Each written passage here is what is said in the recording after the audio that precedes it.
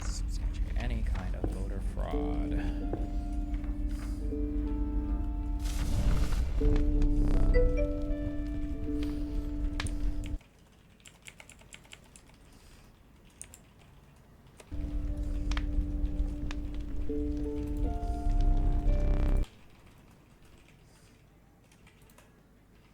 December 14th. This quote.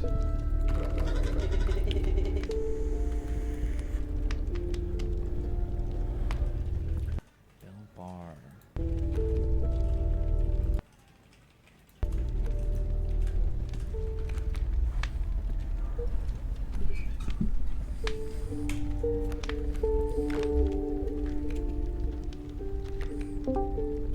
Modux, you're up. What do you want? That. Hi. Hello. I got a question for you, and not to like, please don't ban me if this is retarded.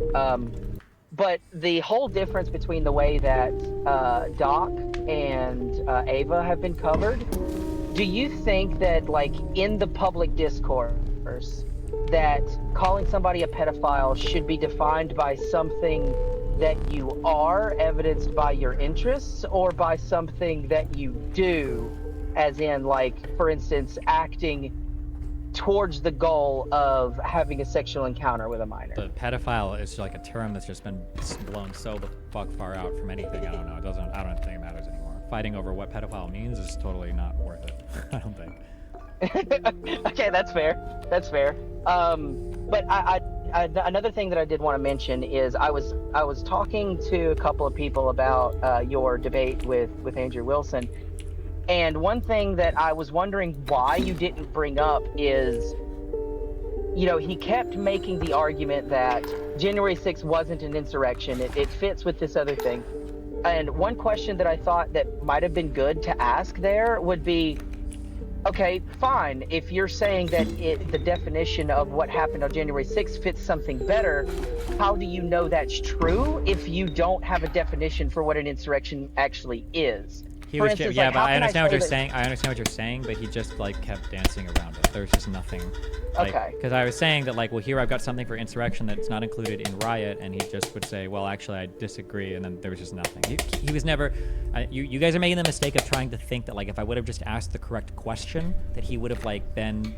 He would have like conceded that and then moved to the next part, but there were already some things that he'd been cornered on that he just looped on over and over and over again. The how can you say it was an insurrection when no one was charged with an insurrection? I answered that several times with the exact same answer. He never responded to it. And then the how can you like resisting law and breaking law are the exact same thing. He looped on that multiple times despite the fact that I had answered it. If I would have like somebody came on and they did a really good job, actually asked a question of like, if I had a definition for sexual assault and somebody raped somebody but I didn't have a definition for rape, anytime you gave me a definition of rape, couldn't I just say that it was instead just sexual assault, so therefore your definition of rape is irrelevant? And Andrew literally didn't even respond to that call, and he didn't say anything about it. It was like, okay, yeah. I don't think there was any way to actually get him to concede on that point. He wasn't there to like function in good faith for that. Yeah. Yeah, no, I get that. I just, it was more about like I wasn't watching the Fresh and Fit chat, but I like I guess my question is like, would it have been better for like the optics of the conversation to make to elucidate more that he was clearly dodging the fucking question and didn't want to answer it because like. That would give you cut that down. You either saw it or you didn't. Like at that point, like by the end of that conversation, he said that like he didn't have to provide any definition for insurrection whatsoever because he wasn't making any claim about it. At that point, you either realize that he's acting in bad faith or not. There's nothing to convince anybody at that point. I don't think so. Yeah. But that's also like that's like consistent with how he debates. Like that's generally how he's very verbally adept. And if you don't have like a strict definition or if you don't have like the philosophical, I guess. Ninjutsu to understand what he's doing, like he's gonna steamroll anybody. But that's how he typically relies on debating. Very rarely is it on like the substance of a thing. It's almost always in some like in some kind of like prop logic field or some kind of like definitional thing. That's almost always like how he argues. Yeah. Right. One last thing I wanted to ask you, and again, please don't ban me if this is a dumb question, but you know, I obviously accept that you know way more about like the Israel Palestine stuff than I do. Like clearly you've spent a long time researching this, and you're super deep into it. But I sometimes I struggle to accept your justifications for why, even though I understand why you don't or aren't comfortable calling what's happening in Gaza as a genocide. But my question is, can we accept that the actions of the IDF in pushing Palestinians to specific areas to then turn that area into a war zone and push them farther and farther south and setting up aid convoys that are then like bombed or attacked by IDF forces or anything like that. Like, I get that it might not meet the technical definition of a genocide, but like, can we agree that that behavior is like very different from, say, like an invading army just trying to push the locals out? Sure. I mean, like, if you could prove that there was like intentionality behind these actions, yeah, they'd probably all qualify as war crimes. Yeah, I would imagine. Yeah. Well, I mean, but that's kind of what I get at. Like, I accept that, sure, it may not be a genocide, but I guess I butt up against the idea that it's also not a war crime. War crimes and genocide, these are different things. Like, you can have war crimes that aren't genocide. Yeah, there's lots of war crimes. Yeah, absolutely. So I see you debate a lot of people, and you hold them to task about being very specific about the context of whatever they're arguing about, and I appreciate that. And that not coming out and explicitly saying, "Oh, we're going to do a genocide," doesn't necessarily mean that the actions right. So, I guess can we agree that what the IDF is doing in Gaza is not the same as an invading force trying to just take over land? That it's a different type of thing. Not necessarily to have a definition, but that it's a different type of thing. What a different type of thing for what? Well, okay, like for example, like obviously they're not committing genocide, right? But I would be the type of person that would argue that what's happening is war crimes, and it's a very direct and intentional commission of those war crimes, even though it you'd have to demonstrate that, right? Like, if you wanted to argue war crimes for like certain convoys being attacked or whatever, then I think you'd have to get there through showing some kind of like gross negligence. But typically, the assertion of a war crime means that there's like an intentionality behind what's happening, that a convoy is being attacked intentionally, like with the intention of killing civilians, not through mistake or not through bad intel or whatever. I just don't think that anybody's ever demonstrated that, like even remotely well. So, but you might be able to make arguments that, like, through some kind of like gross negligence, that like this was so negligent that it would rise to the level of it being a war crime. That's possible, sure, but I don't know if there would be like a pattern of this conduct that you could establish. I'm not sure. I think you could argue a pattern in the fact that there have been, like, for example, there have been multiple calls by the IDF for people in Gaza to move to a specific place, right?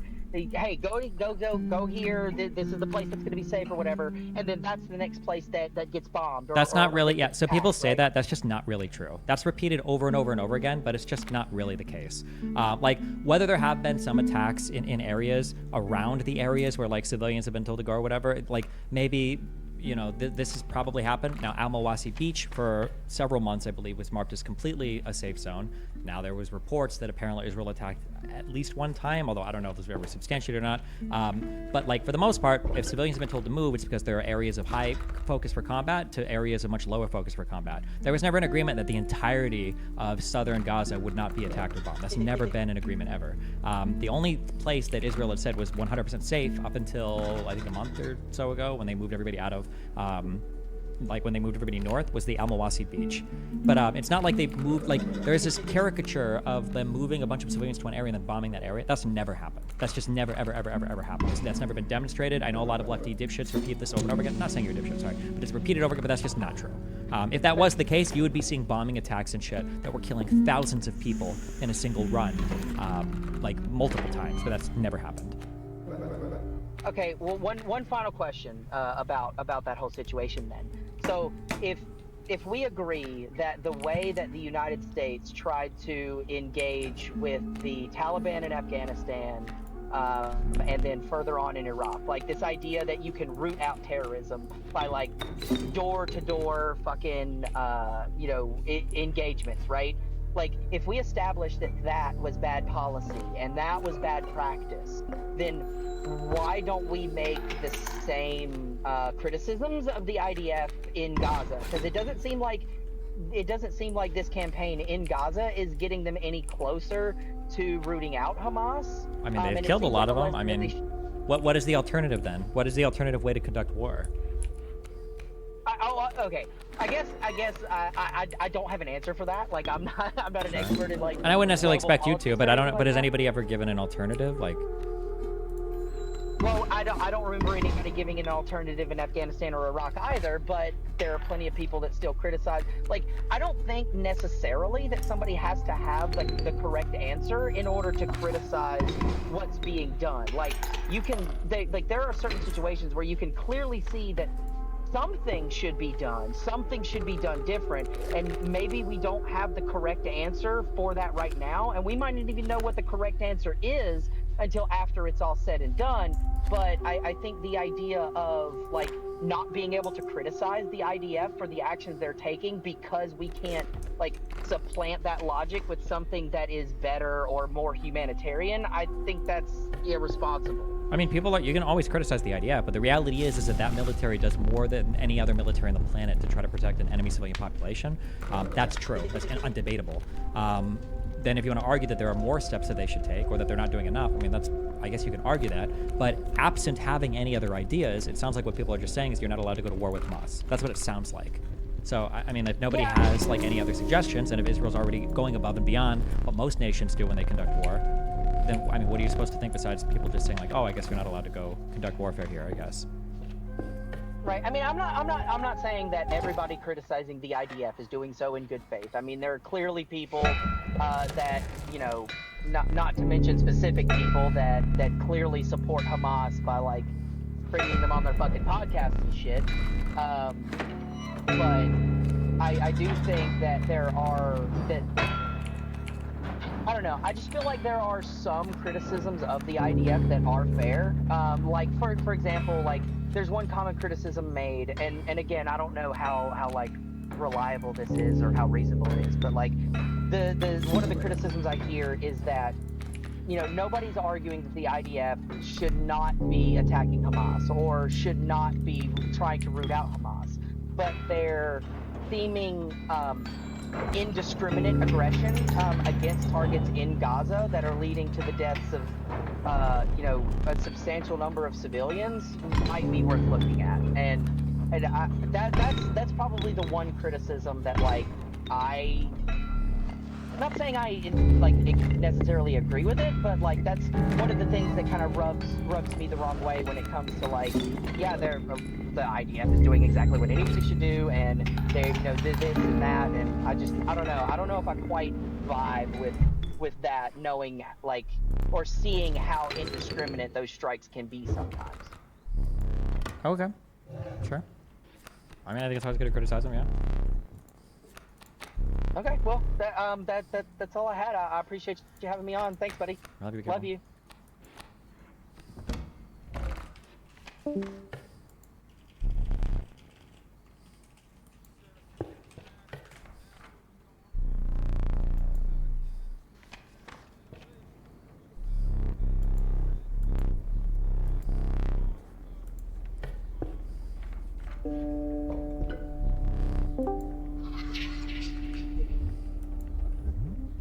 Hey, Hi. how'd your Prager debate go? Oof, I think it was really brutal. Yeah, I think it was super brutal. Tell me about it. I don't know if you talked to Chad about it yet, but I want to hear it. Wait, your mic is insanely quiet. What about now? Yeah, it's okay. Yeah, it was just ridiculous. He tried to get me to answer questions about like trans issues in California, and I said that this is why conservatives have no platform, and I'd much rather focus on, like, if you want to talk about healthcare, we can talk about like the fact that conservatives don't believe in vaccines anymore.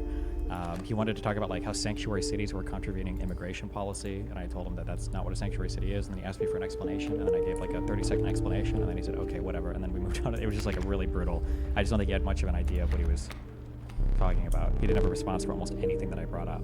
When he said that people engage with a divisive rhetoric and calling people Nazis, I brought up that I grew up listening to Rush Limbaugh, and you guys constantly called Obama and the Democrats commies all the time and never seemed to care about it, and that if Biden had made the Second Amendment comments that Trump had made, people would have thought that it was unacceptable. Texas would have fucking seceded from the Union if that happened. Yeah, it was just like so many. Yeah, he had nothing. It was. What did he say? Did he cop to any of that? Did he even like pay lip service? Like, yeah, sometimes we take it too far. Or no, absolutely nothing like that. No, he the closest he got was on J6. He was like, yeah, J6 wasn't a good event, but that's it. And he got really mad. He's like, all you guys ever want to talk about is January 6th. he got really asked about it. But who knows? We'll see. Yeah. And you said it was Pac-Man moderated, right? Yeah, but there wasn't much moderation. It's not like we weren't like screaming over each other. I'm sorry. Yeah, but I'm sorry. It was on his channel. Yeah. It is okay. Mm-hmm. That's awesome. I'm looking forward to it. About how long did it last? I was pretty short. I think it was like 40 minutes. He had like a tech issue in the middle. But yeah, it was probably about 45 minutes. Interesting.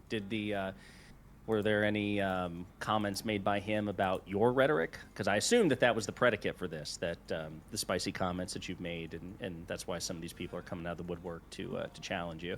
Nope. I don't think he knew anything about those comments I'd made at all. He seems to be pretty unplugged from the Twitter thing. Or if he did know, he didn't bring it up. He brought up like my debate with Ben Shapiro a little bit. That was it. I didn't have much else to say. Gotcha. That's awesome, man. All right, well, last piece of good news for the day is a recent Fox poll, and this is just being talked about, has the vice president up in several swing states, and Fox has had to talk about that. So the momentum carries, my friend. And then conservatives are going to, like, their brains are going to explode watching Kamala certify her own victory. You know that's going to be like a mind rape moment for them. It is. It's going to be, it's really going to be. If it happens, Yeah. Do you think he will? Obviously, he won't concede the election or whatever. But in all seriousness, do you expect more violence coming from MAGA if he loses the election, or do you think that it'll just come in the form of bitching and legal challenges? Will more violence happen? No, I don't think so, because you know what I've thought about this? In a way, it's kind of funny. Do you know why there probably wasn't very much violence on January 6th? Do you think because they thought he was actually going to have it overturned, or? I don't think people really understand our election system. I don't think people really knew. Like, I think that the people knew they were kind of like involved in an insurrection, but they didn't really know how. I don't think they had any fucking idea. Like, they didn't know the structure of government, the electoral vote process, what the ECA was. Like, they didn't really understand the structure of everything going on enough to actually like fight for what was happening. Like, people just wanted Pence to do something, but I don't actually know if they knew enough what was going on. So if Trump isn't willing to come out and like lay out a more explicit plan for an insurrection or for some kind of rebellion, I don't think people will have like the wherewithal in their minds to actually push in like an extreme measure for it. But if yeah, and also the security, they're not going to fuck around next time. There will be National Guard there. There will not be repeat. Well, and we also have a president. We would have a president on the day who actually gives a shit and will be paying attention, and would call the National Guard if need be, and not spend 3 hours in an office just watching it unfold. I think at least part of it. That's why I answered the way I did, as far as like they thought that he would have the election overturned, is one of my brothers-in-law. I remember months after the election was certified, it was like May of 2021.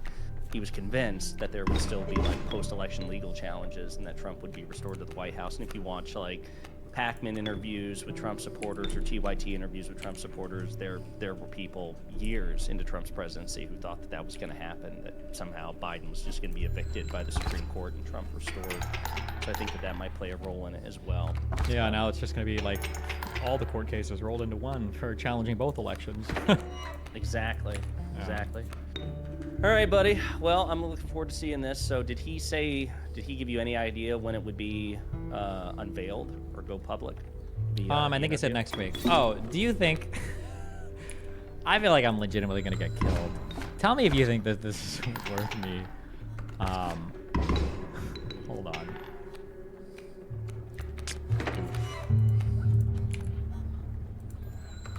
Okay, DMing.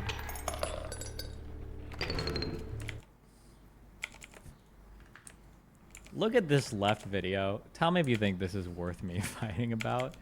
Fuck me, dude. I know I absolutely shouldn't if I value my life. But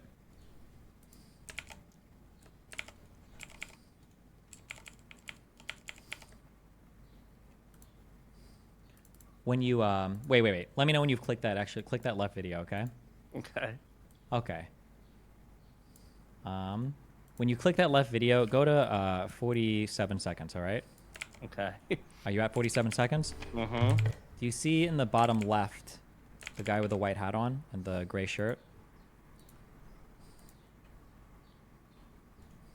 He might be covered up with a guy in a hat. You might have to go forward to 48 seconds, but in the bottom left of the video, might be covered up with a guy in a hat. Let me put a thing on him. Hold on. Bottom left of the Yeah. video. I don't see it. Let me put a thing on him. Hold on. Bottom left. Yeah. That guy. I do see. Oh, yeah. Okay. Now, let me know when you're ready. Okay. We're gonna push start in Yeah. 3, 2, 1, go.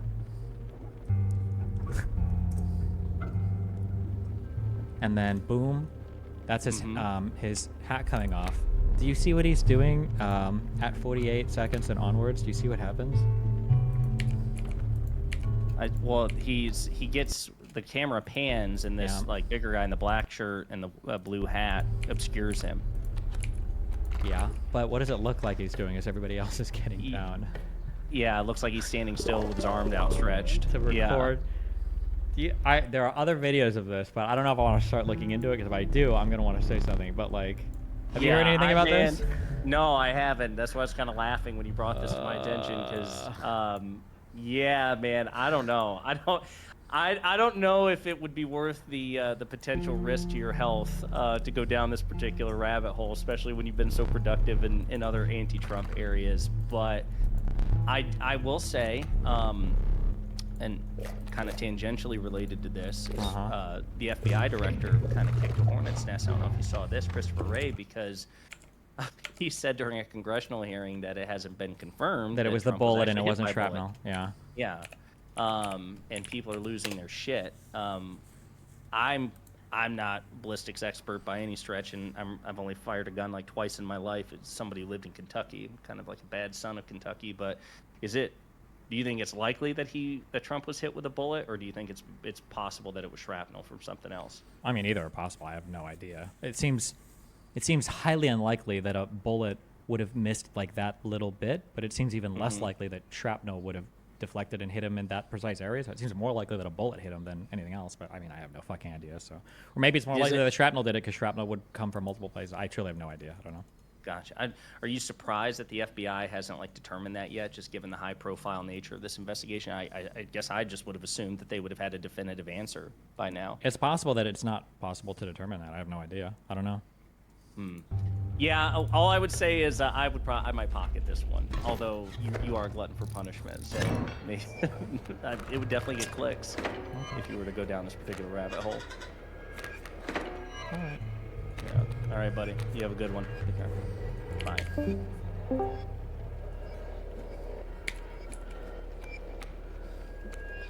Yep. Hi. Wait, hold on 1 second. Okay, we're not diving into this just because I will get killed in real life. Okay, so I'm not gonna dive into this. One thing that I always found a little bit suspect, but I mean, what do I know, is there were so many people recording video footage in that Trump audience. It seems strange to me that nothing came out of the fireman heroically saving his family and jumping on them and saying oh, I'm protecting you or whatever, like they said. But I mean, it's possible for a variety of reasons that people don't release the footage, because maybe it's possible people don't release the footage because they want to respect the fact that the guy got shot and killed, and it would be kind of horrific to release video footage of him dying and all that. But I have not looked at any other part of Twitter. That I just watched this one video and then I shut it off because I was like, oh fuck no, I'm not gonna do this. But chart's a couple of months old, and if you want to really see something that's sad, take a look at what happened. So this guy right here, I think, is the firefighter. This guy right here.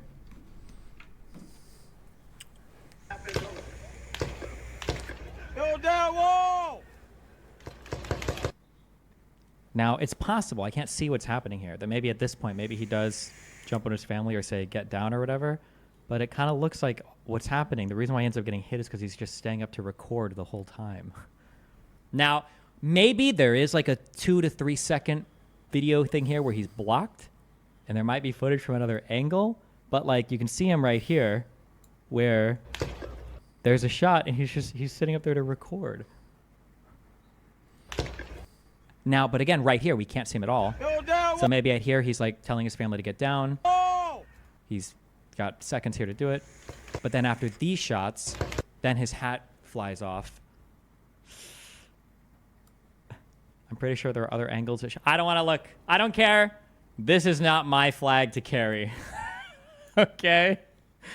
This is not my flag to carry, all right? I'm not doing that. If anybody else wants to investigate, post it on the subreddit and go for it, but good luck. Okay, I'm here. What's up? Alright. I went and checked like a bunch of that. I know a bunch of people have been jumping on all day, so I made sure. I watched all of those so that I'm not talking to you about it over and over. So I wanted to know, because there seemed to be confusion. It seems as though, from my position and based on what you said, that it seemed like Andrew was kind of being bad faith with the way that he was taking a neutral position on this. Now, I don't want to say bad faith. I would rather say I think that his audience would expect him to take the position that it was not an insurrection, because that's what he believes. If he's going to be like a thought leader for that group, I think they would expect him to take that position. So I think it's. He also, I would say he wasn't taking a neutral position. He was taking like an agnostic position. He was taking some position that like it was impossible to know the definition of insurrection. Was the position that he was taking. But. Do you think impossible? Do you think he was saying it was impossible? Yes, that's the position that he represented. To be neutral on a particular thing means that you've either not seen evidence at all to convince you one way or another, or it means that you have you've seen evidence, but you've seen like competing evidence on both sides. It doesn't mean that you don't know the definition of a word. That's why I said, like, if I were to ask you if January 6th was a would you say that you're neutral on that? He wouldn't. He would say that it's a nonsense question. So for him to say that he's neutral on whether or not January 6th was an insurrection or not, but then to not even give a definition of insurrection shows that he's not neutral on it. He just hasn't considered the question. So it's disingenuous and bad faith to assume, or for him to say that he has a neutral stance on it, because he can't even define the prompt. Sure. Okay. So yeah, I don't think he had a neutral position. I think he's taking a positive versus negative argument stance, where he's just saying, okay, you have the stance that something is true. I'm not saying that it's not true, but I am going to argue against yours, and I am going to. Sure, but he didn't argue against my position either. He just argued the definition of a particular word, and he didn't like my definition, but he didn't offer an alternative definition, and he didn't provide a satisfactory reason why my definition was insufficient. Well, so I do think. When it came to, there was one part, there were a couple of parts actually. So let's, let me start with did you know what the prompt was or, going into it? Like, was it? I believe this was January 6th an insurrection. Okay, so was it an insurrection? Okay. So yeah, I think with that, you are taking the position that it is an insurrection, and then he's technically just arguing against it, whereas because it was stated differently a couple of times while you guys were arguing over this. One time you said is it an insurrection or not, or something like that, whereas like he would, in that case, we would expect him to have 100% expect him to have the position that. No, I don't agree. I disagree. If somebody's asking you, did somebody like is a particular thing a particular thing, I think that you would expect there to be like arguments on both sides of that, not a neutral argument and then a positive argument. That should be made clear ahead of time if that's the case, because I probably wouldn't have agreed to this unless maybe if we'd phrased it honestly like that and he said, well, I'm not going to come with a definition, I'm just going to poker prod yours, then I might say like, okay, fine, we can do it. But this was a bait and switch, I think. I agree. Yes, that one. So that's what I said. It's kind of like the norms within the space is that both people are going to take a positive position. One person's going to say yes, the other person's going to say no. So if you say like, if the prompt is like, you know, is the sky blue? You're not. If you go in saying yes, it's blue, I'm gonna have to come in saying no, it is not blue. If I come in and I just argue against your position, it puts you in the hot seat and gives me a massive advantage.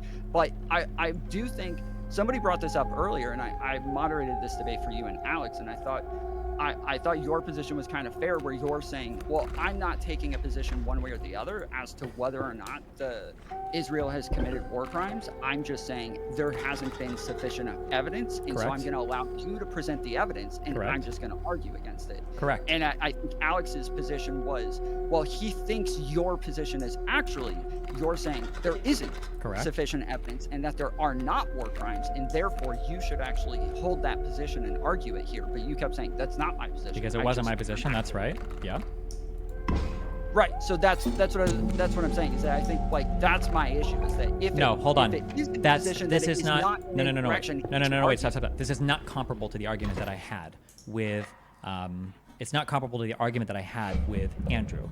If Andrew had a definition of insurrection and I gave a definition of insurrection and then I gave evidence for that insurrection and Andrew said, I don't think you've given enough evidence to satisfy your definition of insurrection, that's what would make it comparable. What happened was Alex had a debate with me, and he was saying that Israel had engaged in war crimes. And then I said, okay, well, let's go over your evidence. And I don't believe that he provided me satisfactory evidence that the war crimes that he said happened existed. For it to be comparable to my debate with Andrew, I would have had to have argued with Alex for 3 hours over the definition of a war crime. We didn't get into my argument with Alex was substantive. That's why we weren't just arguing over the definition of a thing. We were going through videos, we were going through news articles, we were going through evidence to felt that if he had built a case towards whether or not Israel had committed war crimes. Personally, I took the stance that I don't think there was enough evidence that they had, but I wasn't going to go as far as to say that they hadn't. For Andrew's position to be similar to mine, what Andrew would have to say is, okay, I understand that this is how insurrection is defined, but I don't believe there's been enough evidence to show that an insurrection has taken place. But that's not his position. His position is, I can't even define insurrection, and I'm only going to be ultimately skeptical of your definition of insurrection and never engage in the definition myself. Yeah, okay, so I'll agree with you mainly because even before you gave a definition, he had already stated that your definition was too broad, and then that was his position throughout, is that your position was going to be too broad, when he hadn't even heard your definition yet. So, it doesn't make sense that he already had a position on your definition being too broad when you hadn't given it yet. Is there a reason why, because obviously he kept like going back to the fact that nobody's actually been charged with an insurrection. Is there a reason why you wanted to do insurrection and not sedition? Yes, because I believe that insurrection has been the definition historically and legally given for insurrection was easily met by the events that happened. This weird claim over and over again of nobody was charged with insurrection. You don't need to be charged. A particular person doesn't need to be charged with a crime for an event having taken place. Events aren't defined that way. Criminal law doesn't work that way. And writing about history doesn't work that way, right? Yeah, of course. I'm asking. There's a lot. People seem to use them interchangeably, and I read some on the differences between the two.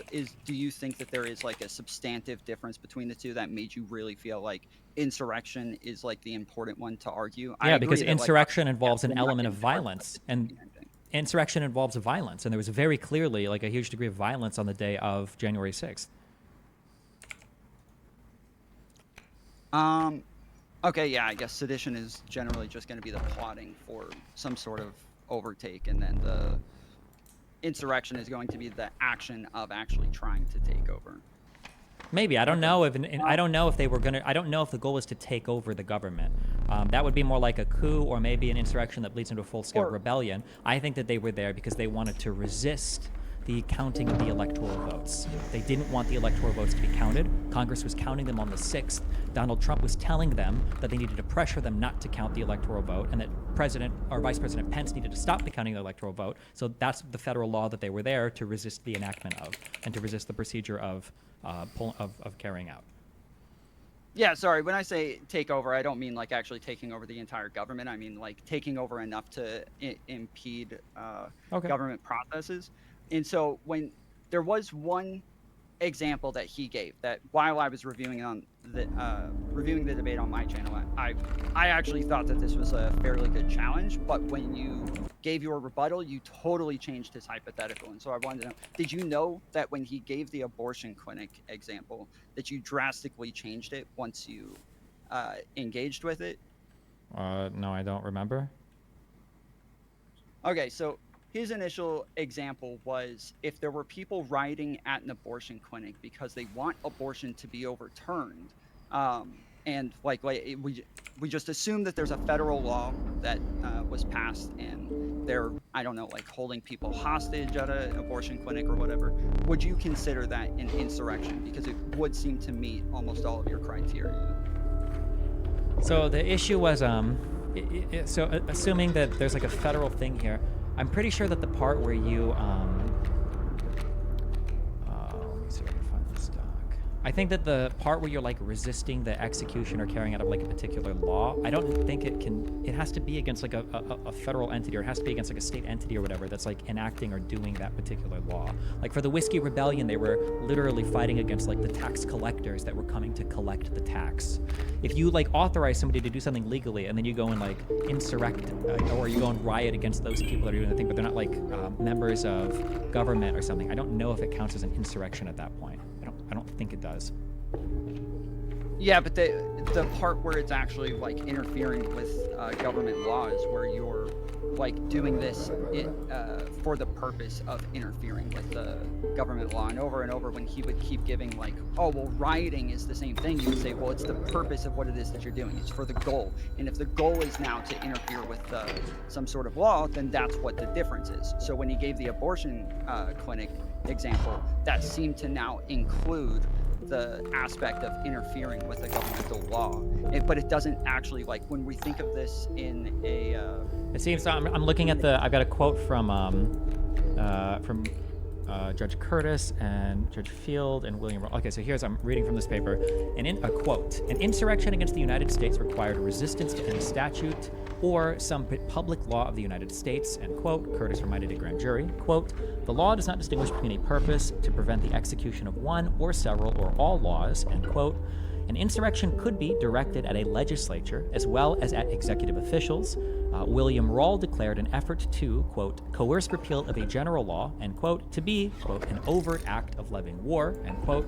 Justice Field's opinion in Greathouse held that any effort to, quote, coerce the conduct, end quote, of government constituted an insurrection. So I don't know if you can like lead a riot against like private people who are carrying out a thing that is like being lawfully done. I don't know if you could consider that an insurrection.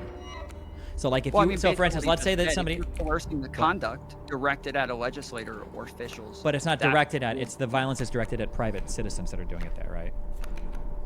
Well, okay, I suppose, I mean, they're holding these people hostage and the ransom is on the government. It's on the officials now. And so technically, yes, it's directly on these people, but it is indirectly on the legislator and the officials to actually do something to fix this. And in order to amend it, they would have to... I don't know if making them pay the ransom counts as doing the action to them.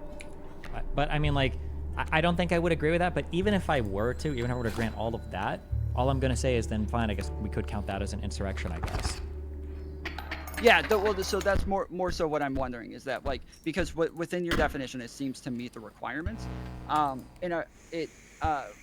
Once you responded, you changed it to like the pretty similar thing, but it was now at a federal building, and all of the like actions were being taken at this federal building. And Yeah, because I think that generally when you talk about insurrecting, it's usually an action against like the government or like part of the government or like the body of the government or some like representative of the government, like an executor of law, a police officer, or some public official charged with implementing the law, or like a legislature to influence like the overture of a law, like a tax collector or like a congressman or something.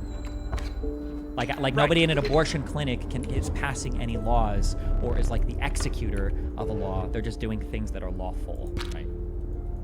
Right, so this is like where I struggled with it. It's like conceptually, when I think of an insurrection, I feel like, yes, like a government building or like a military or police or something like that being involved in some way, and then now legislatures and laws and things like that, those are going to like build on top of this conceptually. But when I think of it, even if we change the person at the abortion clinic, there's a girl there to get an abortion, and she's a justice's daughter, and now they're holding a justice's daughter captive. It still seems like it's now more directly engaging with an official, yet it still does not feel like an insurrection. And then I would say, even if we change the daughter to the actual justice themselves being hold on, just real quick. What are we even arguing in further of here? So I'm trying to understand more so the way that you're defining it and the way that you're thinking of it. So not to wait. How would any of this even remotely apply to anything even remotely similar to January 6th? Not necessarily. Okay, it's about whether or not your definition, whether or not you have like an understanding of your definition, and you wanting to know that understanding. Because I reject out of hand any type of nibbling around the edge to find the most far out possible way that insurrection might not apply to the most hyper-specific example in the world. I reject out of hand even entertaining these arguments unless somebody wants to give me a different definition. Like if it's going to be, what if there is a doctor, not the attorney general, the solicitor, what's the name of the head doctor in the United States? Fuck, there's a name for this guy.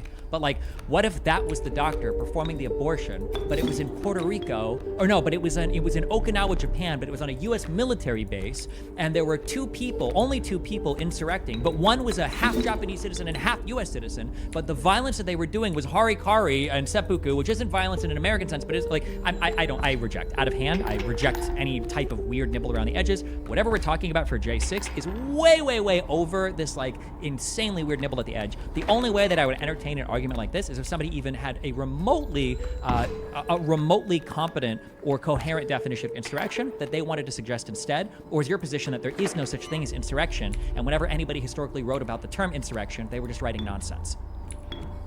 Yeah, so just to be clear, I 100% think that the January 6th is an insurrection, but I don't know that I personally can come up with a definition that is going to be consistent enough to where and I don't think your definition is like poor or inconsistent, but it is more so that so the conversation again is like with my audience is that we were thinking like, okay, conceptually when we think of an insurrection, lots of times when we challenge these definitions, we're not really going to feel like that fits a definition. And I think a lot of the time with Andrew, when he's talking about like pot smoking hippies and shit like that, like he's trying to like make it these people that seem really harmless and unviolent, they're very peaceful, and now you just don't want to call it an insurrection because they don't seem all yeah, that but bad. he's fallaciously, that's why I jokingly said, what is the name of the fallacious appeal to most people don't feel like a thing?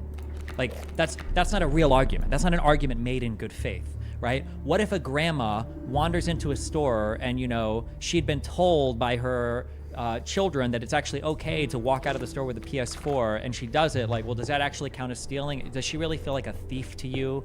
Like, these aren't real arguments, If you were to construct it in such a way that like a bunch of pot-smoking hippies get together, with the idea of contravening the implementation of some kind of law, but it gets violent or whatever, like you can construct it in the most wacky way that you want, but all you're doing is you're hardcore nibbling around the edges of like what it is to be an insurrection. Like, that's just stupid. Like, let's say, for instance, here's a question for you. Let's say that there are 1,000 people that are protesting in a street. Let's say that 2 people go start throwing bricks through windows who are part of this crowd. Would you call that a riot?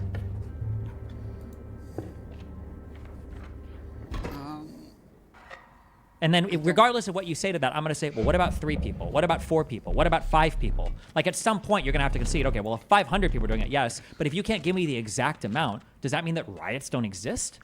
Or that you can't have a riot? Because I can't give you the exact number of people that would have to be violent in a particular protest for it to be called a riot? That's a nonsense argument. It's not even made in good faith. So there's not even remotely an approach to good faith in that argument to nibble around the edges like that. Okay. So while I agree that, yes, like, again, we're able to look at these things, the reason I'll mostly agree is because you're looking at historical precedent and you're using definitions that were used historically to come to a definition based on, like, federal law and the ways that these things were implemented. But also, when we, in general, normally when we use language, we're going to have to use a word that everybody else would look at that word and say, yes, that's what I think of when I use this word as well, or that's something that would fit my conceptualization of this word. And the only reason that I'm asking is, one, yes, like I agree that fits the definition, but 2, I also know that there's a lot of like gray areas around the edges. Bullshit. I don't agree. I don't think there's any disagreement whatsoever about what an insurrection is or what an insurrection means. The only disagreement here comes from the fact that people don't like the application in this particular circumstance. For instance, we can argue all day. I think that 99% of people would agree on what murder is, right? But that doesn't mean that everybody agrees that every single killing is a murder. In fact, there are some that are highly contentious. Look at Chauvin and George Floyd, right? Like half the country looked at that and said murder. The other half looked at it and said manslaughter, right? We all agree that murder is a real thing, right? But that doesn't mean that we can all agree on when a thing is murder. So no, I reject this idea that just because people disagree on if J6 was an insurrection or not, that what an insurrection is magically unknowable and people don't have feelings about that. If you were to describe J6 in any other word, people would very easily say it's an insurrection. They just don't like the application of this particular circumstance. Okay, I'm sorry, maybe I'm not being clear. I, again, 100% think that January 6th was an insurrection. I'm not challenging whether you think it's an insurrection. I'm just saying that I disagree with your assertion that you're being very clear. I can restate your position before I answer if you feel like I'm not understanding your position. It sounded like your position was, in common parlance, we have words, and sometimes we might disagree on what these words mean, right? Is that what you were saying? Yes. Okay, and so if we're going to make an assertion that X is A, we should all have a pretty good understanding of what A is, and if we all disagree about what A is, then we can't really say that X is A. That's not fair. Where X is January 6th, then A is an... Okay, sorry, restate what you said. Sorry. So I'm not necessarily challenging that you are wrong on this position or that we cannot know this thing. I am asking more so, do you feel like you know where these lines are drawn? And I'm wanting to kind of understand it. This is, I guess maybe it's possible that this just isn't an interesting conversation to you, but more so with my community is what we started getting into. It's like, yes, where we draw the lines. And what sure, it is the reason why this is not an interesting conversation to me, and I don't believe anybody in your community is doing this, and if they want to come on and chat, they can. Nobody asks this question in good faith.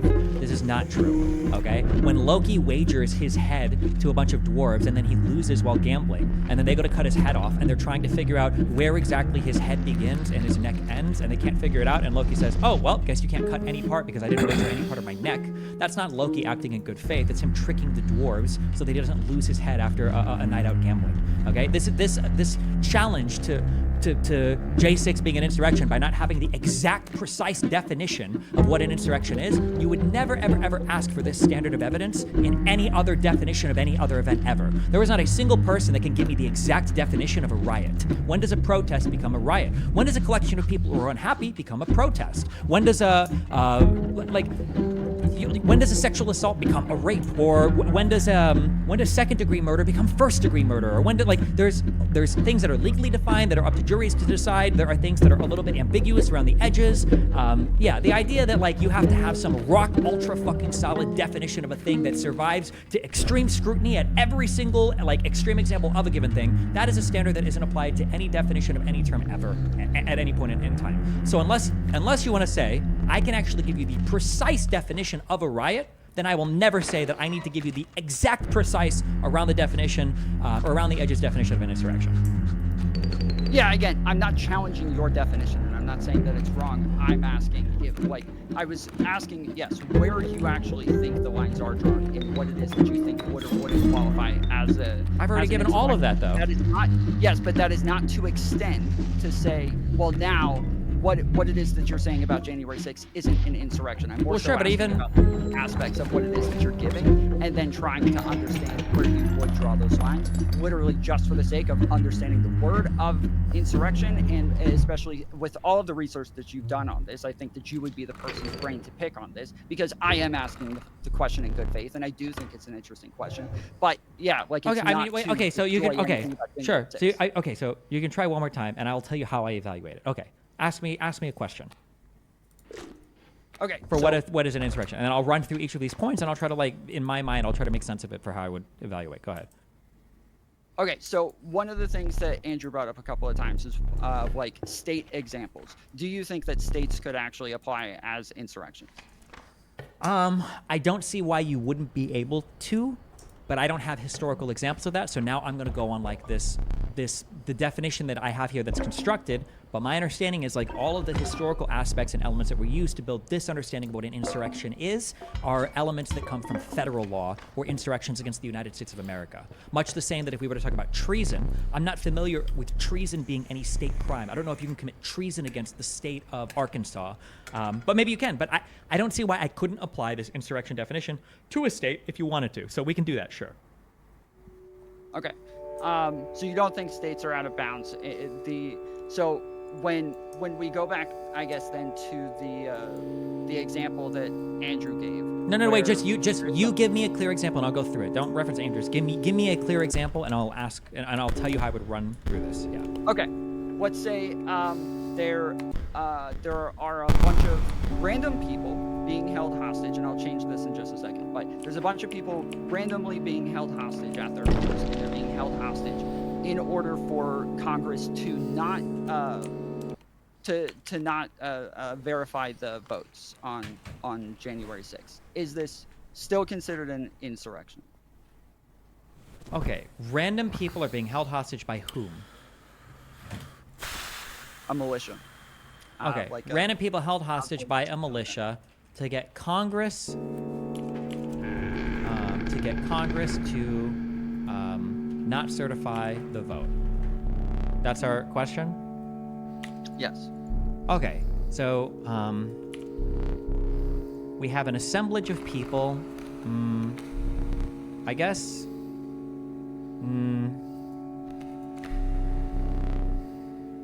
Maybe one of the first factor is met. 2 is resisting any law or interfering with the course of government proceeding. Okay, so we're resisting the certification of the vote. I think element 2 is probably met. And then by force or intimidation. I don't know if it counts as force or intimidation by proxy. I don't think so. And then for public purposes, so element 1 might be met. I don't think element 3 is met. I don't know if that force or intimidation can be by proxy. So like, let's say that the president was going to sign into some law, and like 100 people decided to take hostage like 10 civilians in California, and they were like, we're going to kill this person if the president signs this into law. Like, does that count as an insurrection?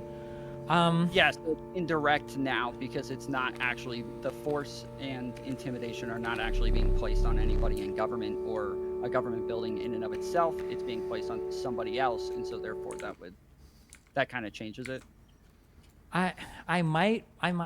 Maybe I would like hesitantly say yes to this because you're doing through intimidation. I guess maybe, yeah, I could maybe say yes to this, sure. Okay. So yeah, so the next question that I was going to ask is if we changed it to like actual like Congress, like they did the same thing, but they kidnapped all of Congress at their homes, not at the actual building, but at their homes. That would definitely meet that. Absolutely, yeah. Part. Okay. Okay. Because yeah, one of the issues I think that I have is that I think that like we would almost definitely, I feel like it would almost always have to be through some sort of government building, but I don't know if that's actually correct. And it all just in my head that feels right, or feels more like an insurrection within like, yes, a conceptualization of what it is that I would actually immediately call an insurrection. I see something on the news, I hear them say, you know, this thing happened. I'm wanting to know, well, what do I actually apply the word insurrection to automatically? And I think that, yes, like a government buildings almost make it like an automatic thing. Not necessarily. If you're attacking a government building, like you might not be trying to like stop like a particular thing happening. Like for instance, if this exact same thing happened on January 7th or January 5th, I might not consider it an insurrection. Because now I'm not sure if you are resisting any law or interfering with the course of a government proceeding. You're there protesting, and even if you riot and they blew up all of Congress, I guess, or maybe they did it with the express purpose of stopping the proceeding tomorrow, I think that would make it different. The fact that it was on January 6th, I think, is very important. It gives it far more intentionality for what they're trying to obstruct there, which was the counting of the electoral votes. Well, yeah, that was actually my very next question. Is like, yes, so they like same exact thing, or not same exact thing. A bunch of people, same people, they go in at night and they like, yes, they set up a bunch of things, like I don't know, like things that are gonna go off with like gas in the air conditioning units that are gonna make everybody run out of the building. But they did it all the night before. Sure, if it was the goal with obstructing what was happening on the 6th, then maybe you still would say sure. But if it was like the exact same thing that played out last time, but it happened on January 5th, I don't know if you call it an insurrection at that point. But if you're trying to like rig the building or, tamper with the building in some way that would cause to interfere with the passage of the law or the counting of the votes, then it would count. Okay. Because yeah, okay. So that makes sense. I get all of that now. Okay. So with the debate, when you didn't want to engage with the state hypotheticals, was that because you felt like it had to apply to federal in order for it to be the same, or did you feel like it was going to fall outside of your definition, or what was the reason for kind of like avoiding the state hypotheticals in the middle of the debate? Because when I wrote down my strategy going into this debate, I recognized that it was unlikely that he would be able to actually engage with the substance of the debate, and there were only 4 possible ways for him to try to eke out a successful conversation, and he would either have to, 1, appeal to a personal definition of insurrection, in which case my counter would have been, your personal definition is irrelevant. What matters is the historical and legal definition used, especially in the drafting of the 14th Amendment. The second way he could have gotten out was by claiming that BLM/protest or whatever the fuck else must have also been an insurrection. He partially tried to do this, but I didn't want to engage on anything related to BLM or any other protests or Chaz or whatever else. If he wants to argue if those are insurrections, that's fine, but he just can see the primary point, and then we can move to the other things to see if those would be insurrections or not. The third way was some people say, well, it was never going to work, so it wasn't an insurrection, in which case I would say they're not defined by success or fail. And then the fourth strategy is, why was no one charged with an insurrection? And the answer to that is because individuals are charged with or not charged with crimes for a variety of reasons. That has absolutely no bearing on whether the event itself would be characterized as an insurrection or whatever. So I guess he technically used 3 out of 4 of these strategies that I said were the only way that somebody really in bad faith could respond. But that's why I didn't want to run down the rabbit hole of being on the defense the whole time, which I guess I ended up being because he didn't even provide a positive argument. So there was no way to, I don't want to sit there and run down the whole of the whataboutisms for the entirety of the debate because it's so tiring and it's so bad faith and it's so boring when conservatives do this to defend J6. Yeah, I plan on talking to Andrew in a little bit as well, and that's probably, the strategy of not taking a position is probably mostly what I'm going to talk to him about. I think because he didn't take a position, and he said from the beginning, his whole objective is to just show that your definition is too broad. I think that because you didn't actually state that it had to be federal in the initial definition, but then later you stated that it would need to be federal because that's how it's been used historically. I think that to him, that was a narrowing of the definition in the middle of the debate. Okay. And that he can run around. You're completely wrong. I don't know if you're either too dumb to see what he does or if you're doing this in bad faith. Andrew was not doing that in good faith, where he's saying like, I feel like you've run into too many inconsistencies in your definition, and now I feel that there's some confusion here. If he wanted to, we could have clarified, and he could have granted me for the purpose of a good faith argument, hey, okay, fine, we'll only apply this to federal stuff. But he didn't do that. He wanted to needlessly needle and torture every single element of this definition because he wasn't prepared to do a substantive analysis of the events on January 6th to see if it comported with my definition, and he absolutely wasn't prepared to provide any definition of his own. So we never spoke about if January 6th was an insurrection or not. What we really debated was, does Destiny have a definition of insurrection that satisfies Andrew's personal nebulous ideas of what a particular thing is? At no point was Andrew confused about what I was saying, And at no point did Andrew feel like I had changed something too much to understand. He was only doing this to torture the definition such that he didn't have to engage substantively at any point related to J6. That's what was happening, to be ultra clear. Yes, again, that's what I'm saying, is that's the point. That's the reason I'm going to end up talking to him about this the entire time, is because I think that was his strategy, and that just by you like adding a part in there, that's why he thinks he can claim victory now, is because you added something, and therefore now the definition narrowed, and that proved to him and to his audience that you had narrowed the definition somehow. Sure, And he can say that, but also his whole strategy. that's fine, but it's also part of this is also just, unfortunately, he doesn't have an understanding of law or jurisdiction as well, right? He didn't seem to think there was a big deal between the difference in state or federal stuff. I didn't call him out on this, but in the beginning, for instance, he said that Trump was acquitted of insurrection. That's absolutely not true. That's not even remotely true in any sense of the word. And then also, he also claimed that he was asking me questions about, like, are you sure that D.C. doesn't exist in a state, or is it a state? And then he seemed also to not know that Donald Trump was indeed the head of the National Guard for D.C., because D.C. is a federal entity, and that goes through the federal National Guard, not a state National Guard. He didn't seem to know any of these things as well. So, yeah, I just think there was no, I came with historical examples. I've come with at least 2 papers that I've read on scholars that write on this subject. He tried to write these off as internet people, I guess, for some reason. These are esteemed legal scholars. There's a reason why this case went all the way up to the Supreme Court. If he wanted to, at the very least, he could have at least cited the writings of the Supreme Court back at me, but he wasn't even familiar with the Supreme Court ruling. Then it ended up tossing this out, because he seemed to think that ruling had to do with them defining insurrection or something, which it didn't. It didn't deal with that at all. So yeah, he was just utterly lost on every part of this, and he tried to wash his way through the debate by just being a little philosophy debate bro, but that was it. There was no good faith or anything applied to anything. Yeah, I guess for me, everybody keeps comparing him and Rob Moore, but they're so insanely different, because he will come in with, like, Andrew will come in with very little information and then just challenge yours and nitpick at it over and over until he feels like he's challenged it enough until it's a victory, whereas Rob will come in with so much information that it's actually hard to even keep up with what his position is, and he has almost too much research and too much information where he'll bring up stuff that you've never even heard of. Sure. Yeah, they approach things in different ways, yeah.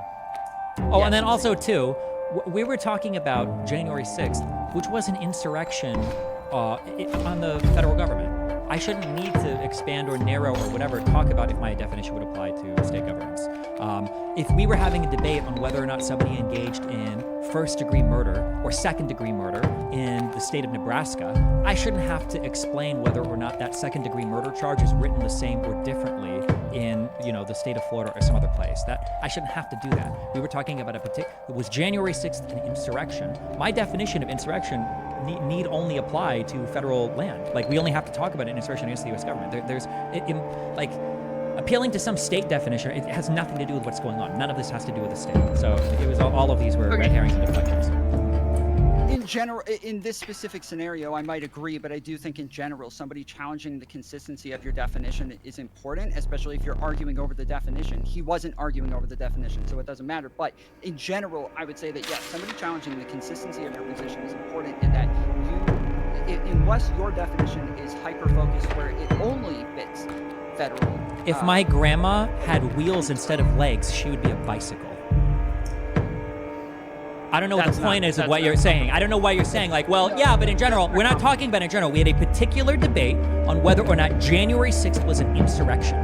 What is this? Well, if we were talking about something else, who cares? We're not talking about anything else. If somebody wants to have a conversation about can insurrections happen in something else, we can have that conversation. But that's a totally separate, not related to anything we're talking about right now. Hold on. I don't mean for this topic. No, I think on this topic, he ought to challenge the consistency of your definition. Unless your definition does not fit states in it, unless your definition only applies to federal things, then it makes sense that he would use a state challenge and say, this could challenge the consistency of your definition. Why? Your definition does allow for state insurrections to apply, so there's no reason why. But even if it did, who cares? So what? Maybe I would say a whole bunch of things are insurrections then. Right, but it doesn't matter if you would, it matters if you wouldn't. If you say, okay, this fits my definition, but I wouldn't actually call that. Wait, no, hold on. Then I would just be a hypocrite. Consistent. It doesn't, no. Yes, that's the point. That's what I'm saying. But being a hypocrite doesn't. But me being a hypocrite doesn't influence whether or not I think January 6th is an insurrection. It matters as to whether or not what you're using as your definition actually fits and whether or not your definition makes sense.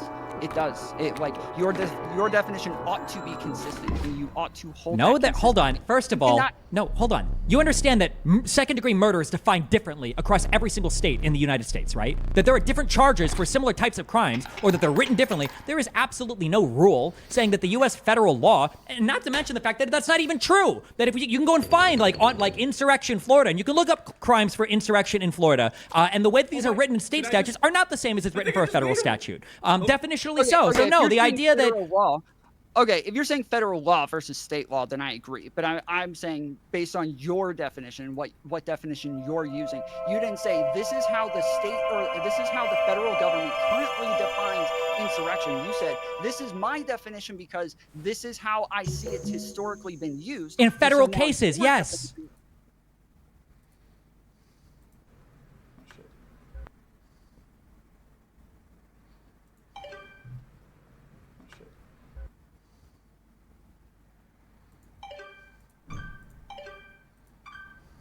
Hey there, card gamers. I'm the Lucky Carter, and this is another pack opening video. Today, I am opening Catch Monsters packs and digging for that epic, shiny Transcend Dog! And here I'll add some crazy VFX with lightning bolts or something. Okay, ladies and gentlemen, I am about to open my first pack. Feeling good about this one. Feeling real good. Ooh, what do we got here? Okay, and our first rare is a Birchkin. Not exactly a viable competitive card, but hey, it's a pretty one. All right, next pack. Feeling even better about this one. I gotta say, these cards are feeling extra silky today. I mean, they're so smooth. Not sure what they're doing down there at the card factory, but these are feeling good in my hands. Okay, let's see what we got here. Some jank cards, maybe a few additions to my draft cube. We'll see.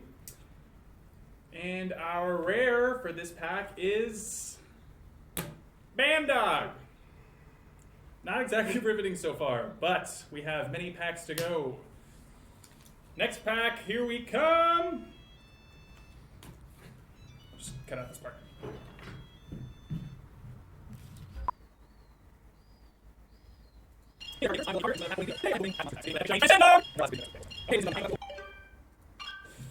Hey there, card gamers. Around in my childhood. For whatever reason, they only did one set of these cards and then stopped. Fingers crossed. Stands the test of time. And the is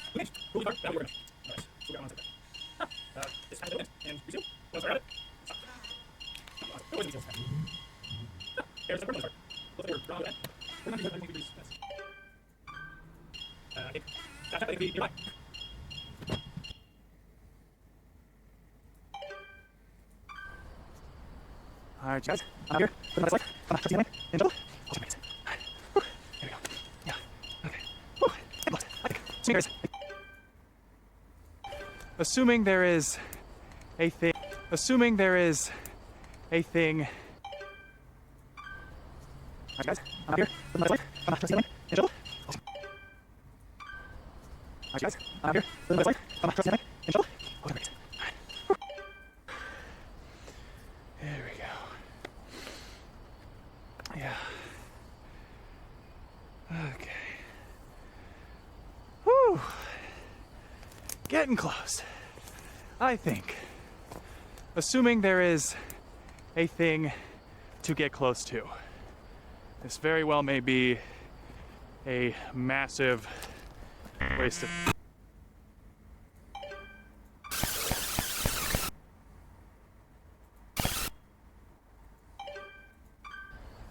All right.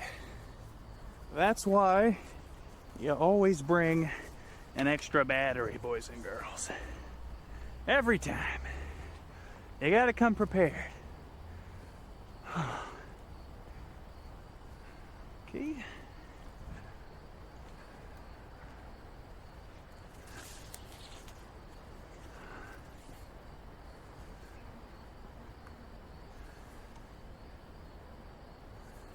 All right.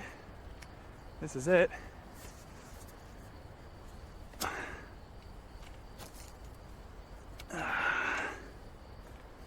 And now we dig.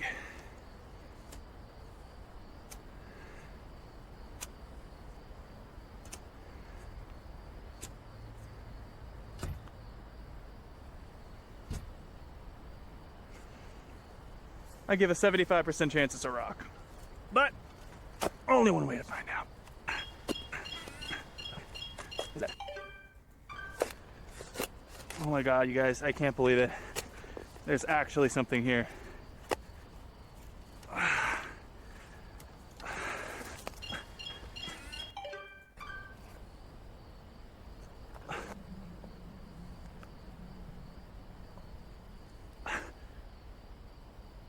What?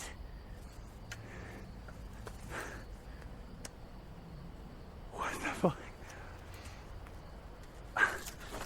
Guys, are you seeing this? I'm not. I'm just... Even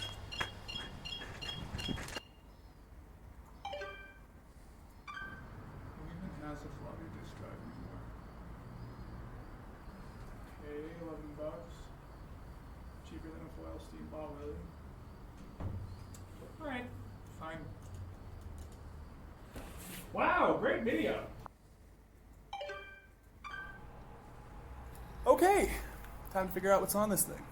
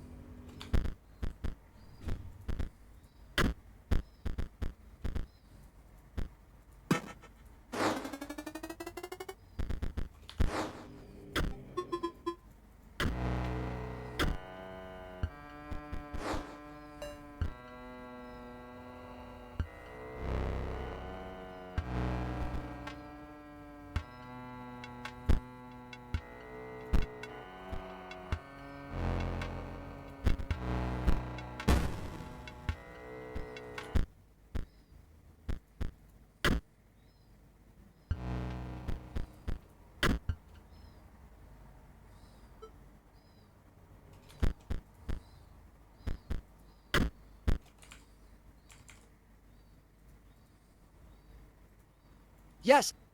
Wait, hold on, wait, No, because there's a great example. I Okay, completely he brought up. Listen, if he wanted to do that comparison, he could have. But even on the examples that he brought up, he failed. He brought up Chaz, and he asked me if I thought that that was an insurrection against the federal government. And my question was, how did Chaz start? What happened? What were the statements made? He didn't have a single fact about Chaz. Nothing. So if he wanted to come to make that argument, he could have. However, and I think I even said it in the debate, I might have even said it earlier against Tom Foolery, the only thing that that argument would achieve would be convincing me, if he laid out anything that satisfied my elements, that I would say, oh, well, Chaz was probably an insurrection then. But his assumption was, for some incredibly fucking weird reason, because I'm not known as some staunch defender of BLM or fucking Chaz or lefties, he assumed that if he could have pushed me on enough examples that I would change my definition of insurrection. What, like I'm going to sit here and defend the rioting that I'm so famous for defending, that I'm going to defend Chaz that I'm such a huge fan of? It's insurrection if it fits the definition. That I what? Yeah. I'm saying you would just accept that it was an insurrection if it fit your definition. 100%. Potentially, That's not sure, yeah. matter who was doing it. Just think, because how we get definitions isn't like based on consistency or outcomes. It's the use of words. That's whether it's historical use, technical use, or public use. If you want to have a conversation about what words should mean, have that argument. That wasn't an argument that he was willing to engage in. One example of that is he said, you know, I think it fits riot better. I think the definition that you're providing fits riot better. What's the definition of riot that he provided? Why should the definition of riot, even if it were the same with insurrection, why are they mutually exclusive? Why should we have to, like all these are normative questions about what words ought to mean, whether we should have synonyms, whether, you know, I have a duty to define a term that I'm introducing to compare to insurrection by saying that it's overlapping. And so all of these things about what words should mean was not addressed by Andrew, and it was complete bullshit. Correct. Wait. The feeling behind what Tom's saying and the feeling behind what Andrew was trying to say, but they failed to actually state it correctly. No. Hold on. No. Right, again, I am not justifying Andrew's arguments. I don't know why we're going back to Andrew's arguments. If you guys want to argue with Andrew, that's fine. Do that somewhere else. I was here saying I personally disagree with what it is that Destiny stated in that debate, and I personally am disagreeing with him. And then Pisco came in here and told me that I was wrong, but then he stated exactly what it is that I said, which is I agree Destiny ought to engage with stress testing the definition. Okay, wait. Hold on, wait. Let me finish. And then it should apply to states. And so if he's agreeing with that, that is my entire position, and that he agrees with my entire like the whole thing. Yes. Okay, wait. Okay, wait, hold on. Wait, we can. This is so simple and so quick. Okay, so very quickly, very concisely, what is it that you disagreed with in my debate on Jan 6th? When you said that I don't need to engage with those hypotheticals because they're not federal. I'm talking about January 6th. That's a federal case. Okay, so you don't think it was fair for me to come prepared with an insurrection definition as it applies to the U.S. government? You think that I needed to have it be consistent between all the states as well? Why? I think generally if I'm going to go into a debate that's asking me what is an insurrection, I'm going to go in with the definition that I think is best, and that's going to be like actually fit what it is that I think an insurrection is. Unless I'm arguing that it is that they ought to have been charged with this, or that they could have been charged with this or anything. Is it illegitimate? Is it illegitimate? Is it illegitimate for me to believe? We're not talking about anything about charges. Also, I don't know why that's even being discussed. You're taking an Andrew Wilson bait there. But why is it unfair for me to personally believe that an insurrection can only happen against the federal government? It's not, but I would want to hear that argument then. Okay, wait. You disagreed though. You said that my argument was wrong. You said I made an incorrect statement. So then that's not true then. What you mean to say is you wish you would have heard me expand on something more? Or what if I tell you that... Hold on, wait. I would argue with you, but I would want to know why you think that, and I would want to hear that argument. It's not wrong to have that position, but I would want to understand. Okay, wait, hold on. Wait, Pisco, just let me finish this. Okay, so then let's say, initially you're not sure what my position is because I say I'm only here to argue January 6th. Okay, now I'm telling you right now I'm saying that my insurrection definition might scale down to every single state. It might, but I'm not sure because I didn't do the research on how every single state deals with an insurrection, or if insurrection has ever in the history and tradition of the United States been thought of as a thing that can happen against a state. That's why I don't apply my definition of insurrection to states. Okay. But if you want to have a debate on that, I can do research on that. We can come back. Is that an acceptable statement? Yep. Okay, so we keep getting to this part. And is it acceptable? Yes or no? No. Wait. Let him answer. He can answer. Go ahead. We get to this part. Let him answer. Okay. So, I'm if you want to make it about state and federal, this is what I keep saying, is that I feel like it would have to apply to law in order for there to be a difference between state and federal, and in order for you to start including those differences, or in order for it to be something that changes. No, fuck this. Answer the No, wait, question. no, Just answer the wait, question. stop! Just cutting him That off. is the Okay. That is Okay, the wait, answer. Tom, okay. Why can't I have a difference in state and federal things that aren't found, like, in the law? If you think that okay, if you're saying, hey, this is a federal insurrection, and I think this is so different from anything that could ever possibly happen in states that I can't engage with something that's happening in states because I think it's different in kind, then yes, I would want to know what the difference in kind is, because I would probably still disagree with that. That even the definition that you gave initially is still what I would call an insurrection, and that's the same. What if I definition would just call those things fine? Then I would call those like state insurrections, but it's of a different character. It's a state insurrection. It's different. Right, and I'm asking what is the difference in kind outside of the fact that it's He's not ready to talk about it. I wouldn't be ready to talk about that. I would have to do research into the history of like insurrections against. Is that acceptable? Yes or no? Answer the question. Hold on, wait. But I'm asking, why would you think that there is a difference to where you would need to go do research on? He doesn't know. if Wait, he wait, doesn't wait, know. wait, He wait. doesn't know. The reason. Hold on. No, wait. Hold on, Okay, I'm answering your question. Ignore it, please go. He's a red herring. Okay. The answer that I would give you is you understand that there is a substantial difference between the federal government and state governments. Do you understand that? Yes, and so if the law is included, I would include the governments as well. No. Hold on. Wait. We're not talking about the law. Okay, that has nothing to do with the law. Okay, you're saying what it's being committed on. The insurrection. No. Hold on. Stop. You're running way ahead. I'm just asking you. You recognize there's a difference between the United States federal government versus a state government, correct? There's a difference. Okay, so there's there could be plenty of differences between those governments. The state of Nebraska has a single body legislature, unicameral, as opposed to every other state I think has bicameral legislatures, right? Or in Louisiana, I think that's the only state that still uses like a type of like a common law or something, like some weird system from like fucking France, right? That different states have different ways of doing laws. They might have different ways of organizing their governments. They might have different ways for governors appointing their officers. There might be all sorts of different things about these states, okay? Do you understand that? That's different from the federal government. Yes. Okay. You understand that all the states have their own state constitutions as well, right? Yes. Okay. If all of that is true, do you think it's fair for me to say that I don't know if you can perform an insurrection against a state meaningfully in the same way that you would against the United States federal government? I'm not sure if that's the case. I would have to do reading and research into that. So, based on your definition that you gave, I think as long as we believe states have governmental proceedings, or they have laws, or they have officials, that there is nothing that we could come up with. As long as we already know that much, we at least have that much information. You're filibuster. Answer the No, question. he's answering. Let him answer. Let him It's answer. the answer. Stop. Please go. Ignore him. He's baiting you. There's Go. nothing that could come up with that would actually change this in kind to where we would need something that would actually say, this is the thing that actually makes me think that I might need something more. Okay. What if I did some research, okay? And what if I found out that in all 50 states, there was actually an explicit law that said that if you attack or threaten any public official, you can be kicked out of the state.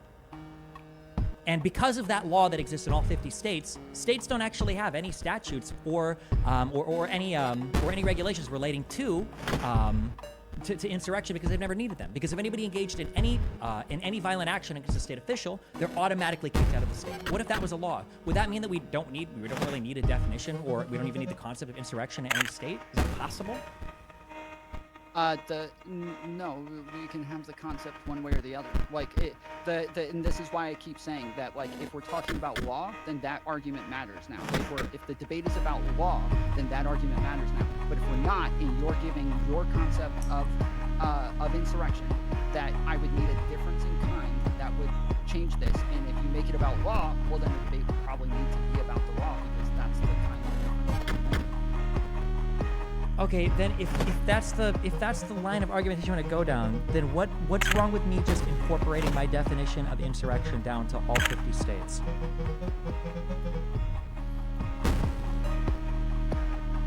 I'm not understanding there wouldn't. Then let's say that I just say, okay, well actually, the definition that I gave, the 4 elements for insurrection, I would just apply that evenly then across all 50 states. Yeah, and then That's and what he then wanted you to do. Sure. stress testing it with examples from states. Okay, then what would one example that you would think the hardest example that you would stress test it in a state against? I don't know. I'm just disagreeing with the idea that you wouldn't engage with an example from a state because January 6th happened on federal property. Well, hold on. The reason why I said I wouldn't engage with that idea is because I didn't do research for states. I only did research for the federal government because insurrections. I would need a difference in kind in order for that to make sense, and we just went down the line. No. Sure, but if there's not a difference in kind, that you don't believe between a state or federal government, then that means that there shouldn't be a difference in kind between an example that you could give of the federal government and an example you could give of the state. If there is no difference in kind between these two entities, then wouldn't every single thing necessarily carry over from a federal hypothesis to a state hypothesis if they're literally the exact same things? So what I said was, if I was Andrew, I would have just said, okay, same example, just pretend it was federal, and it wouldn't be the difference. But yeah, again, I wasn't defending Andrew. I was just disagreeing with the idea that what you gave as an argument for why you couldn't engage with one versus the other didn't actually make sense. Hold on, wait. When you say that it didn't make sense, you understand that like law and historical precedents and procedure, that this stuff is like pretty complicated, right? And it's a little bit arrogant of you, no offense or whatever. It would be arrogant of me to say this, right? To say that like, well, if this works for a federal insurrection, I know for a fact it would work in all the states, right? You understand there's like a very high level of arrogance there for you to just assume it's either a failure of imagination or an overestimation of legal understanding. Say, like, well, obviously it would carry over, right? I don't understand why we're looping on this. I've challenged this like 10 times now, and you haven't challenged my challenge on this. So because your challenge is wait, because your challenge is that you don't see your challenge was that you don't see a difference in kind. But that's not a challenge. That's just a failure of imagination on your end. And a failure to understand basic civics. It's obvious that the no, dual systems of sovereignty that we have in this country, states are very different than the federal government. States are governments of unlimited powers. Federal governments are governments of limited powers. States, come on, man, they're completely different. That's not the argument that I made. That's not the argument that you said there's no difference in kind between federal governments and state governments. Fair? Oh my goodness. Is that what you said? Yes or no? No. Is that what you said? Okay, repeat what you said. No, that is not what. So I haven't said anything yet. Okay. You did say something before, right? If this was about the law, then including differences in federal law and state law would not matter.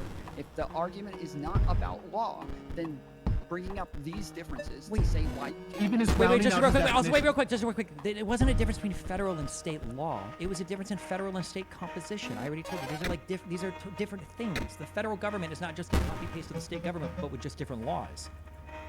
I understand, but what I said was, when it comes to your definition, the parts that we need for this definition to work, those parts are all there. We do have the officials, we do have laws, we do have proceedings, we do have the things that you would need in order for this definition to fit across the board. And so there is not a difference that we can come up with. As long as we know those things, there's not a difference that you can give me. 100% there could be.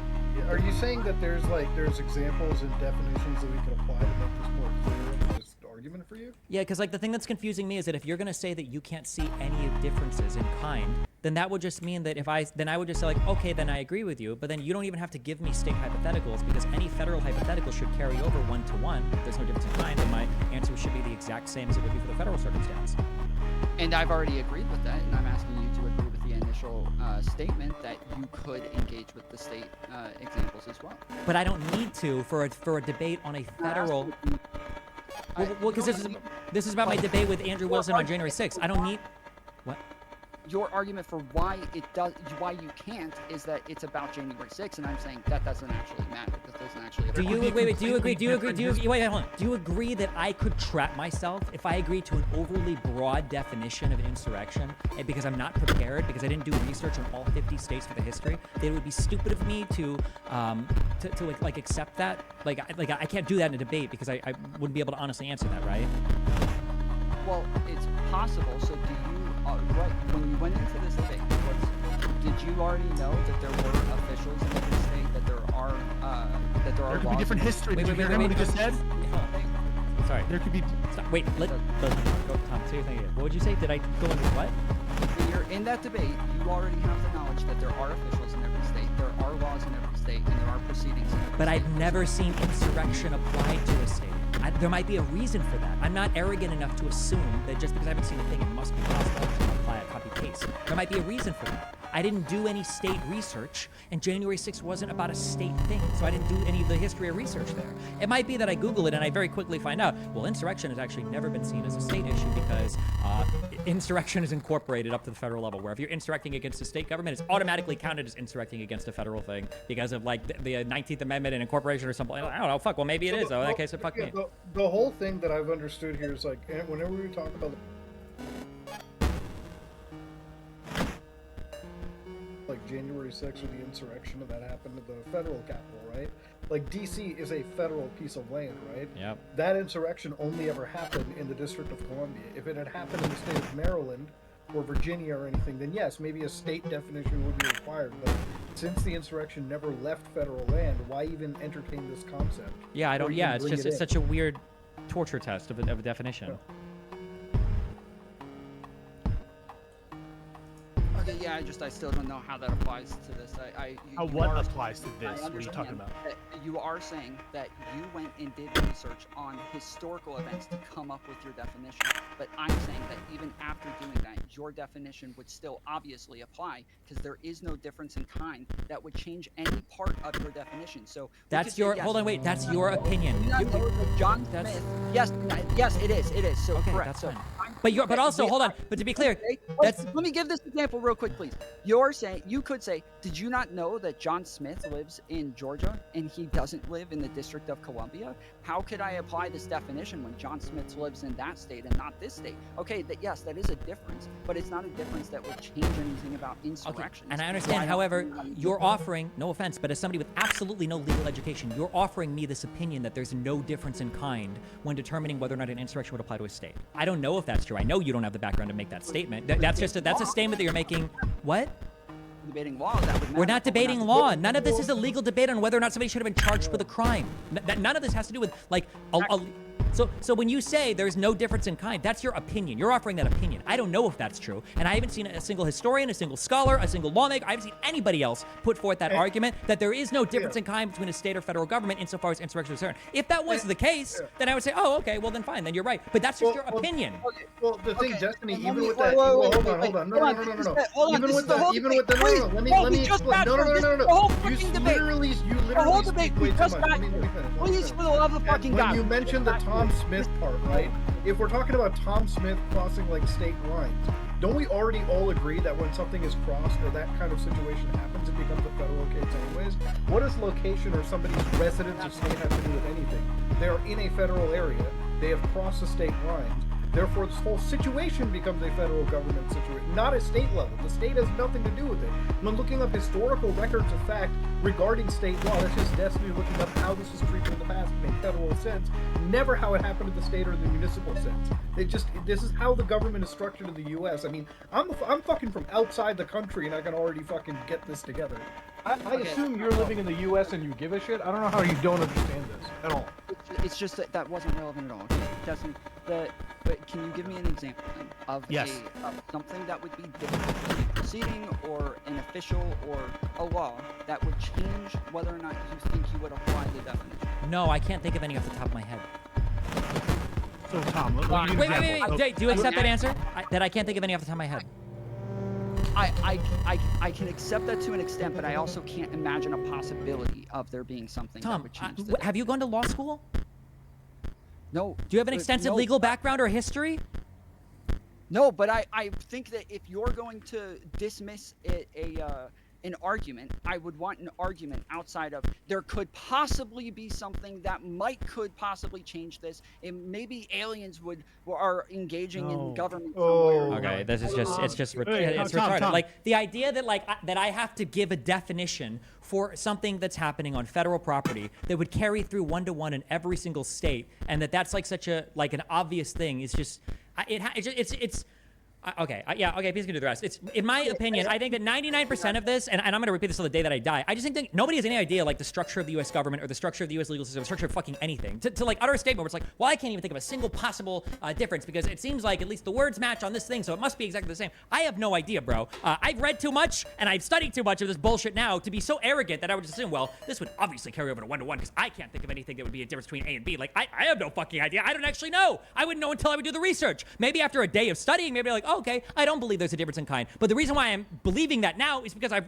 studied and I've read the opinions of legal scholars or historians or lawmakers at the time that have made those statements. I wouldn't just say, oh, well, fucking tomfoolery said there's no fucking difference, or fucking Destiny, the college music dropout, said there's no difference, so therefore the definition must carry through. That's fucking retarded. If somebody wants to debate that, it's all on my final point, and then you can fight with Beast or me or whatever. The final point is, if somebody wanted to debate that in good faith, then you need to make that clear. Then the prompt of the debate should be, does Destiny's definition of insurrection apply throughout every single state, territory, military base, federal government of the United States? Not, does J6 qualify as an insurrection, but also we're going to torture test this to make sure that in Rick and Morty Universe C-136, the same definition would apply. That's fucking ridiculous, and that standard is absurd, and nobody, no sane human being would ever meet that standard in any debate ever. That's absurd.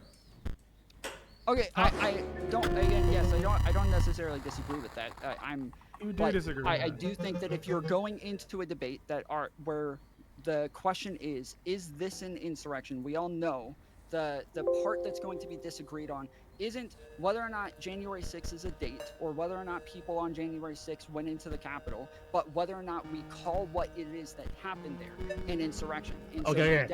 Tom. Please, no, stop. Hold on, I got one more thing just to close it up. I promise, and then I want to hear what you have to say. If I make the argument in that debate that there isn't a difference in kind, I would expect that it would be on you to give a difference in kind in order for why you wouldn't engage with it. Tom, does Nigeria have processes and laws and officials? Yes. So Nigeria has processes, laws, people that live there, correct? Yes. Should Destiny come prepared to discuss the Nigerian definition of insurrection? Yes or no?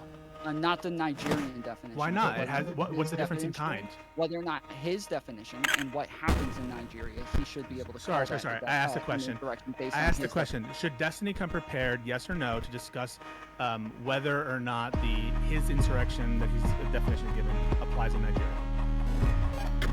Yes. He should come. Okay, and he should be prepared to discuss whether or not his insurrection applies in Australia.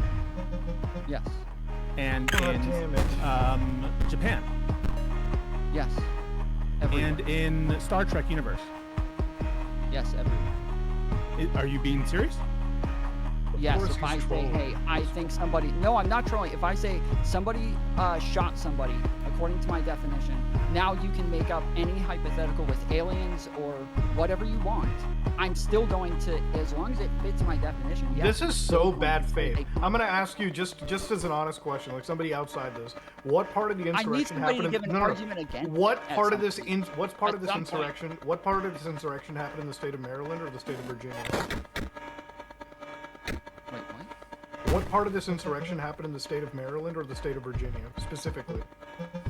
Technically, actually, some amounts did. There were people who were in Virginia, staying there, communicating within Virginia, having weapons near Virginia, Maryland. The Maryland-Virginia National Guard were sent or the governor. But it doesn't matter. Okay. The insurrection that, if we're going to use the definition of this violent uprising, right? Did it happen in the state of Maryland or Virginia, or did it happen in the federal district of Washington D.C.? Okay, so then the entire definition of insurrection only applies in the Washington D.C. area, which is a federal zone, and so this whole argument is just a looping nonsense. Okay, it has so nothing to do. I have a question. Hey, why are you letting him get away from the Nigeria and Star Trek examples? This is stupid. Wait, no, you have to bite more. Hold on. No, I'm going back to that. I'm going back to that right now. So I said, if somebody asks me if this person got shot, and I give them a definition of shooting somebody, and then they give me an example that happened on Mars with aliens, I would say yes, that's still shooting somebody. Why is that? Because I'm assuming you would as well. So why is that different from insurrection? What is the difference? When your definition, when the citation for a term of art, which this is a term of art, insurrection is a term of art, when Stephen is signaling to you that his kind of meta, philosophy of language is grounded in history, and specifically a history connected to the Constitution. He is signaling to you the kinds of things that are going into his definition, the inputs, and that input is specifically history. That's why he's citing court cases that occurred in the 1860s. That's why he's citing specific justices that spoke about what insurrection meant. He's grounding out his definition in a particular history. That's his language philosophy as applied to insurrection. It has to do with historical use, okay? Right. I would agree with you if he's giving a kind of definition of shooting that is with, and then the kind of definition he's using doesn't have anything to do with history and is not grounded at all in what people used to use the word as, maybe it would be more universal. But when Stephen is signaling to you that his definition is based on historical usage because this is a term of art connected to the Constitution, that should tell you that it's relevant what the kind of denominator is the denominator the United States of America or Nigeria? Because of course all of the evidence that Stephen is providing to justify his definition, that is justices in the United States, judges in the United States, writings in the United States, actions and events in the United States, would not apply in Nigeria. Do you agree with that, right? Sure. Yes or no? I do. Yes or no? Do you agree with that? Research. Yes, I disagree. I so agree that if his, all the foundation of the research, research, if all the foundation of the research pertains to a particular denominator, and you try to segregate it from its context and bring it over into Nigeria, it might still apply, right? And maybe you could even apply, you could say, all right, use the federal definition for a state, or use the federal definition for Nigeria, and then he could try to do the best there. But what he is saying honestly is, I haven't done that historical analysis, that linguistic analysis, the use analysis as applied to states. Now, as it happens, I agree that the definition would be the same between the states, essentially the same between the states and the federal. But he's just being honest and saying, I've done the research as it relates to Section 3 and the federal definition, and so that's what I would like to talk about. Please, there's nothing wrong with that. And it's stupid to think that he should be prepared for the Nigerian insurrection case. Yeah, and like, this is such a bad faith argument. Why even bring up Nigeria or aliens or whatever? Hold on. It's not bad faith at all. This is how debates work, and we do it all the time. If I go into a debate and I'm supposed to... We're discussing the United States, nothing else outside the United States. This is not an international... If I go into a affair. debate and I'm supposed to debate abortion, and we start getting into, like, what is life, and I tell them, well, my definition for life, I got all of this from reading Aristotle. And then now they start... Okay, then you're debating for would you call grass life? Or would you call it what aspect of well, wait. To be clear, Tom. In that debate, you would expect them to give a definition of life too, though, right? Like, if they were just to like endlessly needle and torture your definition of life, that probably wouldn't be a good debate. Again, I agree with your criticisms of Fisher, and I think that he should have had a position. Yes. Okay. Can I ask just a quick question, super quick example? Can I finish my example? No, because it wasn't relevant. Listen, just a quick example, okay? It is relevant. It's the entire point. It's okay. If I were to say, okay, let's say that I were to walk up to somebody, okay, let's say I were to find the president and I were to trap him in a room, okay, and I were to draw a sword and I would throw a sword at him and I would say, we're about to fight to the death, okay, and I've practiced for this fight my whole life. Would it be fair to characterize that as an assassination? Give it one more time. I find the president, lock him in a room, throw him a sword, I have a sword, and I say, we're fighting to the death, okay? I know I'm going to win this fight. Would it be fair to characterize that as an assassination? I don't think so. No. Okay, never mind. All right, I don't know. Okay, Tom, do you agree that January 6th was an insurrection? Let me, yes, 100%. Okay, perfect. Yes, of course. Okay, so when we're, if I'm in a debate about abortion, and I say, okay, well, all of my understanding about life comes from Aristotle, and then they start bringing up, like, well, what about grass? What about rocks? Are these things life? And then I say, I'm sorry, Aristotle didn't address whether or not those things are life. I can't defend, like, the stringency on my definition because Aristotle didn't tell me. And so even though I've given you my definition for this debate, I'm not able to engage with the stress testing of it. Tom, it's an easy answer. Hold on, wait, just let me, please let me fix it. Just let me, okay, so. Yeah, so I get what you're trying to say. Understand. Okay, so the whole time I've been trying to understand what the difference is for this and what it is for the debate that you guys are giving an example of in his research board. Yeah, so if someone purports to have a universal definition of a word, then you'd be right. It'd have to apply to every single context all the time. What kind of a debate is this? Is it philosophical or legal? It's about language. It's about the philosophy of language, really, and definitions right now. And you know, because no one's really contesting the facts. I agree with Muda. That's lame we're not and having bullshit. a legal debate. Agreed. Yeah. So what you're saying is like, well, what if your definition is limited? Well, that's sorry. Language is just an expression of like human communication. Sometimes certain definitions will only apply for a given context, as Stephen just described to you. And if Stephen is explicitly saying, no, this definition only fits in this context because my justification for this definition only runs to a certain amount, right? He's justified this definition only for America under his framework of language philosophy. Just like, you know, the definition of woman might be different, and you agree with this, right? You might have a different definition of women in like one place versus another, and because you know, what is language if not usage, right? And so Yes, what Stephen is telling you is, and it's a completely direct signal, that I only have justification, right? I only have purchase. I only have The tactic Andrew uses what I've called debate stupid / crazy making. Surface level, and it sounds logical, but it only serves to try and make you look stupid if you don't know about examples, Chaz chop, or make you look crazy at face value. Like a good example, maybe. say life. I can only conceive of life in the carbon life kind of mode because I just haven't done research in the other kind of things, or I haven't done it into like viruses or whatever. I don't know what the equivalent is. Then it would be fine to limit your definition to a given context so long as you're clear about it. I don't think there's anything wrong with it, unless you're saying that he has to have a universal definition of insurrection that applies all the time everywhere. What you could do if you wanted to stress test him is say, well, okay, now apply this American definition, apply that definition into Nigeria. And you could, if you wanted to, apply that definition to the States or apply it to Nigeria. Nothing wrong with that. But if you're asking him directly, would an event in Nigeria be an insurrection? The next question is, under whose vision of insurrection?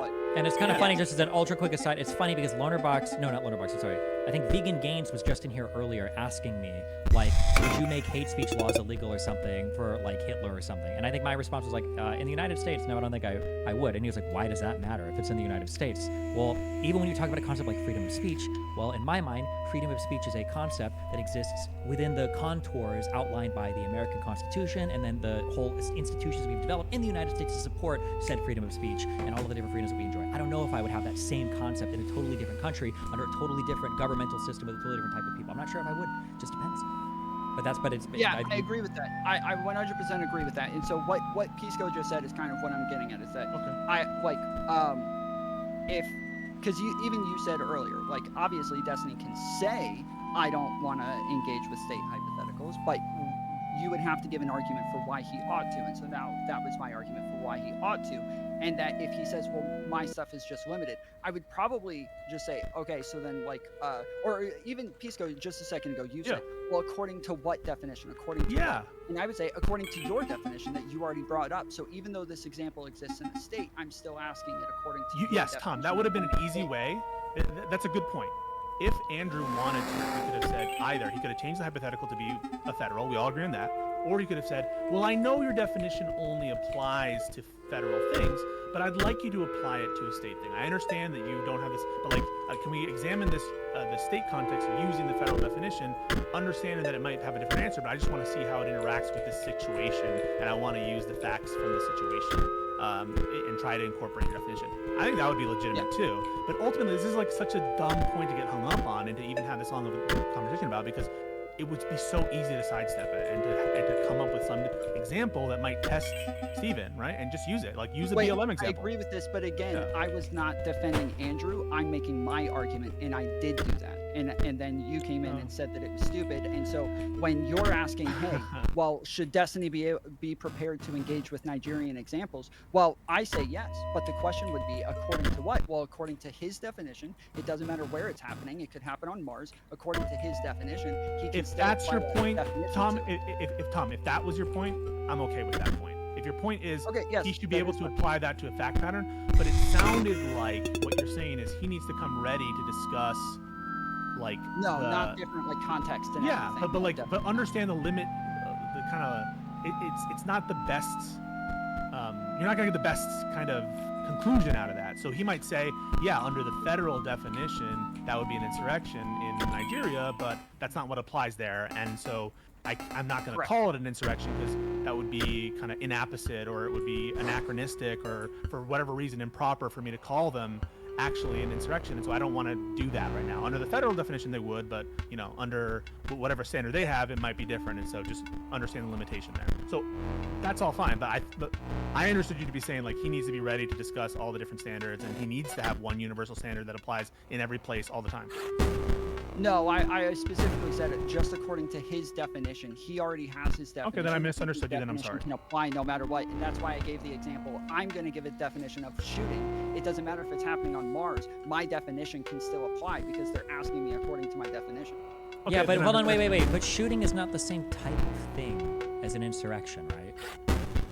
Like your definition of shooting.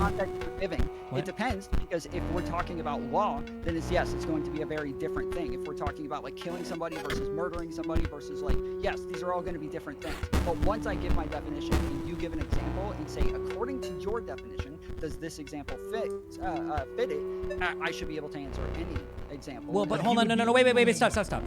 You understand, okay, that when we use words and when we say language, you understand that the language that we use implies. That isn't what happened here. I don't know why. I know this is why this is so fucking retarded. I understand, which is why I don't like that. If Tom wanted to just talk about this particular thing, he could do it. But couching it in this debate makes it so unbelievably stupid. Okay, that's a whole nother conversation. Sorry, Wait. Hold on. I'm just saying that. I just want to say good night. You have a good rest of the night, everyone. Take I love you. care. Wait, Muda, come back tomorrow, okay? And I want to chat with you. I love you, okay? I love you, buddy. Okay. What I'm saying is that like shooting, okay? Shooting is a different kind of thing than an insurrection, okay? And that shooting is a much more simple relationship between two things, right? We can define shooting in a way that almost universally applies to almost every single particular thing. Almost, right? However, even for shooting, we might be able to imagine some things that don't count as shooting, right? For instance, let's say that I have a gun and I pull the trigger and I'm in outer space and the bullet has a greater mass than I do. When I pull that trigger and I shoot, right, I'm the one that goes back and the bullet actually stays still from the perspective of the bullet, at least. I'll tell you from that perspective, right? Would you consider that shooting if the bullet isn't moving because it's so huge that I'm the one that goes back? Does that kind of shooting the bullet? Yeah, I don't know that. Okay, yeah. So all I'm saying is that like when we say things, when you say shooting, we're assuming that the bullet is probably smaller than the person. Obviously, we're assuming that it's happening on planet Earth, and we have normal, ordinary gravity and rules of physics are applying. Right? There's a whole bunch of things that are applying there. Okay. There's a whole bunch of things that make it so that like, but generally I agree with you that shooting applies across almost every frame of reference we can imagine on Earth, like pretty easily, okay?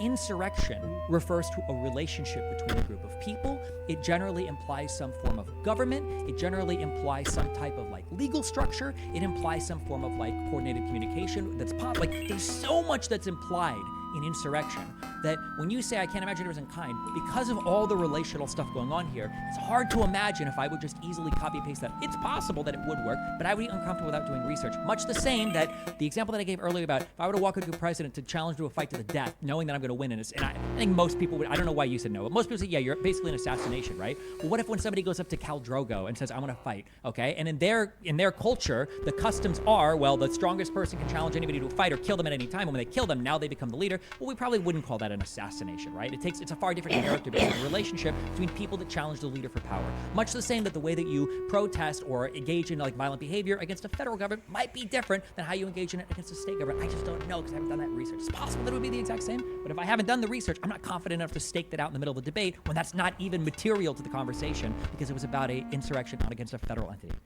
But you could try to fit it, right? So I possibly may have like confused this by couching it in this debate, but in this debate is where you made the statement, and so that's just what I'm challenging is what you said there, and I'm challenging the statement, and I feel like I did say a ton of times, but here's my yeah, I understand what you're saying. I got it. Here's my issue though. Sure, I got it. Here's my issue, okay? And then here's what I'm gonna say, and I'm gonna tell you exactly what would have happened. It might still happen, and you're gonna deny both, but I know it would have happened 1 billion%. This is my issue: is you would have come in and you would have asked me that, and if I would have engaged, this is why I, for instance, refuse to condemn anything in front of fucking conservatives, okay? If you would have come in and asked me that, and I would have engaged with you in a vacuum in good faith, and I would have said, oh, okay, Tom, would my definition of insurrection apply down to the states? Yeah, I'd say actually probably, almost for sure. Yeah, it probably would. Yeah. Then what happens is you leave here, and then you go talk to Andrew Wilson about the debate, and Andrew Wilson goes, huh, interesting. So Destiny conceded that point immediately to you. However, here are some examples where I don't actually think it would fit at all. And he might have even researched some that would completely obliterate the fact that I would incorporate the federal insurrection of the state insurrection. Well, now I've lost a debate by proxy because you've come in asking a question that was contextually brought up in another debate, and then you've gotten an answer from me that now Andrew Wilson is going to harp on as a reason why he won a particular debate because I wasn't willing to make the same concession to him. That's why when you ask me the context of the other debate, it doesn't work. Yeah. Wait, Tom, can I give you an example of this? Fair enough, that makes sense. Tom, I want to give you an example of this specific thing, specifically with Andrew, specifically with the definition of insurrection when I had a conversation with him. So he brings up the question of, well, what if American Indians, what if they did the kind of constitutive acts that would constitute an insurrection, but it was American Indians as opposed to citizens? And I said, I don't think that American Indians at the time of the 14th Amendment were considered American citizens, and I think in order to be an insurrection, it's different than like treason and an invasion, and so I think that American Indians doing the same kind of thing, unless they're kind of in coordination with American citizens, I don't think that that would be an insurrection. And he says, well, actually, Pisco, in the the Insurrection Act specifically calls out American Indians. I was like, oh, and in the moment I was like, oh, well, I guess then if that's what it says, then I was wrong about that, and American Indians could do an insurrection. And in that moment, I didn't have the specific knowledge to talk about American Indians and their relationship in terms of insurrection versus invasion. Because remember, there's a difference between invasion and insurrection in terms of who's doing the thing. And I did not have the history on American Indians. So I take the time, I go back, and I'm licking my wounds. I'm like, ugh, I'm glad that this happened because, like, now I can do the research. I'm glad because I think it shows the wiseness of a methodologically, like, historically grounded approach because I can be proved wrong or proved right on something, and I'm just gonna lick my wounds and like actually look into it. Well, as it turns out, I looked into it, and the first calling forth acts, the insurrection acts, all refer to invasions of American Indians. They call out American Indians as invaders, not as insurrection people. And so when I looked into it, even though the American Indians are listed in the Insurrection Act, they were listed in the Insurrection Act as pertains to invaders. And that would go to indicate that, maybe historically these American Indians weren't capable, supposing they weren't citizens, of insurrection. And that shows you the pitfalls of just assuming. In that moment, I took Andrew at good faith that, like, oh, these people are listed in the Insurrection Act, therefore insurrection must apply to them. But when I dug a little deeper, I'm like, oh, no, they're listed there, but they are put in the same category as foreign invaders, and so it's actually a little different. It's more complicated, and now I need to look to like specific case law and maybe invocations of how American Indians were invoked vis-a-vis insurrection, and so you can understand how this gets very complicated out of hand. To say nothing about how it might be complicated with the states. Does that make sense? Yeah, of course. Yes. Yeah, so I think that makes sense. These are complicated issues, and especially if Stephen is signaling that his approach is grounded in history, that is right away an indication that the kind of things that you're going to need to disprove his definition on its own terms, or to try to bring in some other complicated factors, it will require him to re-examine the different factors that he's using, to the extent that you want him to faithfully apply those principles in the context. Now, you could ask him to try to map on his already said definition to this context, but you might have like problems, like he just explained to you with the Khal Drogo example, or how I just explained with the American Indian, where I can apply it, but it isn't actually accurate in terms of what it would be called. And so that's the only thing I would say, is that you have to be careful when you're assuming that things will apply between contexts. But in this case, thankfully, I think it does. Okay, yeah, I agree. I just real quick, it's not important, but I would have sworn if the person throws, I thought that's why you said it. They throw the other person a sword and then they want to fight them. I would assume now they're able to defend themselves, and this is like a little bit different than an assassination. Bro, come on. If I were to trap you in a room and I were to throw you a knife and I were to say we're gonna fight, it would be murder. I'm an expert knife guy. Yeah, sure. It's just I thought that's forced why you combat. It's not mutual, right? Sure, it's not. Yeah, it's not. I guess it does like fit the definition. It's just I thought that's why you added the part that you're giving him a sword instead of just trapping him in a room and killing him. But well, hang on a second. If you threw like a 15th century flintlock pistol at Nancy Pelosi while she's sleeping and undergoing cancer treatment, and you walk in with an AR-15 and say, "Defend yourself," do you think that would be an assassination? Yeah, probably. That's what I'm saying. Is that like Yeah. these obviously fit the definitions. It's just I thought he was purposely trying to make it not an assassination by giving him a sword, and so that's the only reason I answered that way. Yeah, I didn't mean to Got it. like avoid your example. I'm with sorry. that. I got triggered at this topic. So to the extent that I was rude to you, maybe I didn't. It's all good. I do think that was well, Destiny's that's weakest why I was point getting frustrated, in the is 'cause I debate. felt like that everybody was kind of arguing against something I wasn't saying, and I was kind of getting annoyed too. So my bad. I mean, I was clear. I think that Destiny clearly won the debate, but I do think that was his weakest point because Yeah, of course. the examples that he was looking at, a lot of them were state, and it does apply. But he was focused on the federal, so I'll give him that. Wait, And I which don't ones think it matters. were state? So the examples like of some of the insurrections that you looked at. Yeah, which- the wait, let me think. Nat Turner Rebellion, I think, was state. And That was the think slave guy, right? Didn't they just like kill like civilians and shit? Wasn't that just kind of like fucked up? Let's look at this one. Let's look at this. You're just targeting civilians. That goes down to domestic terrorism. Yeah, I don't think that I don't even know if that would qualify as a rebellion or an insurrection. I think they were literally just killing slave owners and shit as they went down. That's my recollection, but I could Well, be wrong. it's something that you cite, or it's cited in your paper at the very least as an insurrection. So you gotta be careful. You can't count out history if you just don't like it, right? If your whole thing is grounded in history and what it was considered. I'm sure we can go back and local look. militias came. So the local militias, I'm assuming, might have been related to state militias, right? And so that could be state, potentially. Right? State militias are state. So if you're attacking the militia, that would be kind of state. But again, it's a minor point, and overall, the defects in Andrew's whole approach were so apparent for everyone to see. I encourage people who care about this to look at my post, because it really is every aspect of what he was doing. I think the worst thing that he did, number one, was citing to the courts, not knowing that SCOTUS actually has upheld a disqualification for January 6th related to insurrection.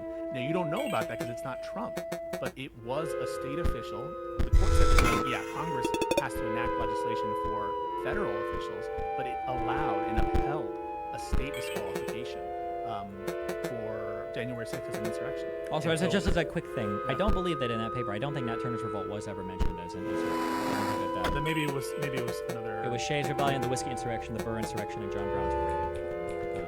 Okay. I'll look at it. The other thing that really Wait, Pisco. I have a really important question for Yeah. you. Just what do you think of the idea of directly threatening versus threatening by proxy? So like the idea that you have to be directly threatening the lawmakers. So I think one thing that kind of separates January 6th from a lot of the other examples people use, and the abortion clinic example that Andrew used, is that on January 6th they're directly threatening the lawmakers. Do you think that is a requirement? Do you think that should be a requirement? That you're like directly applying pressure? To me, all that matters is your intent. So we intimidation, right? Someone can be subjectively intimidated, but when we say you intimidated someone, legally is my belief, you need to have intended it, right? And so if people come into a particular place without the intention of putting people in fear of bodily injury, then I do not think it is accurate to say that they are intimidating. Now, I understand, colloquially we'd say it's intimidating, but you have to be able to prove the intention, right? All of this requires intentionality, a volitional act. So just coming in numbers by itself is not enough, right? You need to intend to intimidate. That's what intimidation is under the law in terms of like finding you guilty of something. If you send a bunch of letters by proxy, a big letter campaign, I believe, and with the intention to intimidate people, and you just have a bunch of people, right, more than one, maybe there's some question because an insurrection needs to be out in the open. Wait, so maybe it wouldn't be an insurrection. Can I ask you a quick question on that? Because this is something I said. I don't know if Yeah. you agree with me. If the exact same events had happened on January 5th or January 7th, would you agree with me that you probably wouldn't call it an insurrection at that point?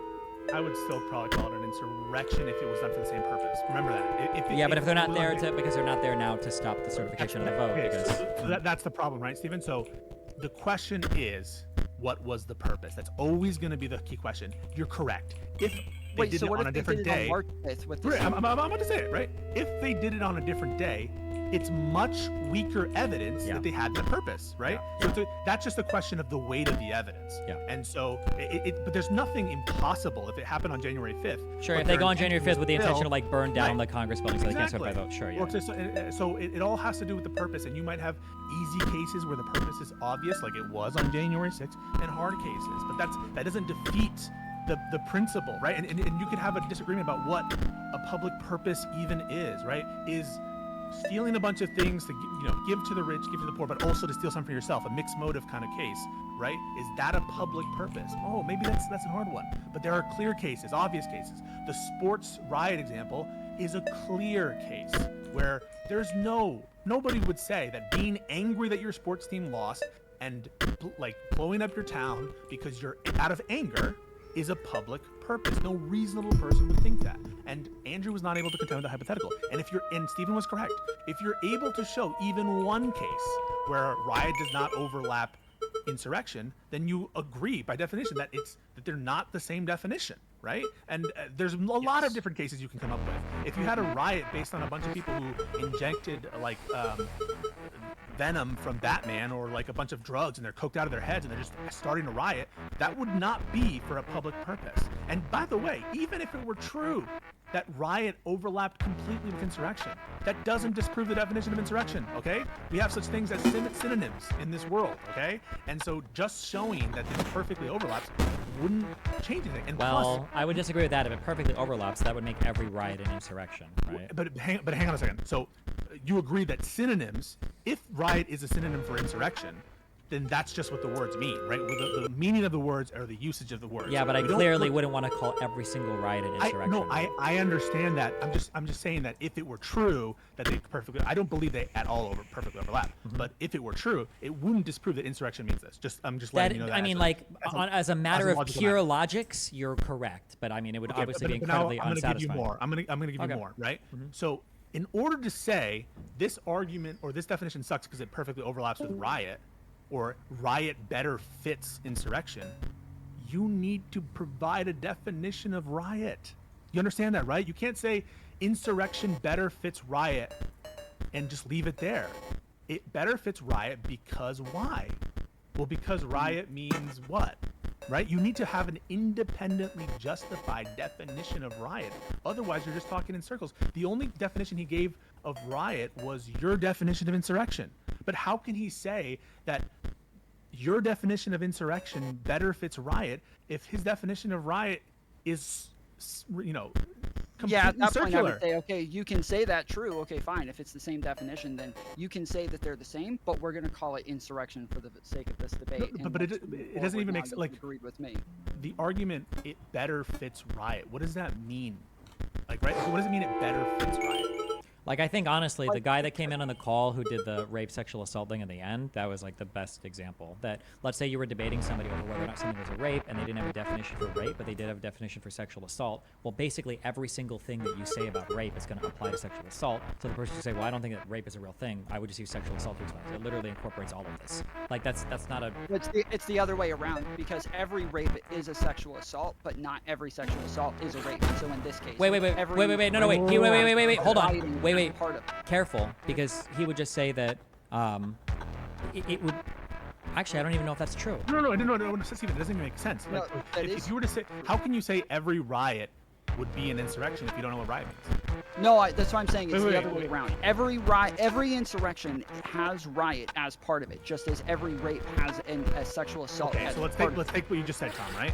Every insurrection has a riot part of it. Imagine that Andrew were to say that. Doesn't he need to provide a definition of what a riot is? How does he know Yes, that? now he's going to give a definition of riot. So what is the definition of riot, right? Aspects of, well, it's just not just a definition, but a definition that excludes aspects of insurrection according to Destiny's definition. No, And so what he gave he is his saying, definition of riot was his sorry. insurrection. So he is saying, Stephen, your definition of insurrection better fits the term riot. And the answer is why? Why does it better fit the term riot? You could give an answer for this, right? An answer to this could be that's what I'm saying. Your definition of riot that has that meets the standards, but it's missing aspects of what Destiny's calling. You're not understanding. Sorry, Tom. So this is what I'm trying to say. All right. if you say that the elements that you're using, Stephen, better fit riot, a cogent response would be like, because back in the day, or currently, or technically, people considered riots to have those elements. For example, this was the riot, that was the riot, this was the riot. Of insurrection, because now he's saying it doesn't fit insurrection. Tom, I need you to really listen carefully to me, okay? No, hold on, just let me finish this. He would have to give a definition of both riot and insurrection. He would, because now you would not need to give one of insurrection. You're not following.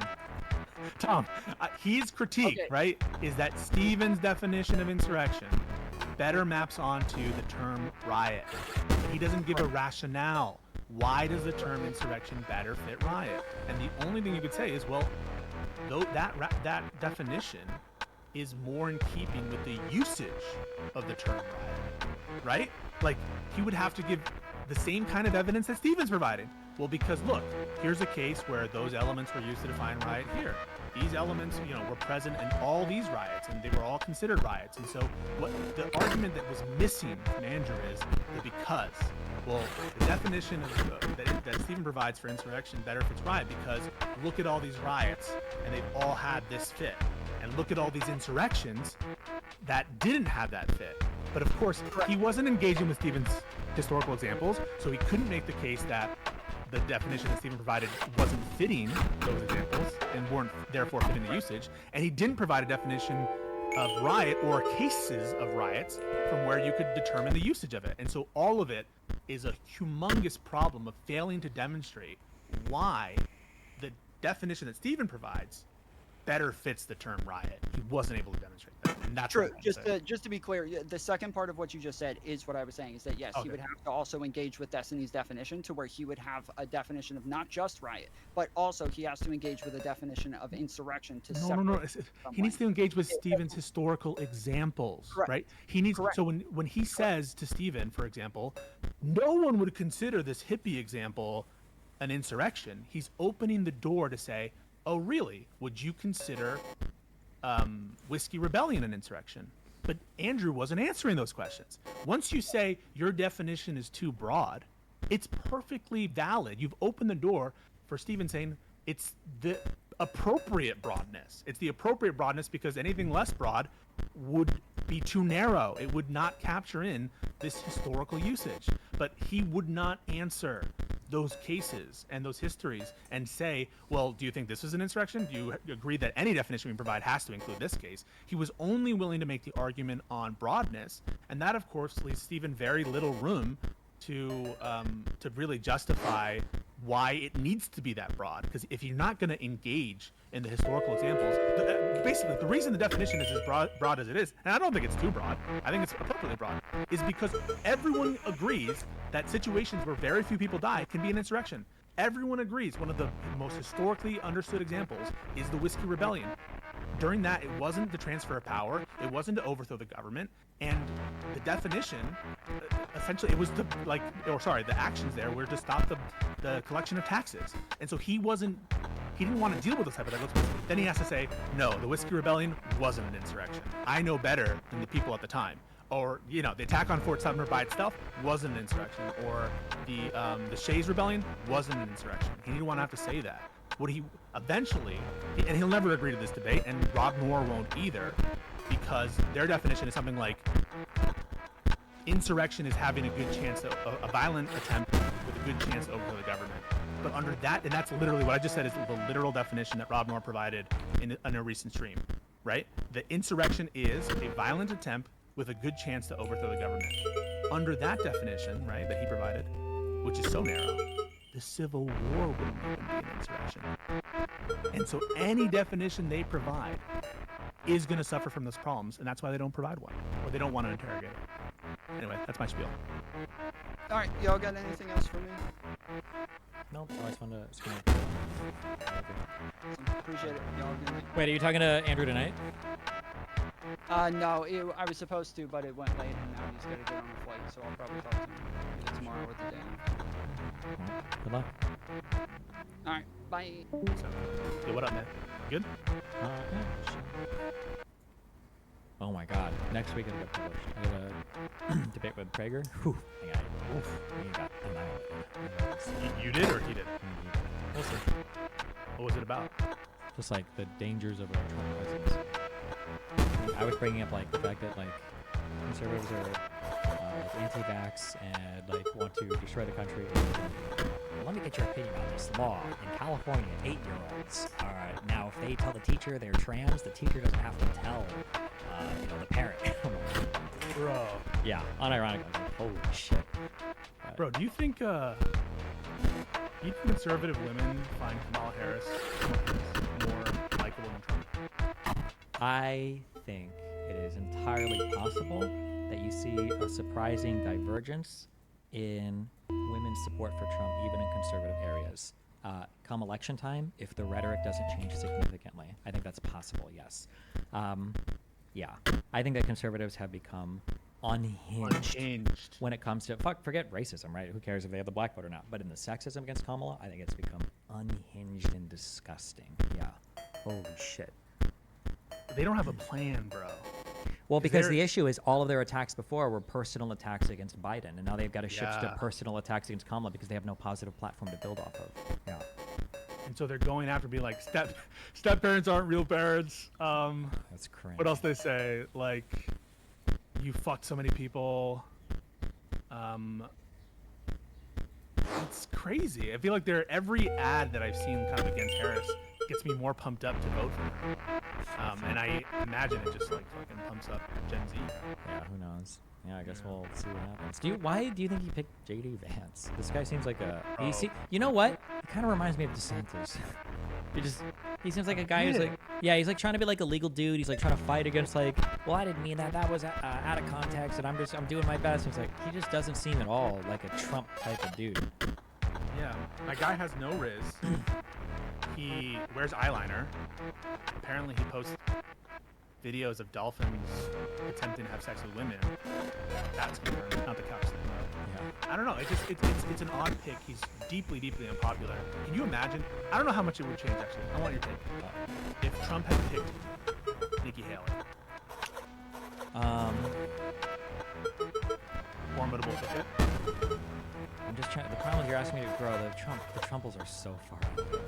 I don't know. But they would fall in line. They'd fall in line. Yeah, they would. If he endorsed Haley and Haley bent the knee hardcore, maybe. If he brought on Haley. Again? He's from the great state of South Carolina. I think so.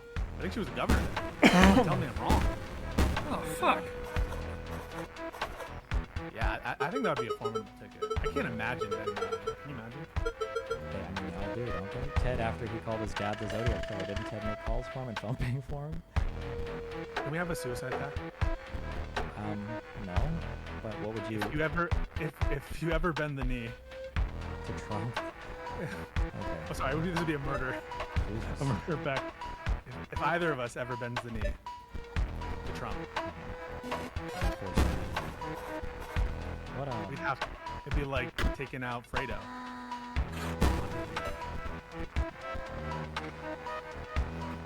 Question? I can leave now. Oh, no, you're good. I'm just... Yeah, no, that question is perfect. Who do you think, No, Kamala has good choices for VP. Vance is so confusing to me. Bashir, that's my pick right now. Or Walls, what's his name? Walls.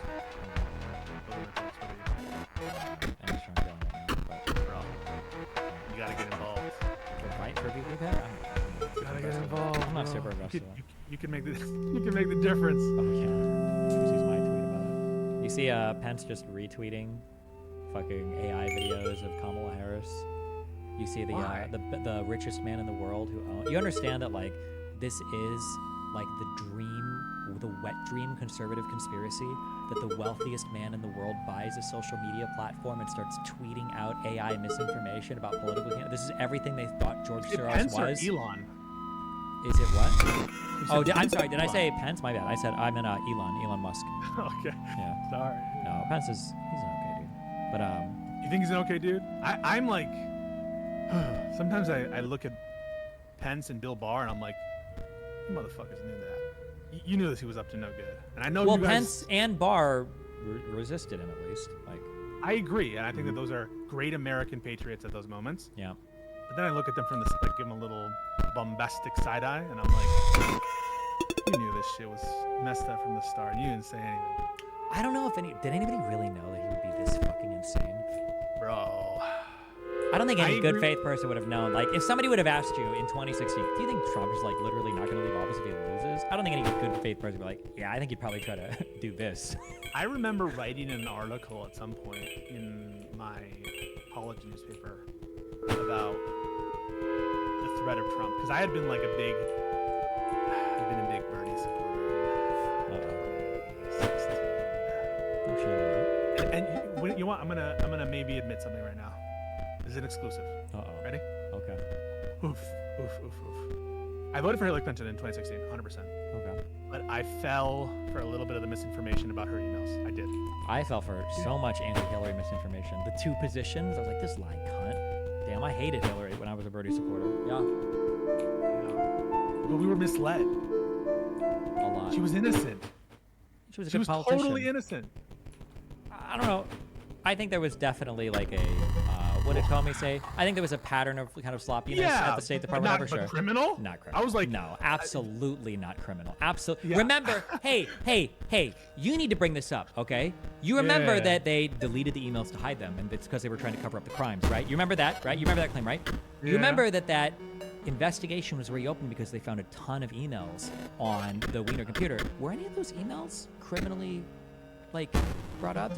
Were there crimes on There that might computer? have been some more classified. Yeah, but like, was she emailing secrets to anybody? And so, because wasn't that the reason? She didn't delete emails just to hide some classified stuff, right? Didn't she delete them to cover up evidence of like So this actual severe this is what wrongdoing? happened, right? So like, she did not order deletion of emails. There's no evidence that she ordered deletion of emails. It became found out that she had a private server where she was having all of her State Department communications, which I think at the time maybe violated some rules for sure. And so the State Department requested them back. And so what is often the case in litigation, you'll have lawyers who get paid by the hour, look through all these emails and mark them off as pertinent or not pertinent, okay? Or as like related to work or not related to work, responsive or not responsive. That's actually, if any lawyers are watching, they'll all tell you that they do this, that if they do any doc review, they'll mark things responsive, not responsive. And so what the lawyers did is they went through the emails, if it was work related, they purported to say responsive or not responsive. Obviously, it feels weird because she's deciding what's responsive and not responsive. At least that was a claim, right? And the emails that were considered by their own attorneys to be responsive were sent to the DOJ. That's about half of them, 50%, 30 or so, 8,000 emails. And the others were kept on the server. And then at a certain point in time, one of Clinton's lawyers implemented a automatic deletion policy. And that policy, even though it was put into effect, and there was an email correspondence saying, hey, this is our new policy, I want you to follow it, the guy who was in charge of the server never did it until the subpoena came. And once the subpoena came, after that, he did it. And there's no evidence that he did it because he was trying to hide any particular emails. He wouldn't know like what the relevance were of these emails that were pertinent or not pertinent, but he deleted it after the subpoena. But there's no evidence that either Clinton's lawyers ordered that deletion or Clinton herself. Sorry, that was like way too much time on this conspiracy. Yeah, that's fine. I just like to say that I just think it's worth pointing out that the reason why it was said that she deleted so many of those emails intentionally was because she was hiding some malfeasance. But when they discovered a whole bunch of other emails, and then he made that fucking public announcement that they're reopening the investigation, it's not like in any of those emails, any of those lost emails that they found in another laptop on Wiener's laptop or his wife's laptop or whatever, that they found like a whole bunch of evidence of all that criminal conspiracy stuff that they were supposedly involved in. Bro, I'm gonna make you feel really weird right now. Imagine you're James Comey. You're James Comey, right? And I'm like, how can I fuck this country over? No, stop. That decision in that moment, right? Like you're a time traveler and it's like you're in what's the movie Interstellar? Mm-hmm. You're watching James Comey, you're seeing the future, you're seeing January 6th, you're seeing all this crazy shit that's happening, the Supreme Court picks, you're seeing all of it, it's all flashing ahead of you, and you see James Comey talking to his FBI being like, should I announce it publicly or not? How does that feel, that knowing that moment, that one decision by an FBI director could have such drastic implications. For the Yeah, rest of your life. it was a lot. Although, like, I will say, as much as I think that it's so cringe and horrible that he did it or whatever, I'm sympathetic towards, because you understood. Wait, what do you think his fear was at the time?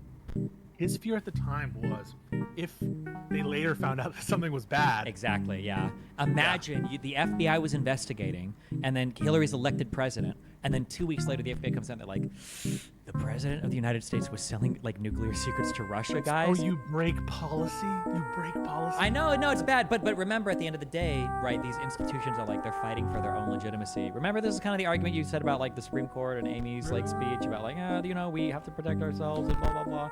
Well, you're an Amy simp now, huh? You like Amy a lot. I like her a lot. You know what? Somebody even emailed me about that statement that she made about how the writing should turn down the temperature. And you know what? Oh, you reverse yourself. You reversed me initially. Oh shit, did I? Okay, well now I have to reverse.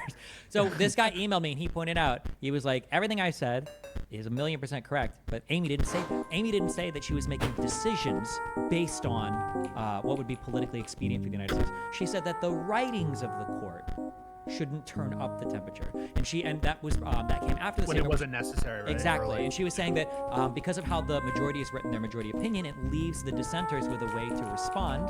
And she said that the writings of these people shouldn't turn the temperature up, but turn it down. Should never trust you.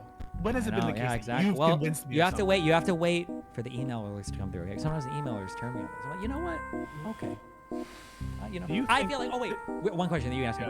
Do you think that if this was like if this was a 5-4 court, do you think that Amy would be the swing vote or Gorsuch? Yes, or do you think? 100%. Okay. I think the concurrence in Trump v. United States would be the majority opinion. Gotcha. Okay. Yep. Okay. Or at least it would be the controlling opinion. Sure. Where it would govern things. My question for you is: there's some conspiracy theories that I've heard, and this is a little bit self-flagellating. That I've like mind controlled you, and that you didn't used to think it was a big deal, and I've steadily pushed you to the left, to the left, to the left, to become a DNC shill operative, and I've sucked your soul out. You know that those rumors exist, right? Oh, I didn't know that, but okay. And I basically, because I look at my Twitter replies, and they're like, yeah, if it weren't for you, that he never would have said this, or he wouldn't be arguing this. Be honest with yourself. Do you think I've pushed you to the left? I have no idea. I don't. When I view you as arguing against me, honestly, I don't even view you as somebody to the left of me, because I feel like most of what we debate isn't like a policy moving in one direction or the other. Like, so for instance, let's say you've moved me on some things relating to law or legal stuff. Let's say, for instance, we debate on like whether or not the Electoral College, should be changed or something, or or packing the court. Like, would you be moving me to the left or the right there? I don't think I would really view it that way. So I would say I'd be moving you more towards the DNC's position, right? Whatever that is. Yeah, but I mean, a lot of people would already say, in some ways, I'm to the left of the DNC. So if you're moving me to the DNC's position, you're moving me like to the right. In what way are you to the left of the DNC's position? In what ways? Well, actually, I guess I'm not I am absolutely in favor of a public option at a bare minimum for health insurance. But the DNC probably, I guess, would be, right? It's just the Republicans would keep them from doing it. I think they would. What the fuck? Honest to God, I haven't even. I'm obviously, DNC show like crazy. I don't even know policy anymore because we just don't even talk about it. I'd probably be in favor of probably less restrictive immigration than they would be. Maybe I don't really believe in protecting local domestic jobs as much as they do. But also open borders. You're open borders, but big wall. Yes. Big, like Trump said, I want a big, beautiful wall with a big, beautiful door for them to come in legally for, okay? That's what I like, absolutely. Oh my God. Yeah, I'd be in favor of making insta-kill borders that assassinate anybody trying to cross, but the process to immigrate would take you like fucking 2 months of paperwork. Yeah, if you're willing to come and fucking work, you don't have a criminal record, you're instantly, you're allowed to insure. Once the big border wall is put up, legalize everyone who's here? I would say at the very least, there should be a path to residency. At bare minimum, there should be a path to residency for sure. Maybe citizenship at some point. Yeah, sure, maybe, yeah. Ban assault weapons. I have to do more reading. In like 2 hours, I 180'd on the Second Amendment. After that conversation where I read that. Wow. Because when I read the Federalist paper about gun rights, somebody was like, "Oh, read this about gun rights." The whole Federalist paper oriented about the federal government stealing, basically preventing states from organizing militias and shit. And after I read that Federalist paper, and then I reread the Second Amendment, I'm like, this is like clearly referring to a state not being taken over by the federal government. That's what it reads like to me now. It doesn't read anything at all having to do with like individuals having firearms. Like I don't even know where you get that reading from now. But I could just be totally wrong. Now, admittedly, another dude, okay, sent me a big ass fucking email about the history of like legislation and rulings relating to the Second Amendment, and basically every single thing I think had to do with. Is that a member of my Piscord? Is that the Wait. professional idiot? Is his name Verstel? I don't know. Why are you saying names? I don't know. Somebody fucking. But I'm just saying that when this guy emailed me, he gave me a bunch of different like points where We just doxed someone together. If that's we just right. what? We just doxed someone together. If what you said is correct. Is that a real name? I don't know. If somebody gets doxed, I say the gamer name that they email me under, then get fucked. Okay. But anyway, this guy emailed me a bunch of stuff too, and basically all of it in historical conversations around the Second Amendment, almost all of it seemed to be talking about like state militias and everything relating to that. And that like even when you think about like the first 10 amendments that were added to the Constitution, right? I mean, you said it yourself. Like incorporation, all of that came later. The first 10 amendments were there to protect the states against the federal government, right? We have Articles of Confederation, but now we want to have the federal government. And the Bill of Rights was there for the anti-federalists to say like, hey, listen, we promise the federal government's not going to come and fuck you over. What part of this? And then when you read the Second Amendment, right? Like I used to think it was like so weirdly phrased and structured and kind of retarded, but no, it's not. A well-regulated militia being necessary to the security of a free state. The right of the people to keep and bear arms shall not be infringed, right? Yeah, for the purpose of a state organizing a militia, the federal government's not going to come and tell a state you need to disarm, right? Well, the idea that this extended to like an individual private citizen, or at the best case, that it would prevent a state from depriving a citizen from a firearm. Like maybe I could give this like the most charitable reading I see right now is you say like, okay, fine, the federal government can't take guns, but states sure as fuck can. Why would a well-regulated militia of an individual state to ensure the security of the state mean that a state can't ban some non-militiamen from holding Okay, now guns? that's how I'll get you. Do you think a state should ban assault weapons? My feeling is that a state could ban any firearm it wants. No, but would you agree with the policy? They don't have to. They No, could. I think guns are cool. Fuck that. So you're against Kamala Harris when she says assault weapons ban? Yeah, fuck that. I like guns. I don't think it's a big enough issue. I think it's too divisive as an issue. I don't think banning assault weapons even matters much. Like on a policy level, I don't care. Like my opinions about guns hasn't changed at all. I just don't think the Second Amendment is anywhere near as strong or like solid of a foundation as it. So the gun nuts shouldn't lose their shit at you. You're offering a legal argument, but you still want most guns to be legal and regulated somewhat. Yeah, I mean there has to be some like reasonable regulations. Yeah, sure. Yeah, I just like guns. Yeah, but yeah, I mean you love guns. I do love guns. Yeah. Yeah. I mean, okay. Hey man. Yeah. You should get to bed. Yeah, I should. Really, really should. Affirmative action? What about it? For or against? It's too broad of a term. There's probably some ways that I'm for it. There's probably some ways that I'm against it. It would just depend.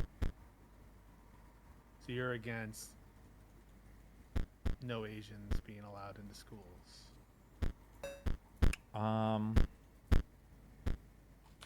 Against no Asians being allowed in. Yeah, maybe. Okay, yeah. You're talking about how if you have affirmative action, it necessarily hurts the people that are overqualified the most. Asian people are the most overqualified. So of course, if you're for affirmative action, you're for discrimination against Asians, and that was the reason why those court cases are such a big deal for the colleges. Yeah, fuck Asians. Got 'em. You agree with the overturning? Probably. I don't agree or disagree with any legal thing now until I've actually read the case. Good answer. Good answer. That's why I get so irritated now. Like when Andrew and everybody's like, "What do you think about Chaz?" Like, I don't know, bro. You're gonna have to give me the facts of Chaz, okay? Because I have. And he's like, "Well, people said that they wanted to rebel against the government." It's like, really? Who? It's like, I don't know. People. It's like, okay, you have no idea. I don't have any idea. So let's not even talk about this. Give you the cheat codes. These are the cheat codes, okay? If you need to really lean on public purpose and intent, all right? So the intention to like do something for a particular reason, that can get you out of a lot of these troubles from hypotheticals. So the example with the marijuana users, right? So a bunch of people go to the marijuana rally or whatever in front of the Capitol building. They start smoking pot, and two people start to get rowdy. Well, no, they would need to be getting rowdy for the purpose of this public purpose and to hinder or execute the Constitution of the United States or a law made pursuant to it. And so it would not be enough for them just to be violent. And also, you never said that therefore everyone there becomes insurrectionists. Well, it just means that there was a. I didn't for that argument, but I think I would. I think I would make that. No. I don't think you should. I think I because would. Absolutely. Every person, in order to engage in insurrection, needs to have intentionality. I agree. However, and I think this was in part of that paper, if you're part of it, even if you're not 100% engaged in the insurrection itself, but you're just supporting it, aiding and abetting or assisting in an insurrection is the same as being a part of an insurrection. Agreed, And what I would do if I had a debate on this, and maybe I will go through the whole fucking fact pattern, is I would just point to every single time Donald Trump told people the election was being stolen, we need to stop the steal. Here's the speech where he says we need to fight like hell, we need to stop the steal, we need Mike Pence to do the right thing. People marching down with signs saying 1776, which is celebrating an insurrection, people in the crowd that are cheering for Mike Pence and then saying, "Hang Mike Pence," and all these. I would say there's obvious intent. It is obviously clear if you look at this that the intention of this is to contravene a federal law. This is obviously that's a factual question, right? The one that you just pointed to is like there. I think everyone there had that intent to help the insurrection and to support it somehow. That's an easy factual question. But imagine that like there weren't those statements. They were there for the marijuana protest. Everyone's there, right? They're smoking. Their in that case, no, I wouldn't know. I wouldn't say that these people. Yeah, because they didn't have the intention to assist those people or to help. So not everyone there is engaging. And even for the two people who are using violence, you need to prove that, they're not just getting violent because a police pushed them. They're not just getting violent because they're drunk. They're not just getting violent because someone got too close to them. You have to be able to prove that they're doing it for the public purpose of, either stopping the law from being implemented, or like, I don't know, overturning the government. Any of those would be fine public purposes, but you need to show that intent. And that's a powerful element that's going to separate a lot of these cases.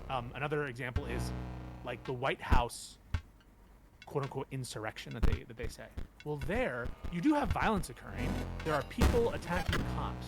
What is the purpose of people attacking cops? Is it to hinder or prevent the execution of the United States Constitution or a law made pursuant to it?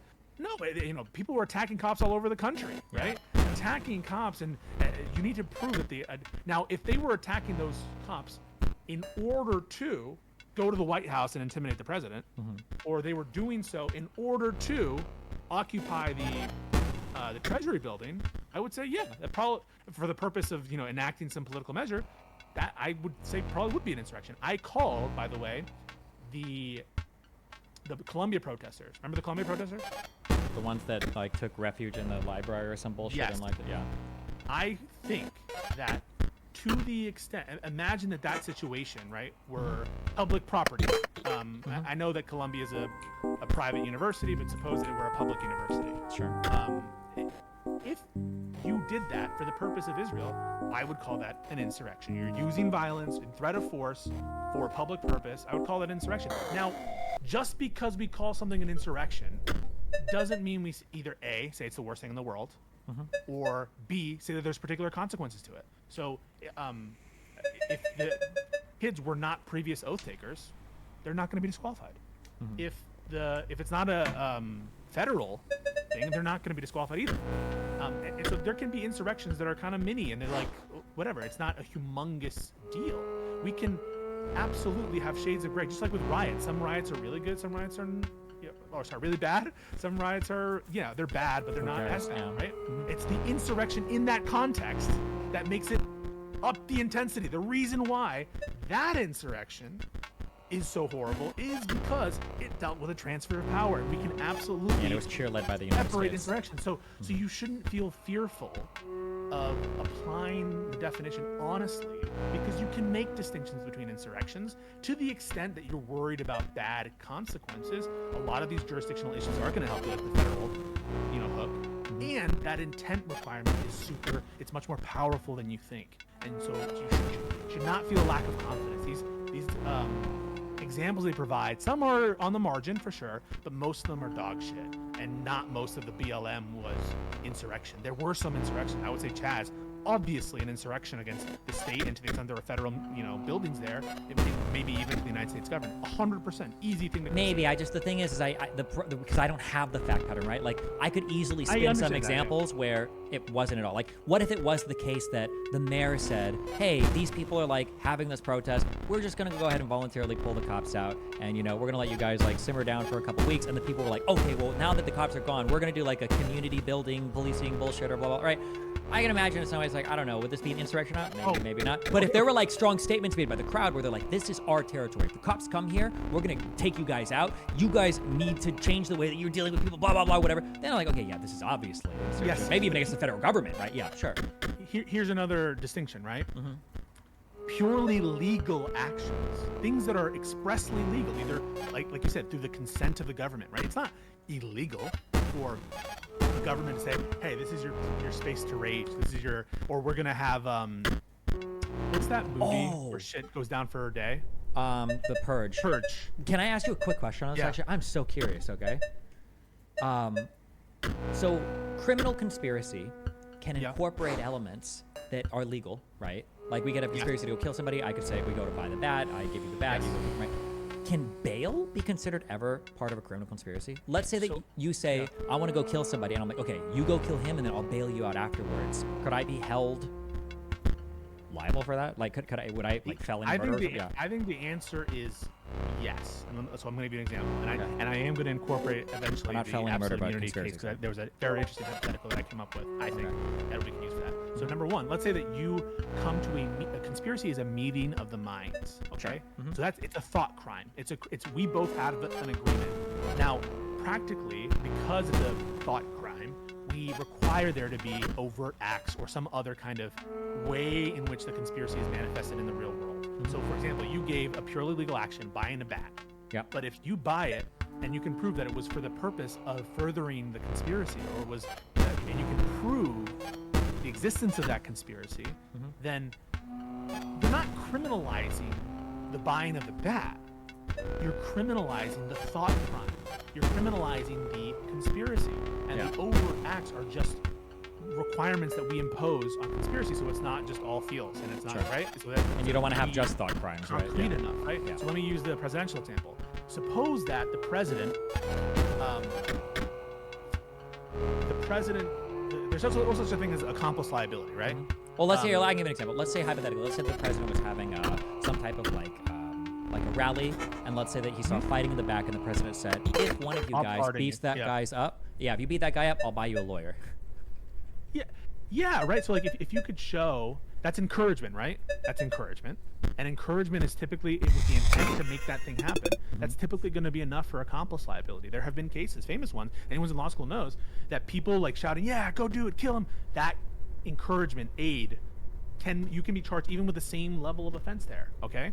And so what matters is the intent, right? If I am Kamala Harris and I'm bailing people out for the purpose that they continue crimes, right? If I bail someone out so that they go kill someone, and it's written down, right? I write a memorandum saying, "I am bailing him out because I want him to kill him. I know and understand that if I bail him out, this is the result of what's going to happen." Although, and to be fair, we wouldn't need it to be written down, but it has to be expressed somewhere, right? Yeah. I'm trying to make the evidence so blatant, right? Then I do think that like even a legal act, an unquestionably legal act, could be a source of liability. The immunity decision is like, what if it's a pardon, right? What if the method by which I got someone to kill someone, let's say that I'm pardoning El Chapo because I know El Chapo's going to kill Mr. Moomin, and I do it for the explicit purpose, just like in my Kamala Harris example. If I do that under the immunity doctrine, I would be absolutely immune for that conduct, right? You can't question why I did the pardon.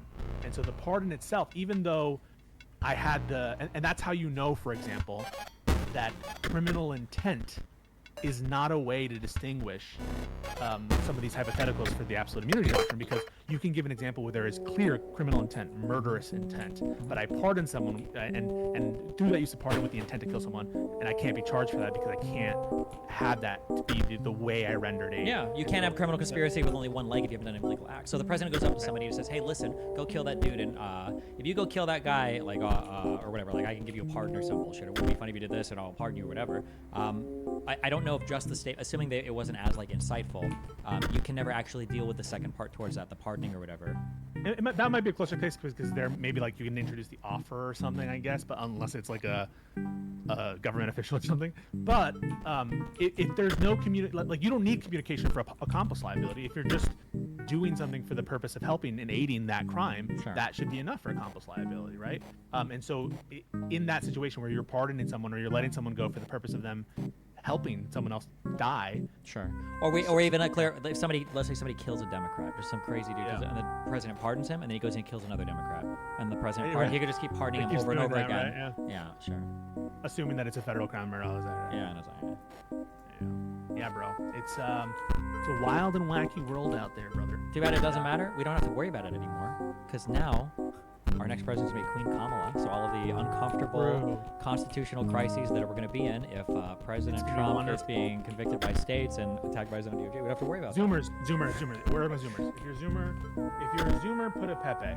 They're sleeping. Zoomers? There are no Zoomers. No, they're awake. They're aware. Oh, right up.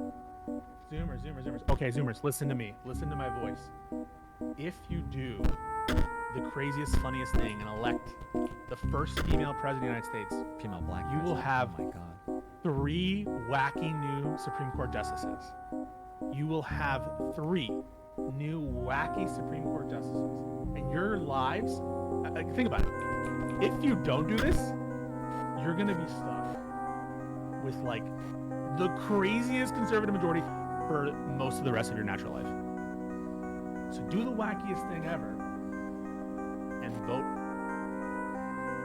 for Harris. Last thing, and I'm gonna leave because I know you have to go to bed. Bro, just bite some of these bullets. It's okay. For what? For insurrection. I generally will. Yeah, I know you will. Yeah, I think I do. I think I did. I think when he tried to push me one at the end, it was like, would you consider this an insurrection? And I was like, yeah, I would. I mean, like if Kamala Harris was doing this, I think I'd want to consider it insurrection, wouldn't you, or whatever? Yeah. No problem biting bullets. Yeah, bro. All right, Mang.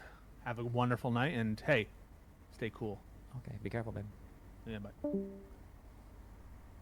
Talk to Kat Brodsky. Who the fuck is that? Guys, I gotta sleep. What the fuck? What is this? I don't care how, but you have to get out and vote. And again, Christians, get out and vote. Just this time. You won't have to do it anymore. 4 more years. Oh, wait, one more thing. One more thing. Are you there? What? Election party. Oh, yeah, I was thinking about having an election stream. Like if I invite like you. In person? Yeah.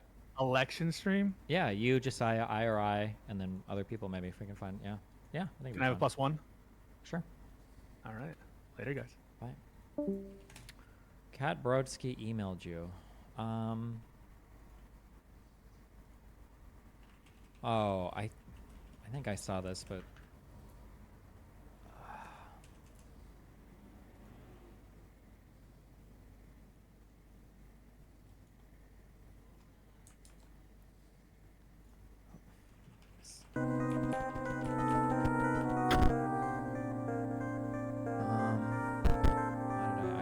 I saw this and I fuck me.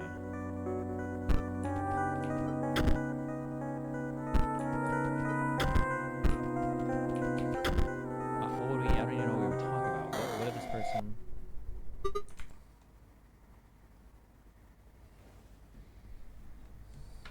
Oh wait.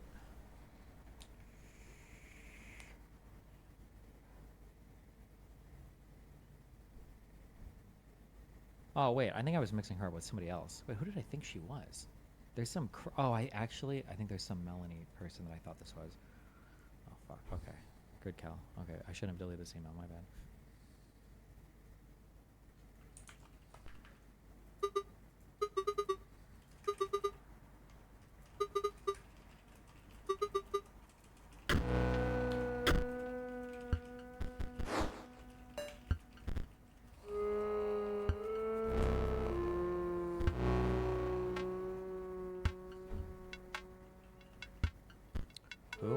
There's some fucking retard on Twitter called fuck, who is this? It's like it's some Melanie person. They just look God, every time I see a tweet, I might have actually blocked them. Every single time I saw a tweet from this person, which is the dumbest fucking tweet in the world. I don't even remember what their name was. And vote. And again, Christians, get out and vote. Just this time. You won't have to do it anymore. 4 more years, you know what? It'll be fixed. It'll be fine. You won't have to vote anymore, my beautiful Christians. I love you, Christians. I'm a Christian. I love you. Get out. You gotta get out and vote. In 4 years, you don't have to vote again. We'll have it fixed so good you're not gonna have to vote. I don't care. I want to be like, he's just saying that, like, who cares what happens in 4 years, or like the country's gonna be so great after 4 years it doesn't matter. But I don't. He says it so many times. I don't understand what he means there. What is the? There must be. Maybe he means like in 4 years, there's not going to be so much voter fraud that you won't have to be so steadfast about voting. Maybe. Can somebody link me this full speech?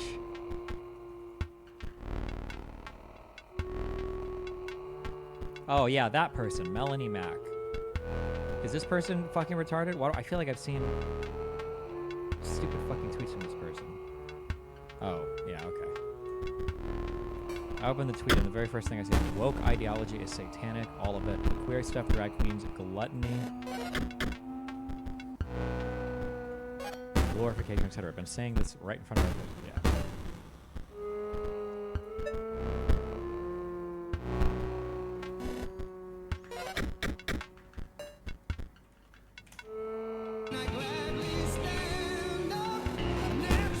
An hour speech, bro? Fuck this.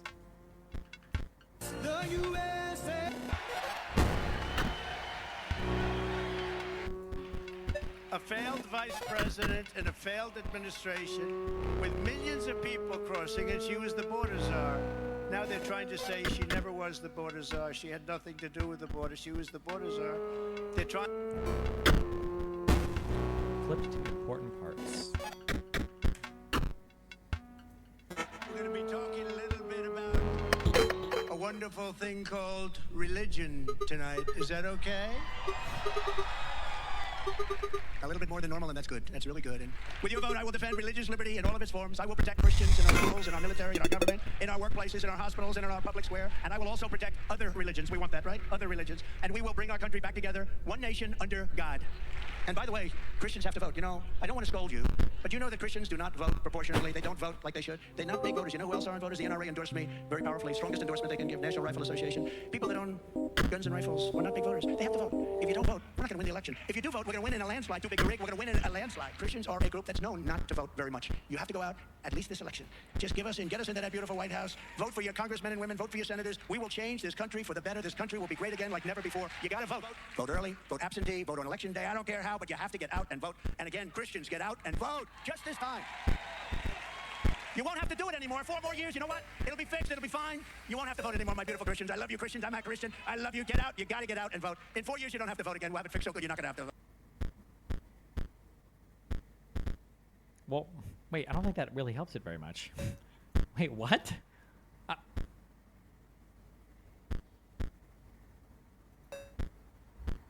going to be talking a little... Unless he means, like, who cares who you vote for after me, because at that point I don't give a fuck. I don't know.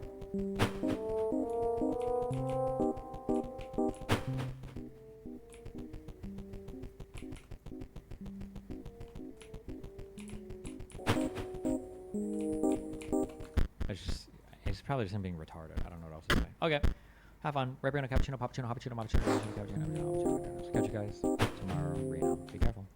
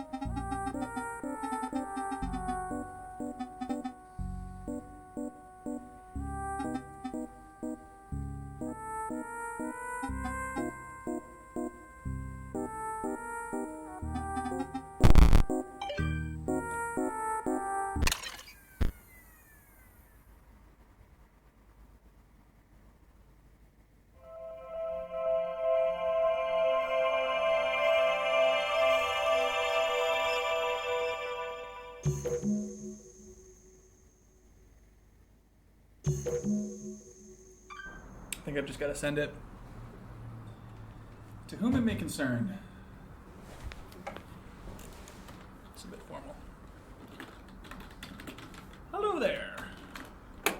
Exclamation point. My name is Luke Carter, and I'm a fan of your collectible card games. If you've ever taken a look at my YouTube videos, you will know how appreciative I am of the merch that you've sent me over the years.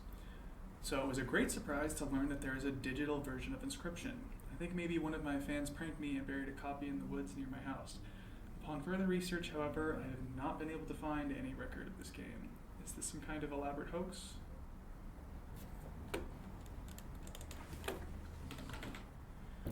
Any trace of this game? Is this some kind of elaborate hoax? The game doesn't seem like the work of a prankster. It at least appears professionally made. I am both puzzled and excited by this discovery. Any information I might give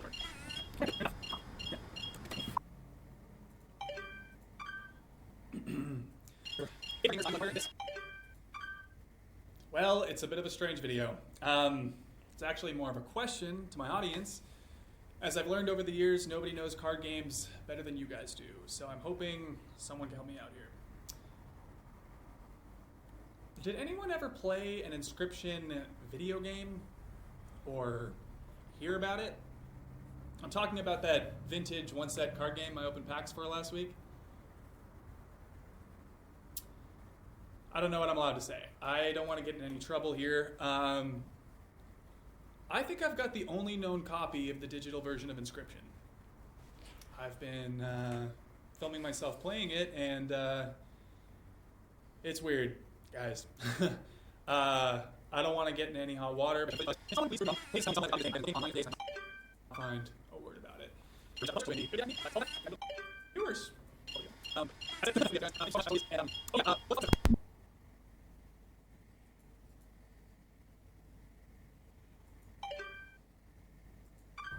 Mr. Carter, we have received your inquiry regarding a digital version of our intellectual property Inscryption.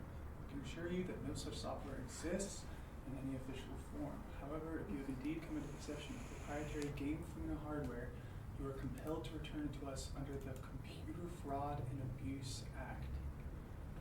The hardware will be considered stolen if it is not returned to us within a reasonable time frame. Please carefully package the hardware and paste the attached shipping label to the front of the box. You may mail the package at a local post office. We would like you to... What the fuck?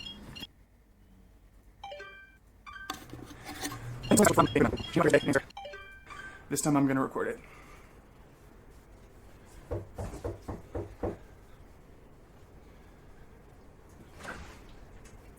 Hi! Hi there! Hey. I'm floppy disk for a game called Inscryption. I was told you came by a copy of it somehow. Sound familiar? No. No? No, I don't know anything about that. Really? Inscryption, you said? Yes. No, I don't think so. Really? Because, apparently you emailed us about it. You are, Luke Carter, right? Oh. You know the luckycarter@gmail.com? Yeah, you know what? That's, I am Luke Carter, but that's not my email address. Really? Because I just noticed because I've seen your videos. Oh! Well, thanks for watching. Listen, how'd you know where I live, exactly? My boss gave me your address. And how did you get past the side gate? It's locked. Okay, Luke. I'm going to give you my business card.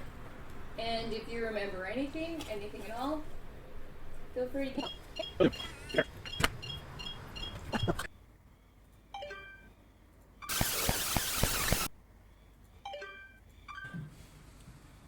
Hey there, card gamers! I'm the Lucky Carter, and this is another pack opening video. Today I'm opening Secrets of Legendaria, hoping for that sweet, sweet foil Valamir.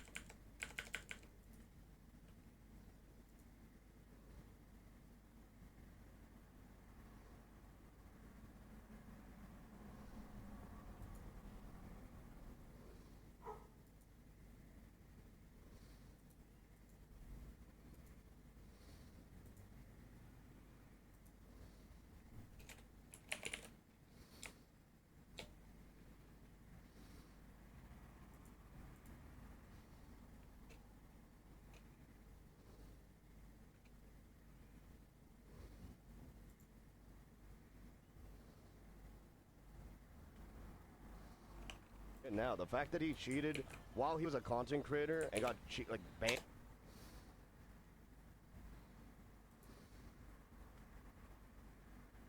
size multiplier when you're in this zone. What level is Invicta's? Like 63 or some shit?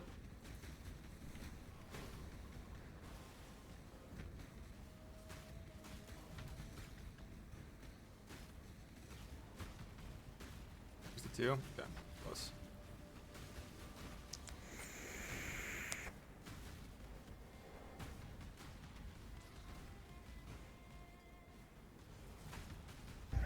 My guys, take a look at that chart. Take a look at the arrow on the bottom. See the big red arrow, right? So that's when I left office. That was the lowest point, and that comes right from the government services. Comes right out of Border Patrol. A lot better than Ground Slam. Ground Slam's like unplayable garbage compared to Sunder. Like Sunder is so insane in the campaign.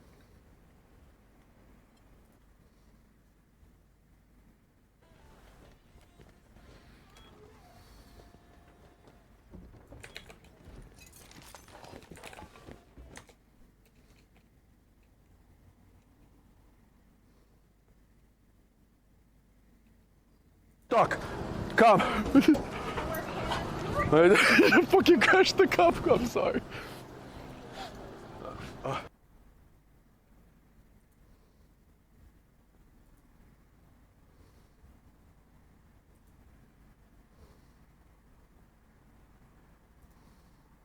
Patrol. Take a look at that. So that arrow is the lowest amount of illegal immigration ever in recorded history into our country. And then the worst president in the history of our country took over. And look what happened to our country. It's at an Probably all-time 20 million people. horrible. And you know, that's a little bit old, that chart. That chart's a couple of months old. And if you want to really see something that's said, take a look at what happened. Build that wall! My guys, if you want to really see something that's said, take a look at what happened.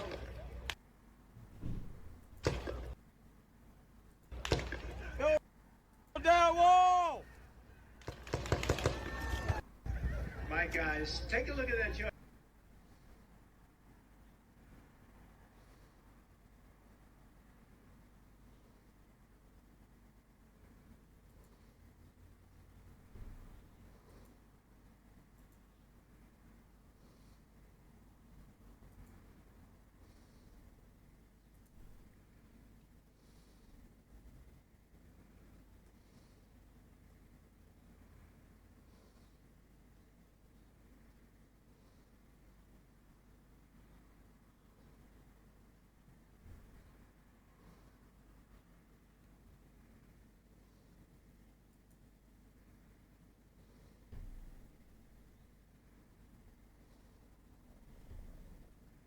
Happy birthday to you.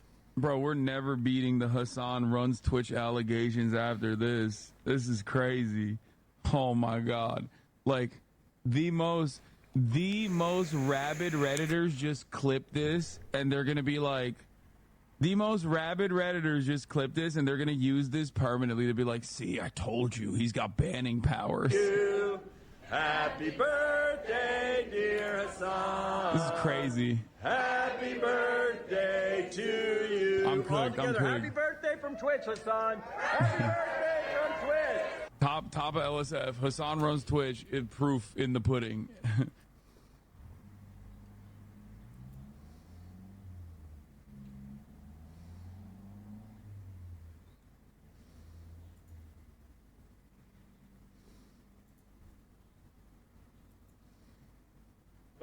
If he lands in North Korea, or he lands in Palestine, or he lands in Ukraine, we're all gonna fucking blow up. I'm telling him, tell him to choose. There's 3 bombs in there. He lands on the bomb, we're actually gonna fucking blow up. Usted está en la bomba. Si usted necesita escoger aquí, y si escoge una bomba, se va a explotar. So choose wisely. Y nos vamos a explotar aquí. Click. Click. Pachulo. La bomba? Okay. Yeah, don't click on the bomba. Click on the diamond. Es un juego. Okay. No debe de escoger la bomba. Come on, papi, come. ¿Cuál debo? Escoge con cuidado. Lo que sea. Oh, here they are. Come on, click. Click. Tell him to click on random squares. Lo que sea. Go. Shovel now. Good boy. Uno más. ¿En esto? Yeah, anywhere. Uno más. Don't. One more. Uno más. Uno más. Yep. We go. Nice. Up. Yo.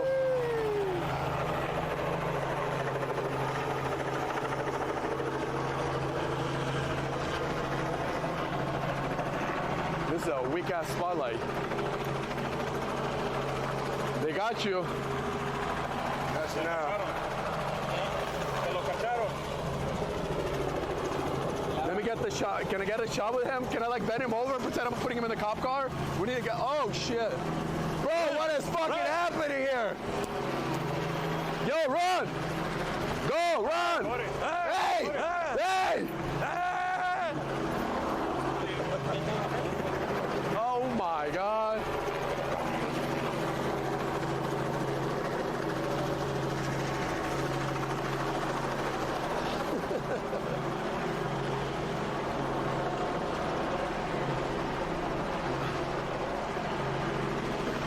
I fucking crashed. Bro, they don't speak English, bro. What do we do? Tell them to run as fast as he can and stop.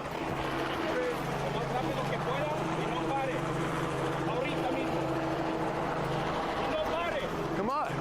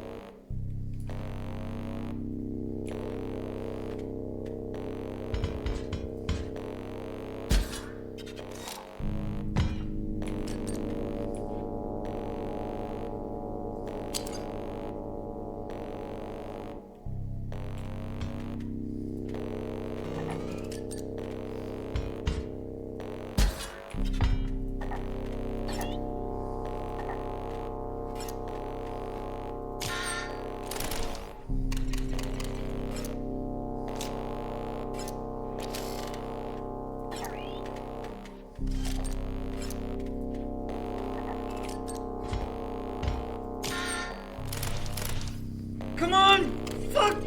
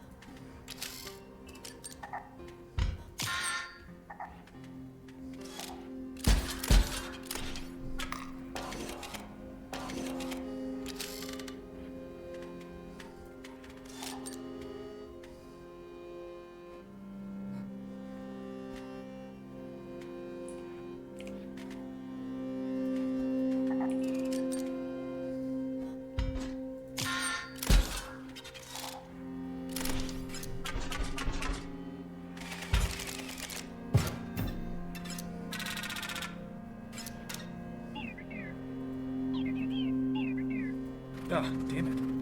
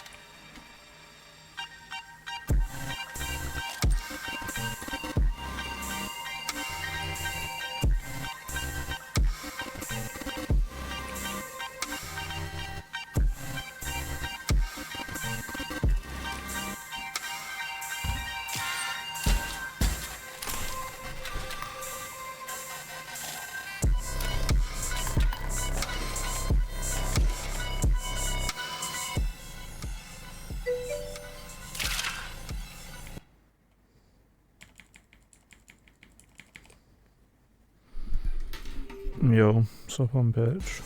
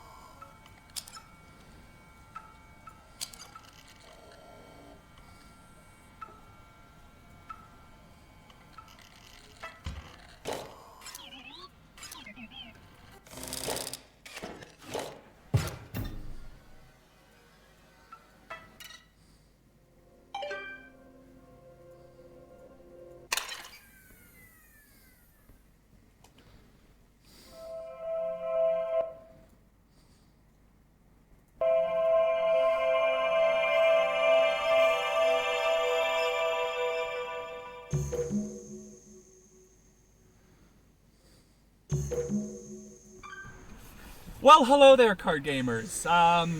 Looks like my garage sale hunting days have finally paid off. Yeah. Yeah, baby. What do you guys see this? You know what that is? You know what that is? Vintage packs of Inscription. 4 of them. I don't know if the woman knew what these are worth. I mean, I felt a little bad buying them off of her. But I mean, she's probably doing okay living in this part of town. I mean, it's like, it's a nice part of town, you know? And she would have thrown them away if I hadn't come by. Right? Right. Okay. Big pack opening video incoming! Woo-hoo-hoo-hoo! Time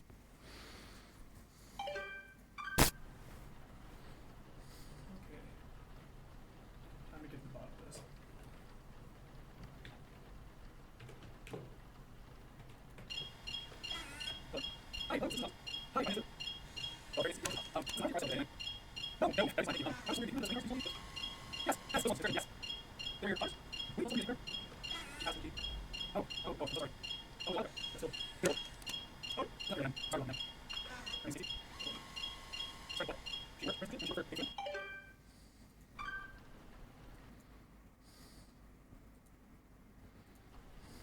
Ma'am, would it be possible?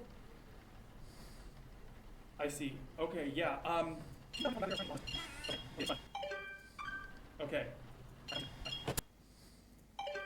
These articles mention death or injury. Related complications. Fuck. She was working late at the facility performing quality assurance on behalf of her employer, Game Fuma.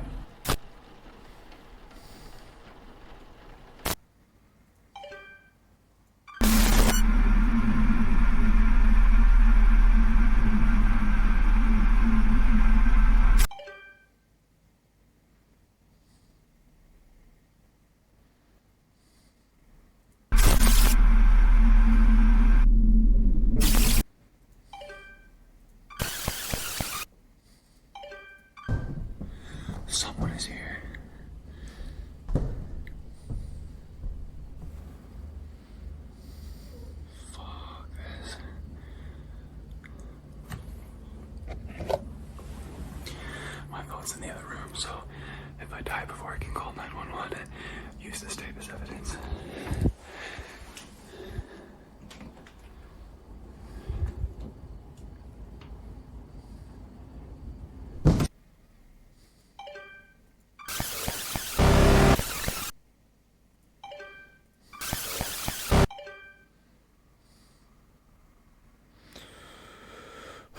Mycologist.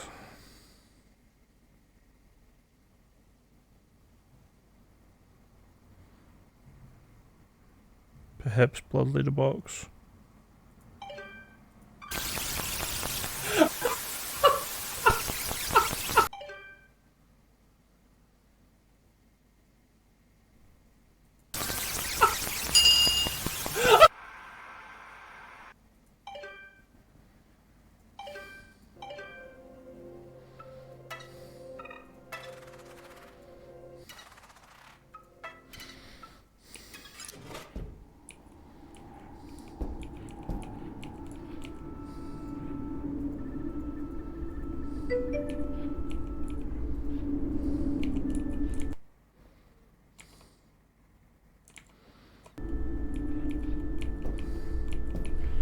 Yeah, the game is weird.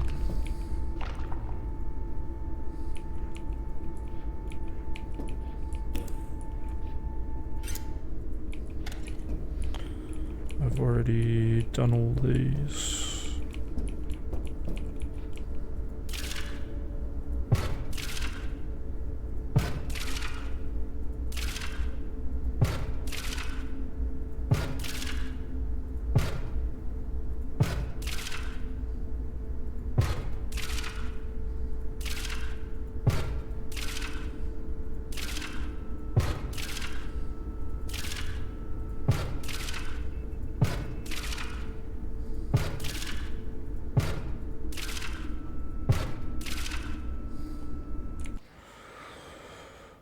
What is going on there?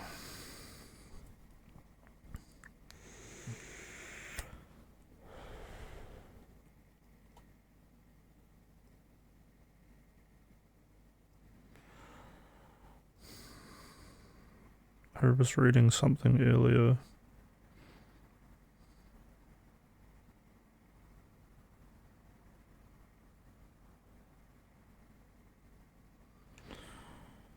You need to earn the mycologist's key in Act 2.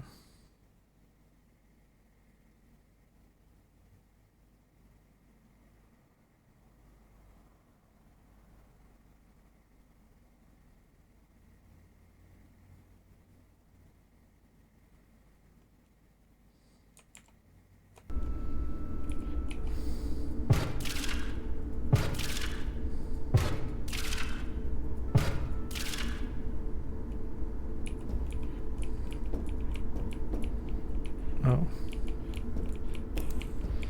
Yeah, maybe I could have like screen capped and zoomed in on that note. But totally didn't. Apparently I didn't get this key from Act 2.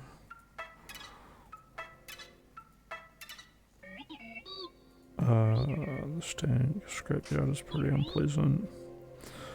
So I just fought the beast area, and then this will be the undead area.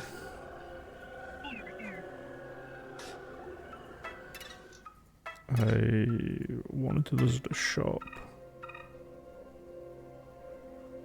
I was at the fishy area.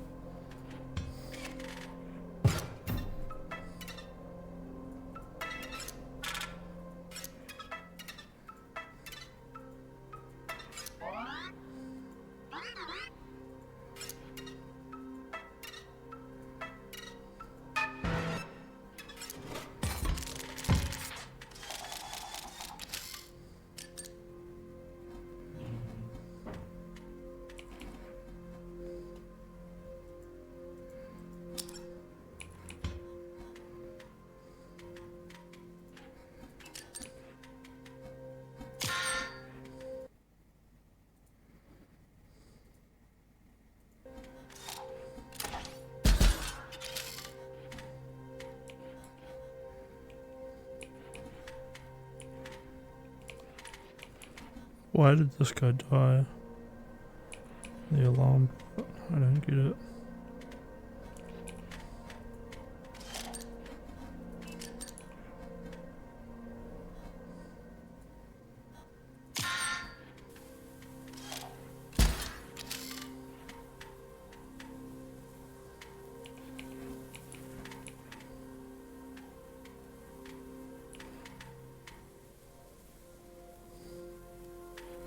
Oh, because my little dudes have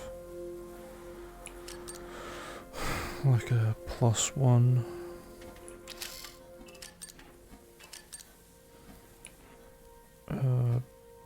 backlash on anyone who hits them. That's my new bonus.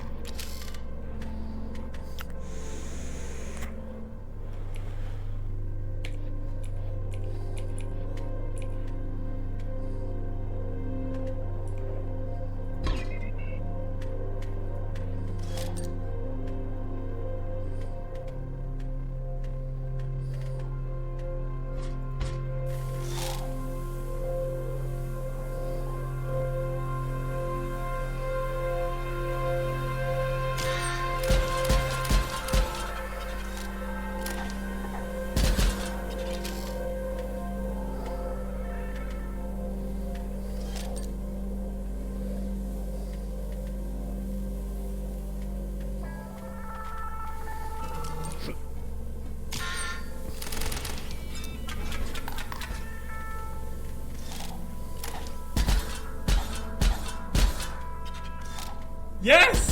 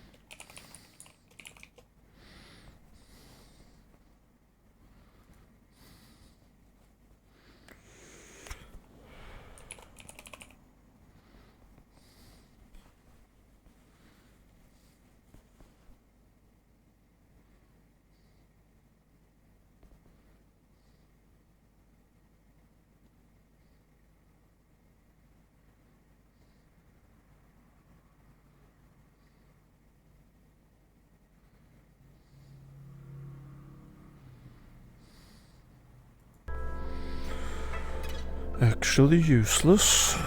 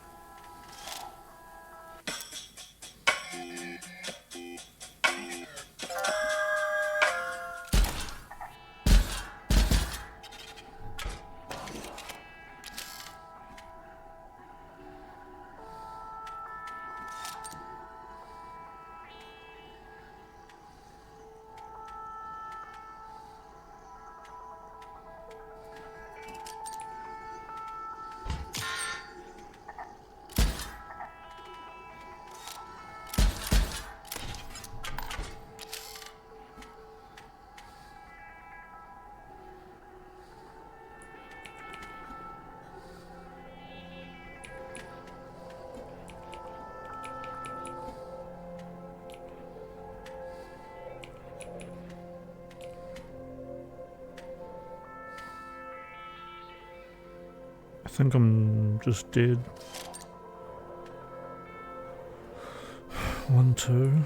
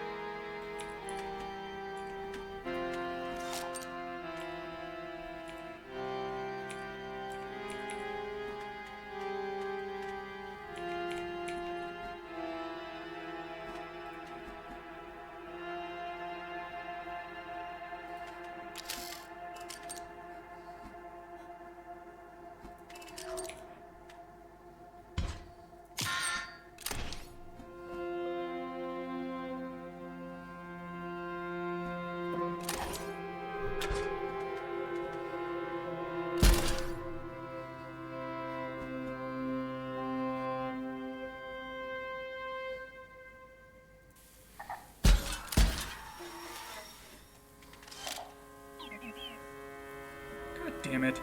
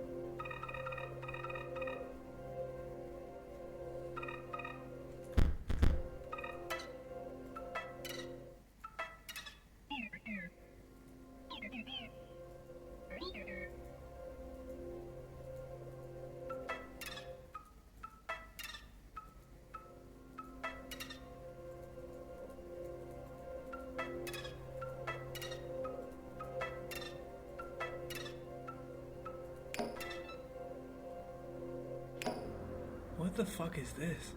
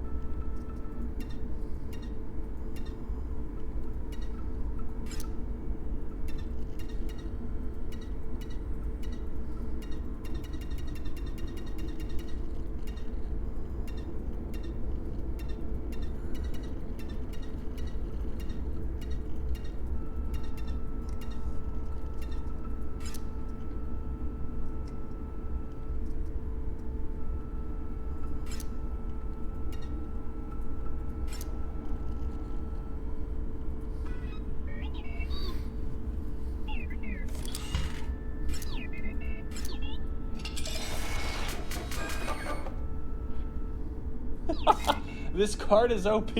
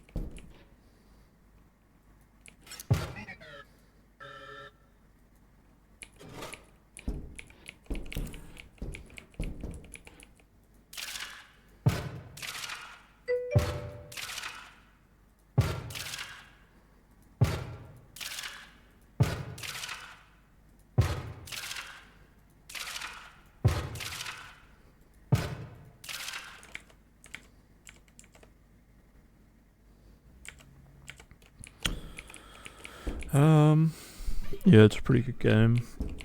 The beginning is like a lot different, and it's like it eases you into it really nicely. With lots of like flavor. There's probably less flavor now. But you go through like this board game kind of thing, which emulates what we're doing right now, or this emulates the beginning of the game. In Act 1. And then Act 2 is like quite different. Where it's more like a deck builder, and then this is like a little bit halfway between, where I get to like remove cards from my deck and stuff. But in Act 2, I would go in and I'd use this thing here, which I can't use, but I would use it to like reshuffle all these different cards I have. Apparently I have 30 cards at the moment though, which is a lot. And then you had to like build the best decks to like beat all the bosses, so that required a bit more thinking. And then the escape room stuff, where you're like walking around in the room, is kind of cool too. Go down to the dredging room and see what's going on. I thought the dredging room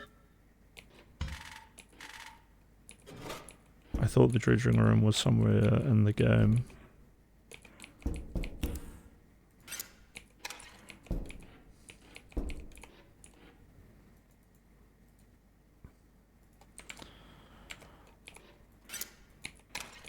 But yeah, I guess I'm kind of spoiling it for you at the moment, but it's a pretty fun game, pretty worth it. If you want me to keep streaming, you should donate $1,000. Nah, I think I might be able to get medicated like soon enough. I found out that I just like need to get my doctor to fill out like a disability form, and then now that I'm like diagnosed, I can like let them know. So I still had to pay a bunch of money to get diagnosed, which I guess was gatekeeping me earlier, but hopefully I'm not like fully gatekept anymore, which means I probably won't need, you know, thousands of dollars from the viewers. I am fucking hungry though. Hello. I mean to like fix a camera.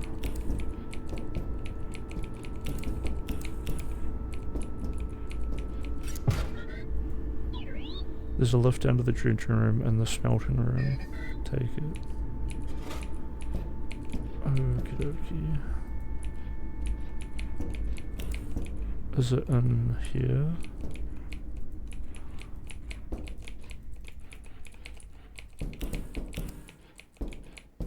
I feel like it's...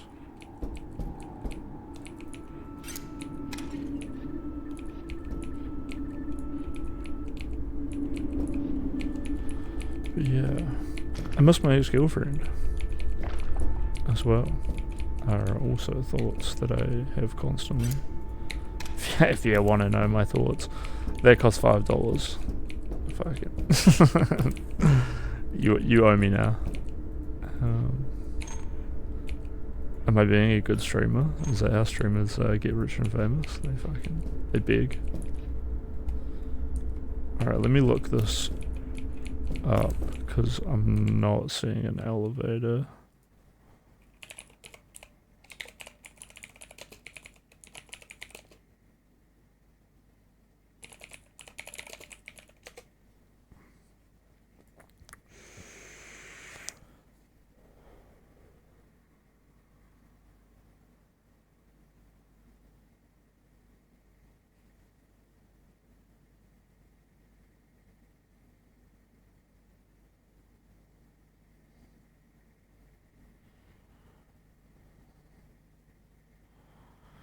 Wasn't waiting long enough in front of the waiting for network terminal. Oh, I thought this actually required me to have internet.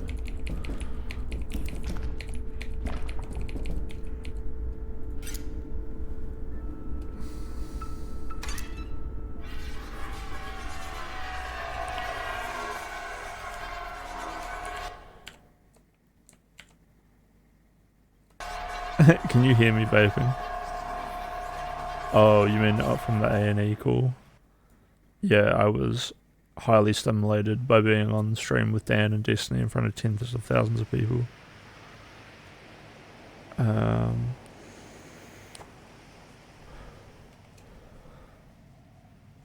Looks much more involved than the first game. What do you mean the first game? Oh shit. You mean the first act? Hold on, let me recalibrate the way I've got my stuff set up so I can see chat. The root word for despair in modern English equivalent is speed. That is interesting. To lose hope, be without hope. Mid-14th century Desperian from Old French despair. That sounded more German. I don't know French. Stressed stem of despair, be dismayed, lose hope, despair from Latin despair to despair, to lose all hope. Yeah, it is more involved than the first act was awesome though. I almost got through it last night, but didn't want to play for more than a few hours, but I must have played for a lot of hours tonight. 8-hour stream? Holy shit. We are able to temporarily put our differences aside for the greater good. Yes.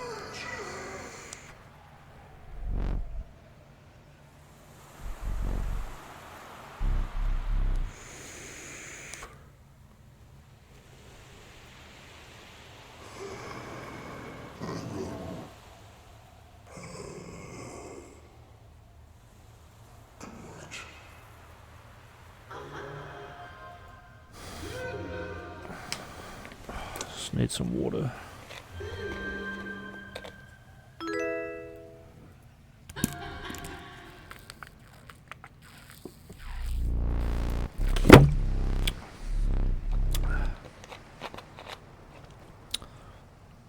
The first act had some like very cool like I loved the way the characters like slowly revealed themselves from being like animals. Hey Sophia Paul. It's okay, dude. I think this is day one of so Friday. Is this day one? I mean, I'm fasting until Tuesday 7 o'clock, I think.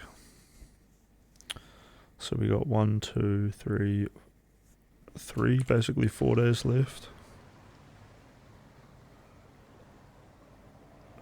Yeah, I'm pretty glad I like found this game, because otherwise I'd just be playing Factorio or like whatever. Yeah, food fasting. I just don't have food. Although I have some cans of spaghetti and some oats, and I'm feeling more like motivated the past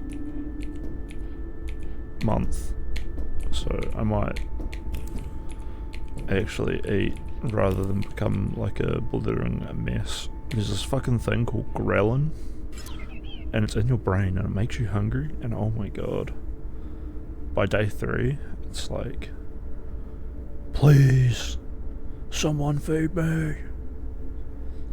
Yeah, it's not deliberate, it's just I only had money for like 2 meals this week, and I ate them on Tuesday, Wednesday,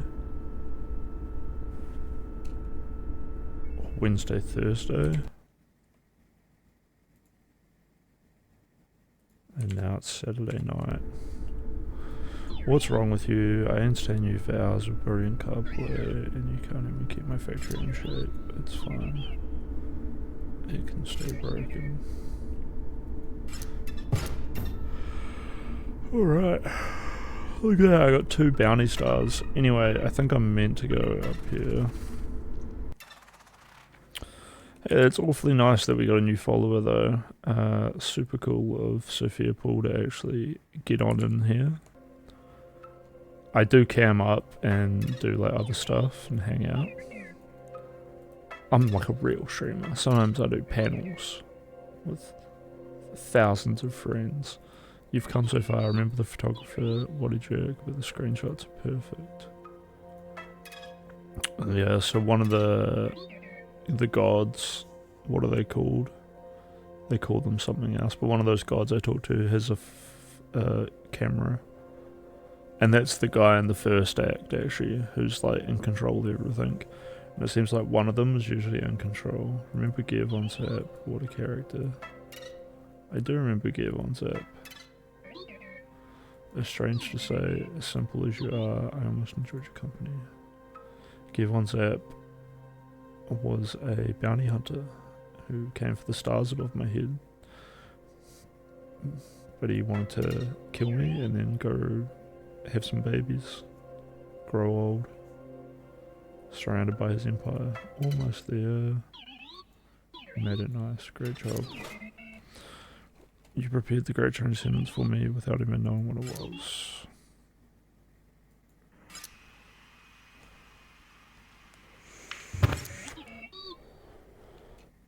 Oh my god, that's the main character. I've been waiting for this game to turn on my webcam, but it's just not doing it. This game is so different. Yeah, Activus. Oh, that's the dude I made. You gave me access to your hard drive, you took screenshots for the store page. I don't think I did. To the internet to upload it all. Holy shit.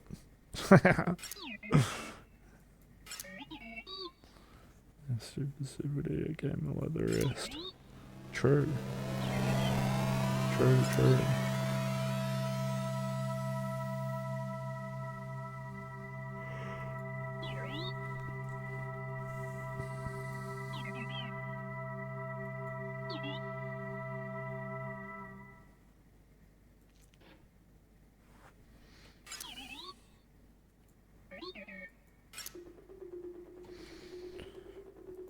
Bzz, bzz. Oh. Break his neck.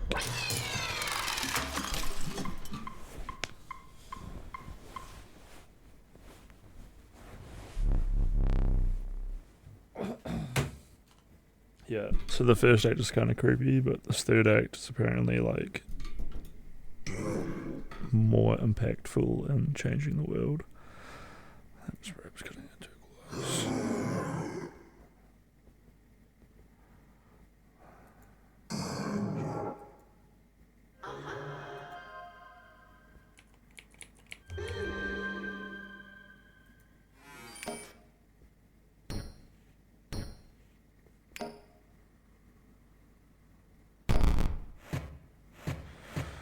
Deleting my floppy disks.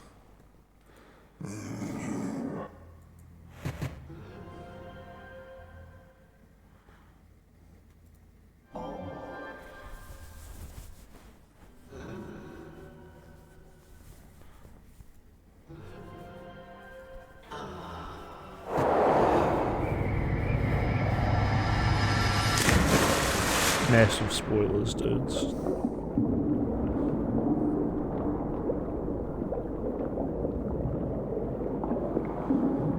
Just makes me want to rip my monitor off its hinges.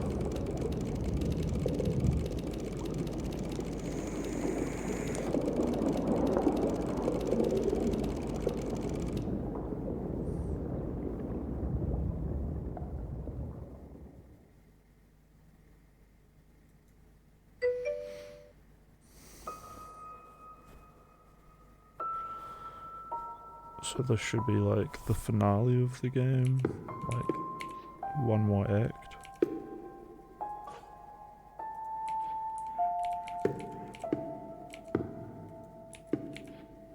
So Luke Garden is the character that we're playing as.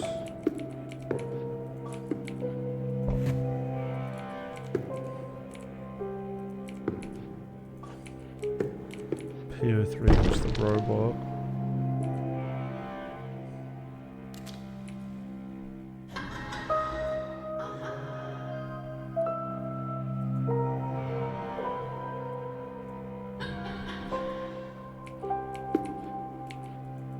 Those actually did disappear.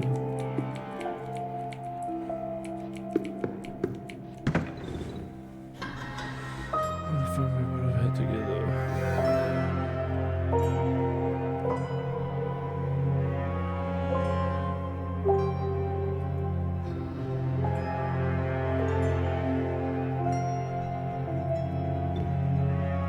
Deleting disk contents.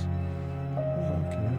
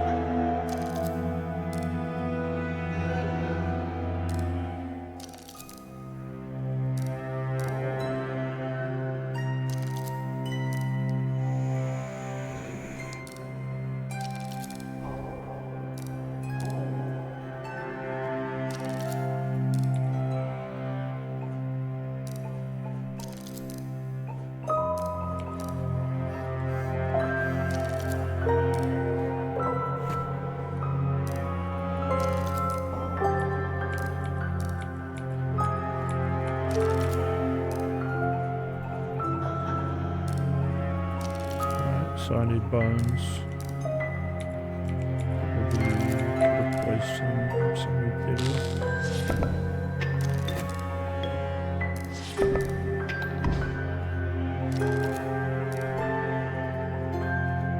Let's get another skeleton.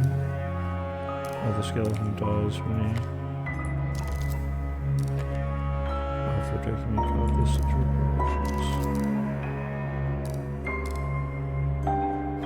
Okay, how many bones do I have?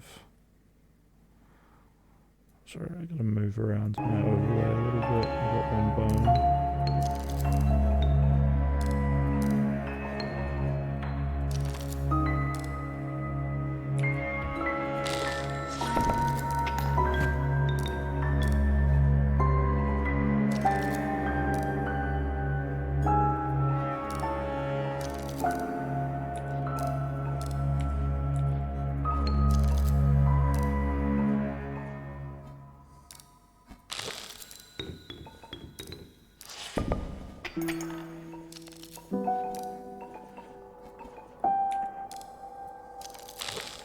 He's gonna attack, but then he's gonna die.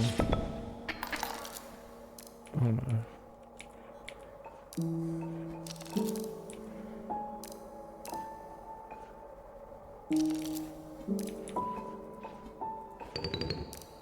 Okay, we're good.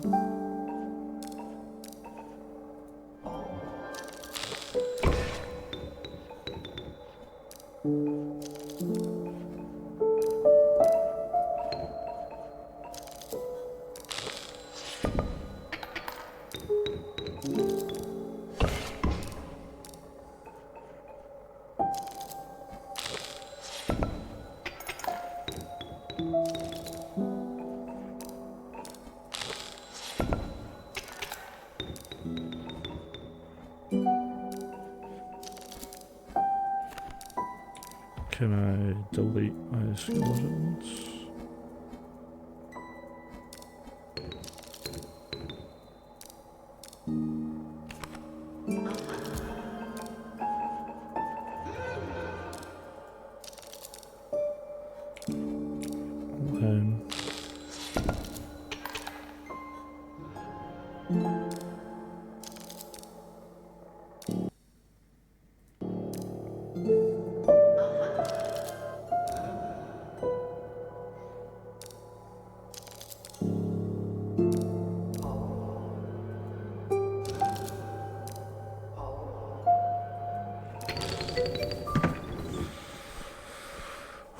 Won't get this, my files, dude. Nice, I wish I could get high soon enough. I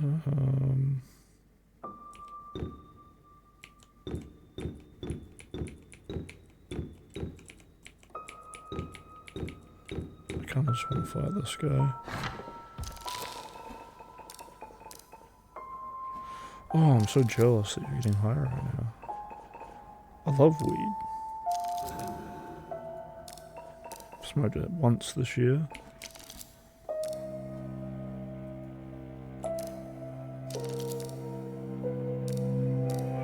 Oh yeah, but give me some food, give me some weed.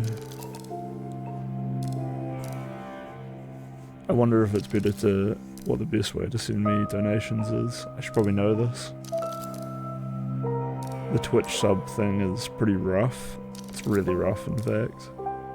It's a fucking shame that they get half the money.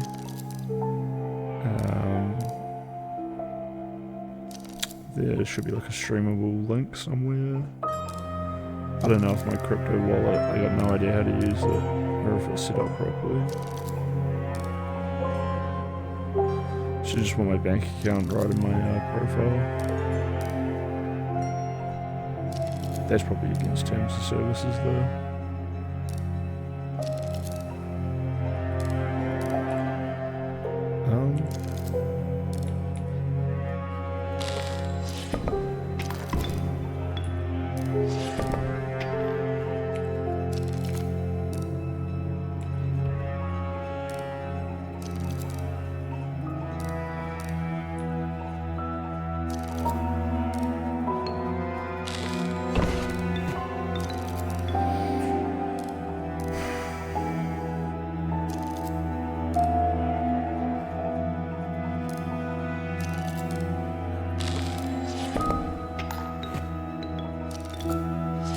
replace that aluminum bone and undo what that skeleton does.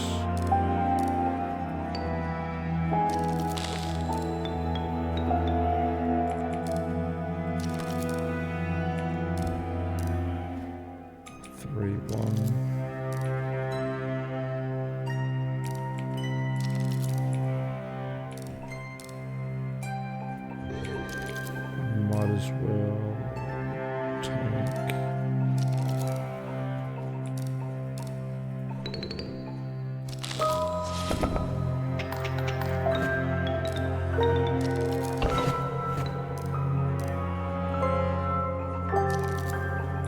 Yeah, that dude's just brutal.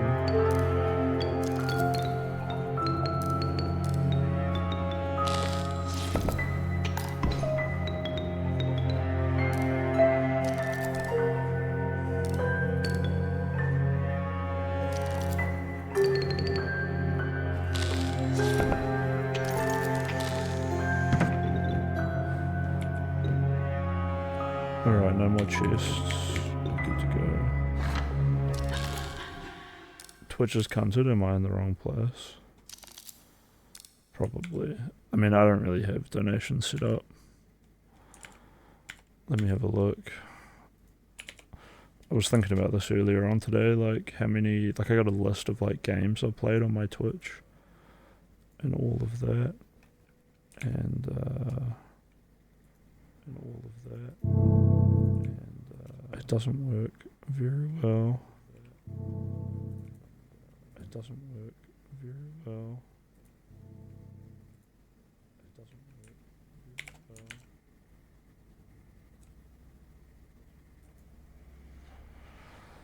well. Alright, turn that down. Man, is my audio scuffed? Everything is just so difficult in life. Nah, life is actually very easy, and we're very lucky. Oh, what's Dunkel Slam Plan? I love this guy. Have you seen this game patch? It's called Noita. I'll play around when I'm done with you would see him then move in a way that I guess he expected him to move after he saw what they were capable of. When I'm done with the game that I'm playing, I'll play some Noita. Alright, what do we got going on?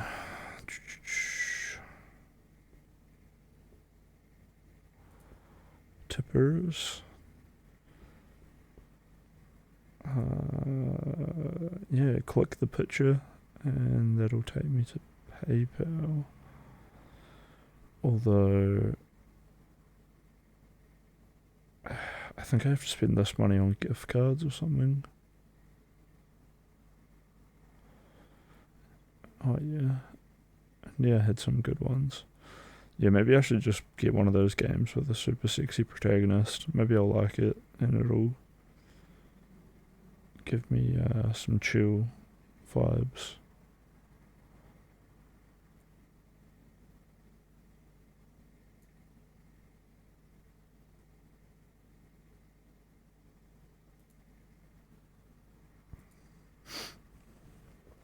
The kick stream is probably... No, you probably can't even sub or donate to the kick, to be honest.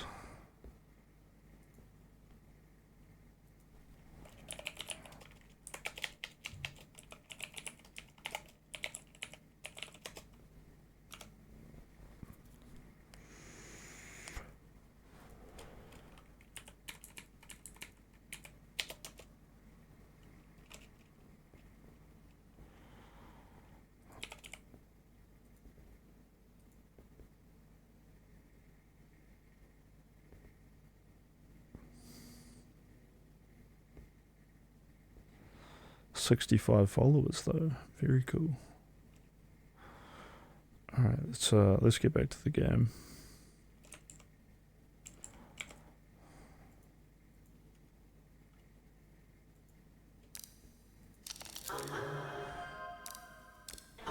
We gotta focus to get the win.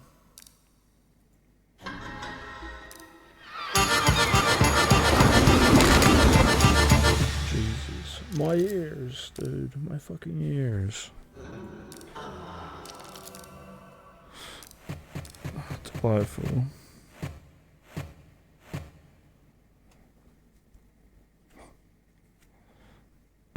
What is this? Jump scare? Oh. My abandonment issues, they're flaring up.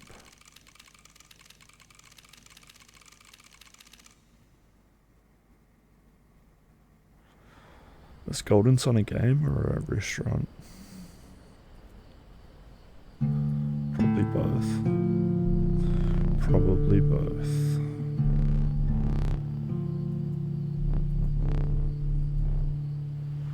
Lishy, let's go.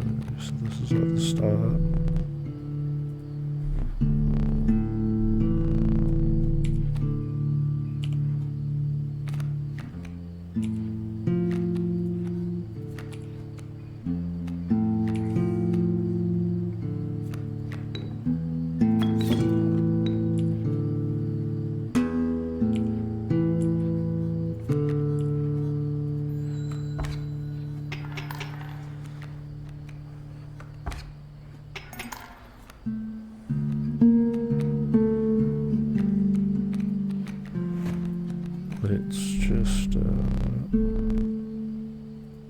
Striking. I thought we'd a bit more time. I'm just gonna drop the Ouroboros and win the game.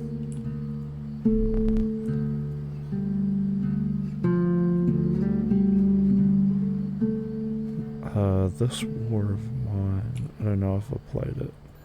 I played the Frostpunk 2 demo. It was pretty good.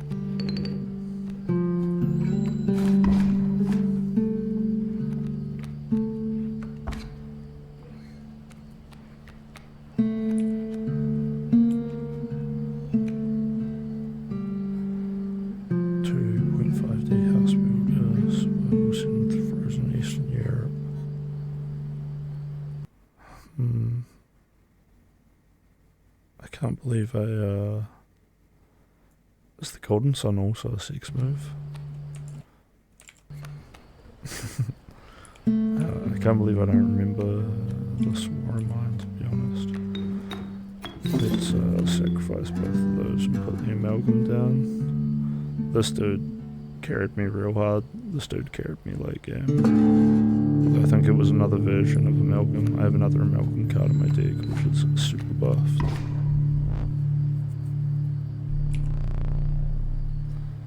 Bested another one of my creatures, but I've come to expect as much. Hey, he's pretty chill at the moment.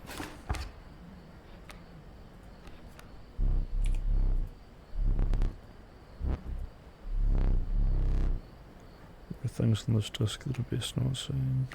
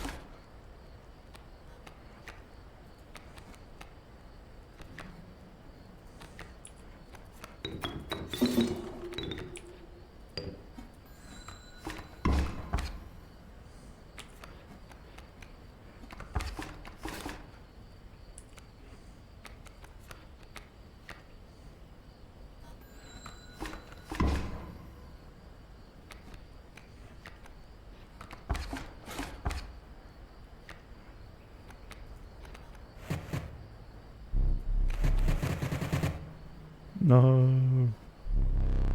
I think it is time. Goodbye. Good game. GG, Lishy.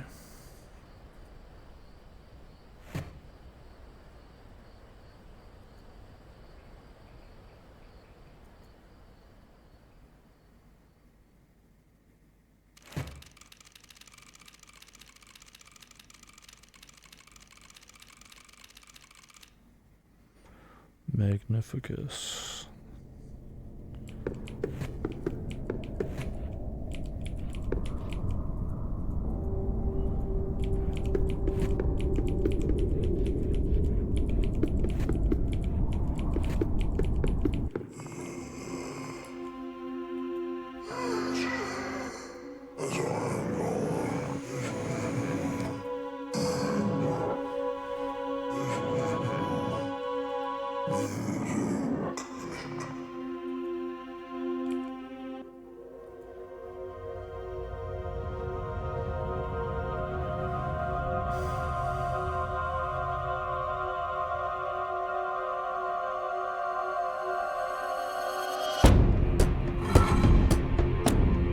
Oh, it's time.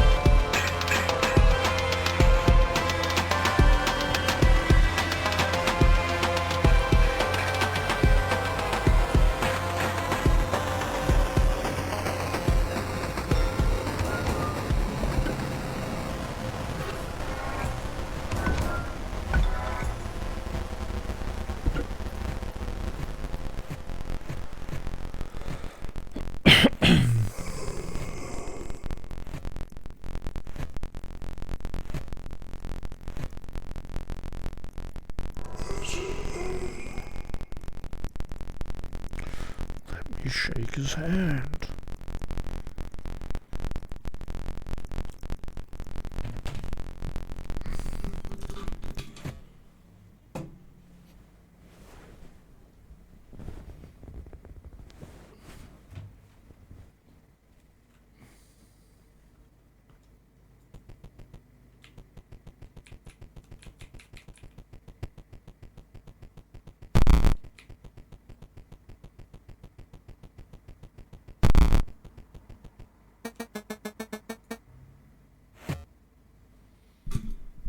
That's the wood carving lady.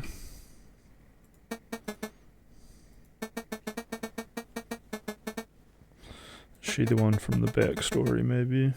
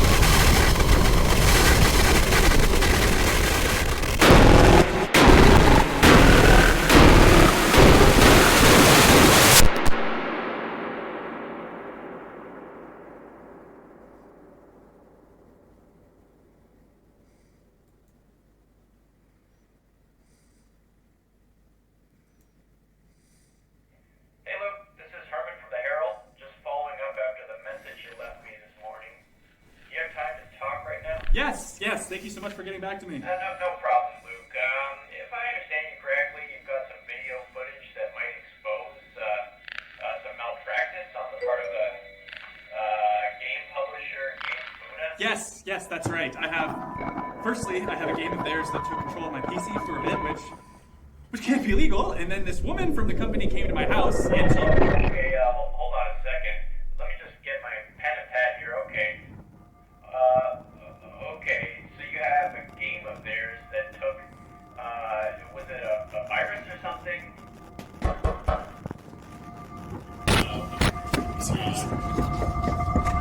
I told you!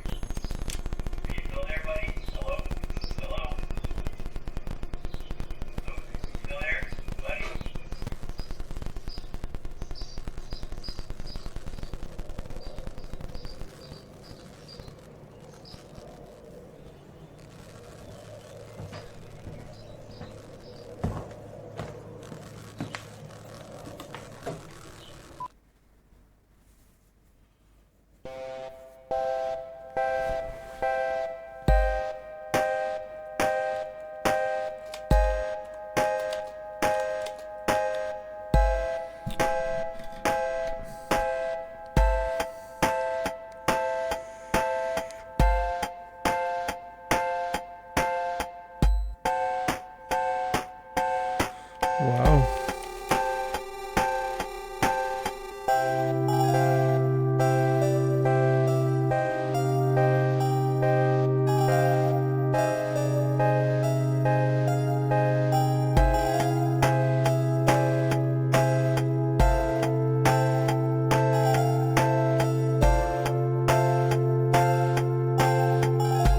Man, big time.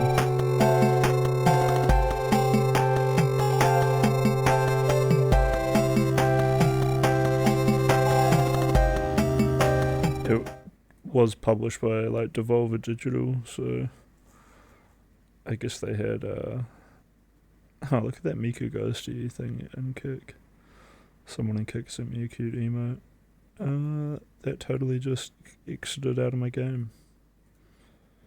Apparently there's a mod called Casey's Mod that everyone plays, which gives you like an endless mode. Let's see what happens if I start the game back up.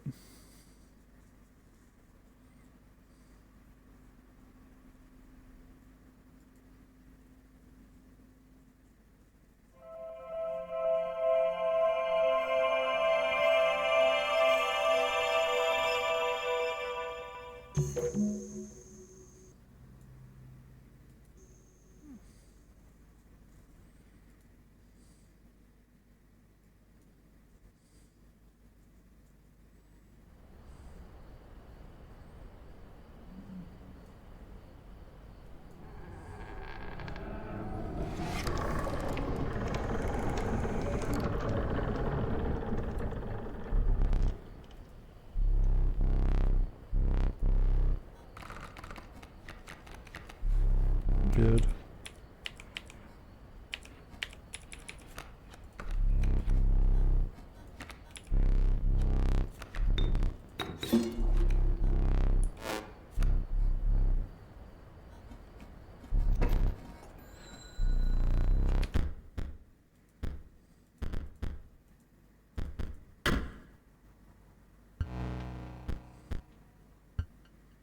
Oh, look, it goes straight into Casey's mod.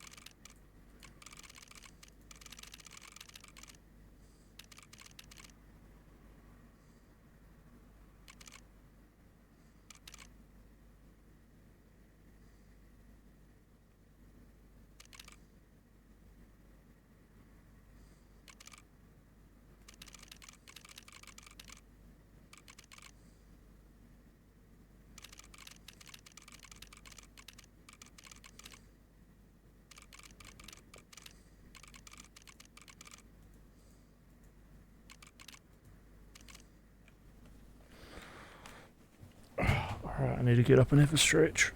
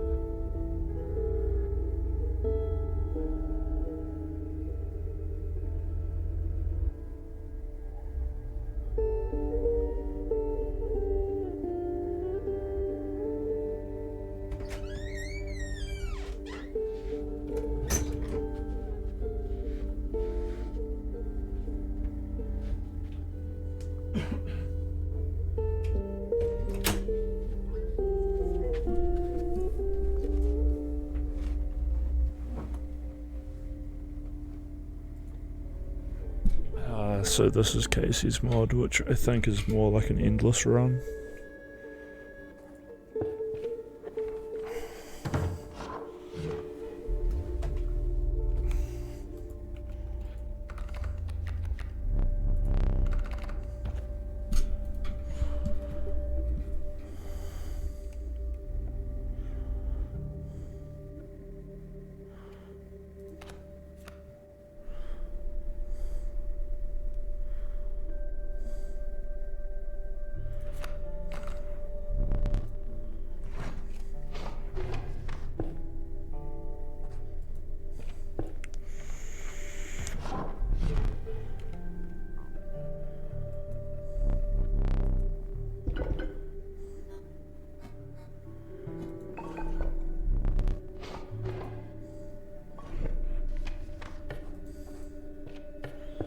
So the totem gives all my animals of that type a thing. I just had a stretch, dude. I got tight hamstrings. I don't think overstretching them is like the way to go though, so just a little stretch.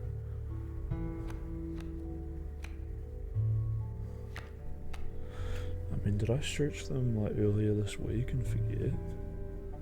And is that why they're stiff at the moment? I don't know.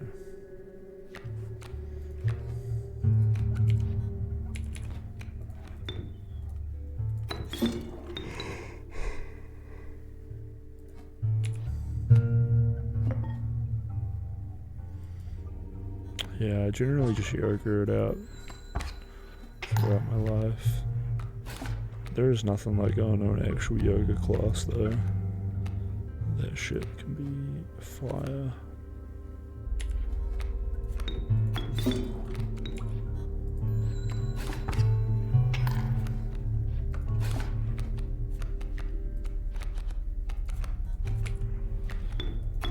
Ringworm is basically just a squirrel, right? But I can use it at the campfires to kill the people who are there.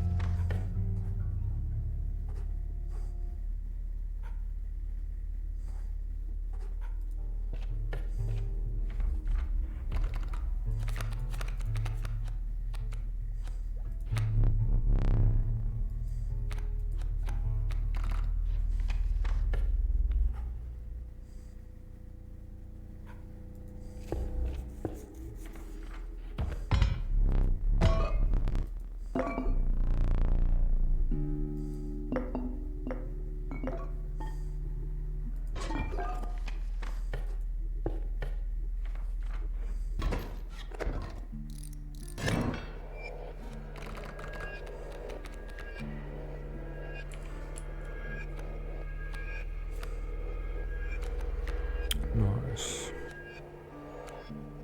It's pretty good through the YouTube as well, because like then you just get to like shut your mind off and not have to like think about, okay, what do I do next, or like whatever. Or, like teach yourself like a full routine, which might automate the decision making later on, but in the meantime you gotta put the effort into learning that routine. Anyway, what have I got?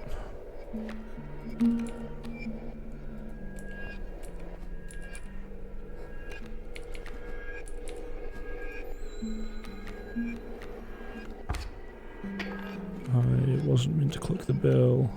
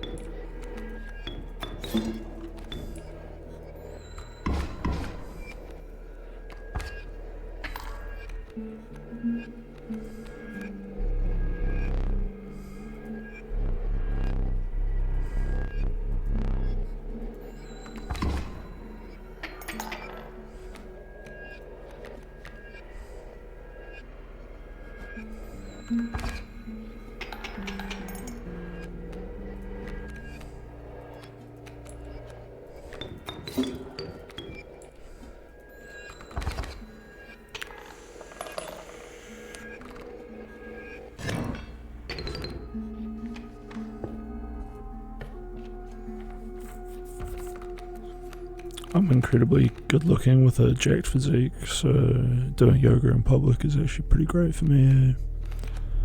Hell yeah, grizzly bear. Let's get the other part of our totem.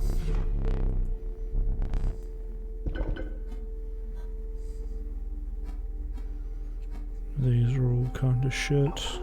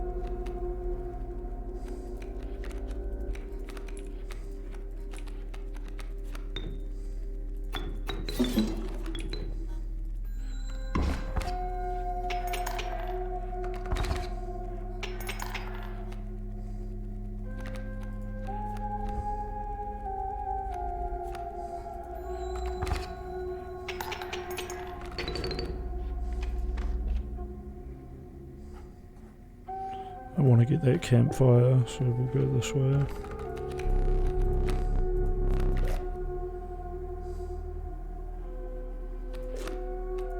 The turtle's kind of useful because my totem is making my beasts fly over things, so getting a lizard would be good. Self-actualize. True. Alright, we got these hungry survivors.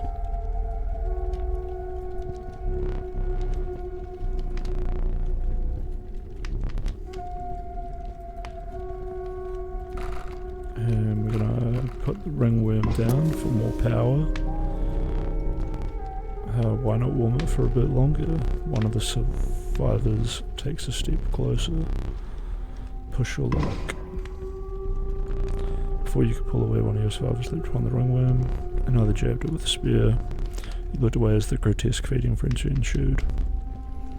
Blood and bones flew left and right as you retreated from the scene. That's fine, I get rid of that terrible card, and those dudes will be gone next time I come. You came to the old woodcarver who fixed his intense gaze upon you. After an over the moment of silence, she offered you her carvings. Okay, so I can change this to bug, shuffle, or birds.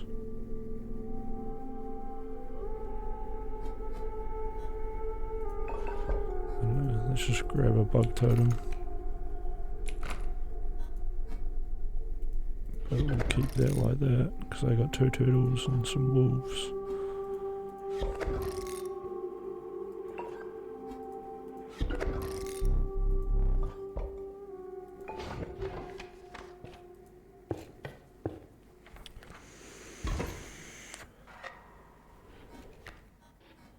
Looks like I actually get a boss fight.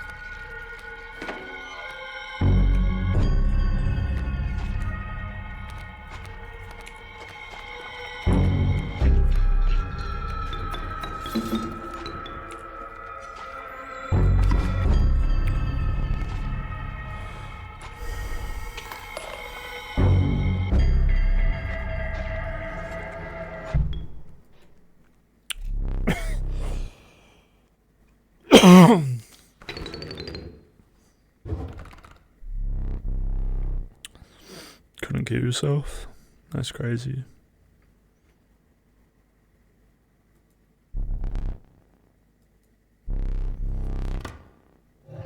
Me too, bro. Me too. The Douse. What is the Douse?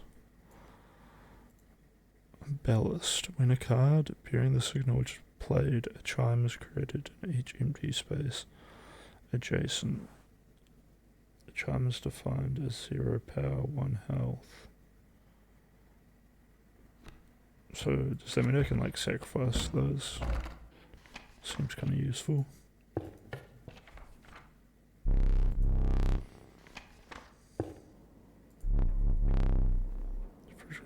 Valid, unwelcome in your lungs. Chill in your bones. You are descended to the snow line.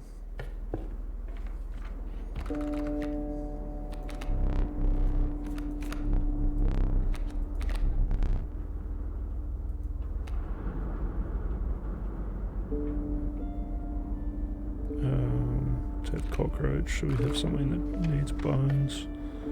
And I should really go to the fireplace. Hopefully I can chuck the beer on here.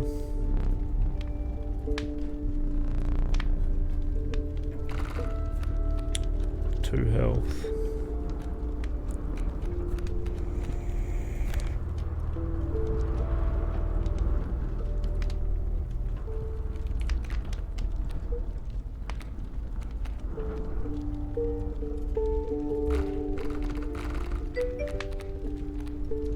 I think, yeah, probably the wolf.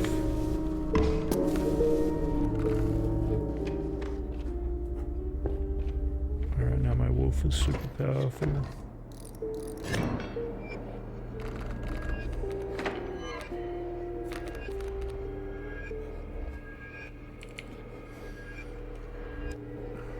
How can them all? Good night, bro. Good night, Mr. Patch.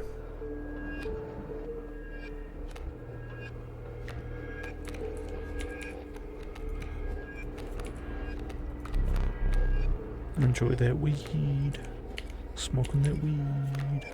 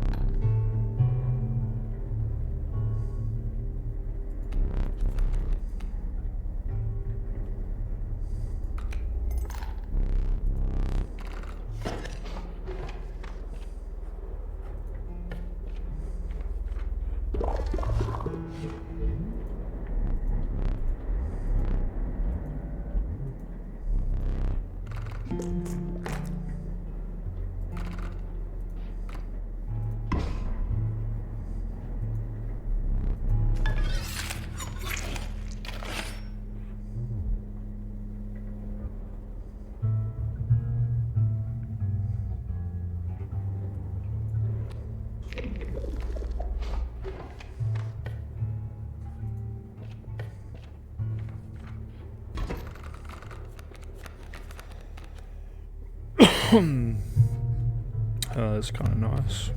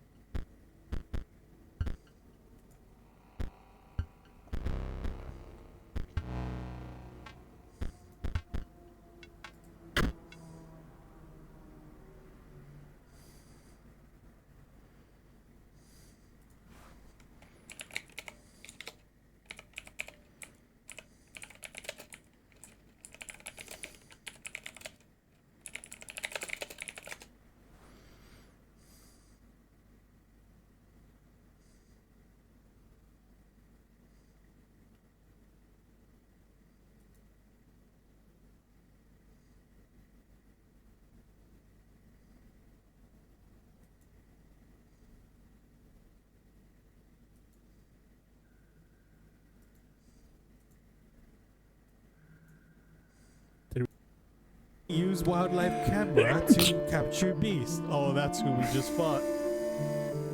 PO3 used the particle scanner to copy the CPUs of robots. Oh my goodness, there's 3 more guys we have to defeat. And the Magnificus used his brush to paint his wizard's pupils. With the current period, the scribes had to solidify their power. Until one day, a challenger arrived to place one of the scribes.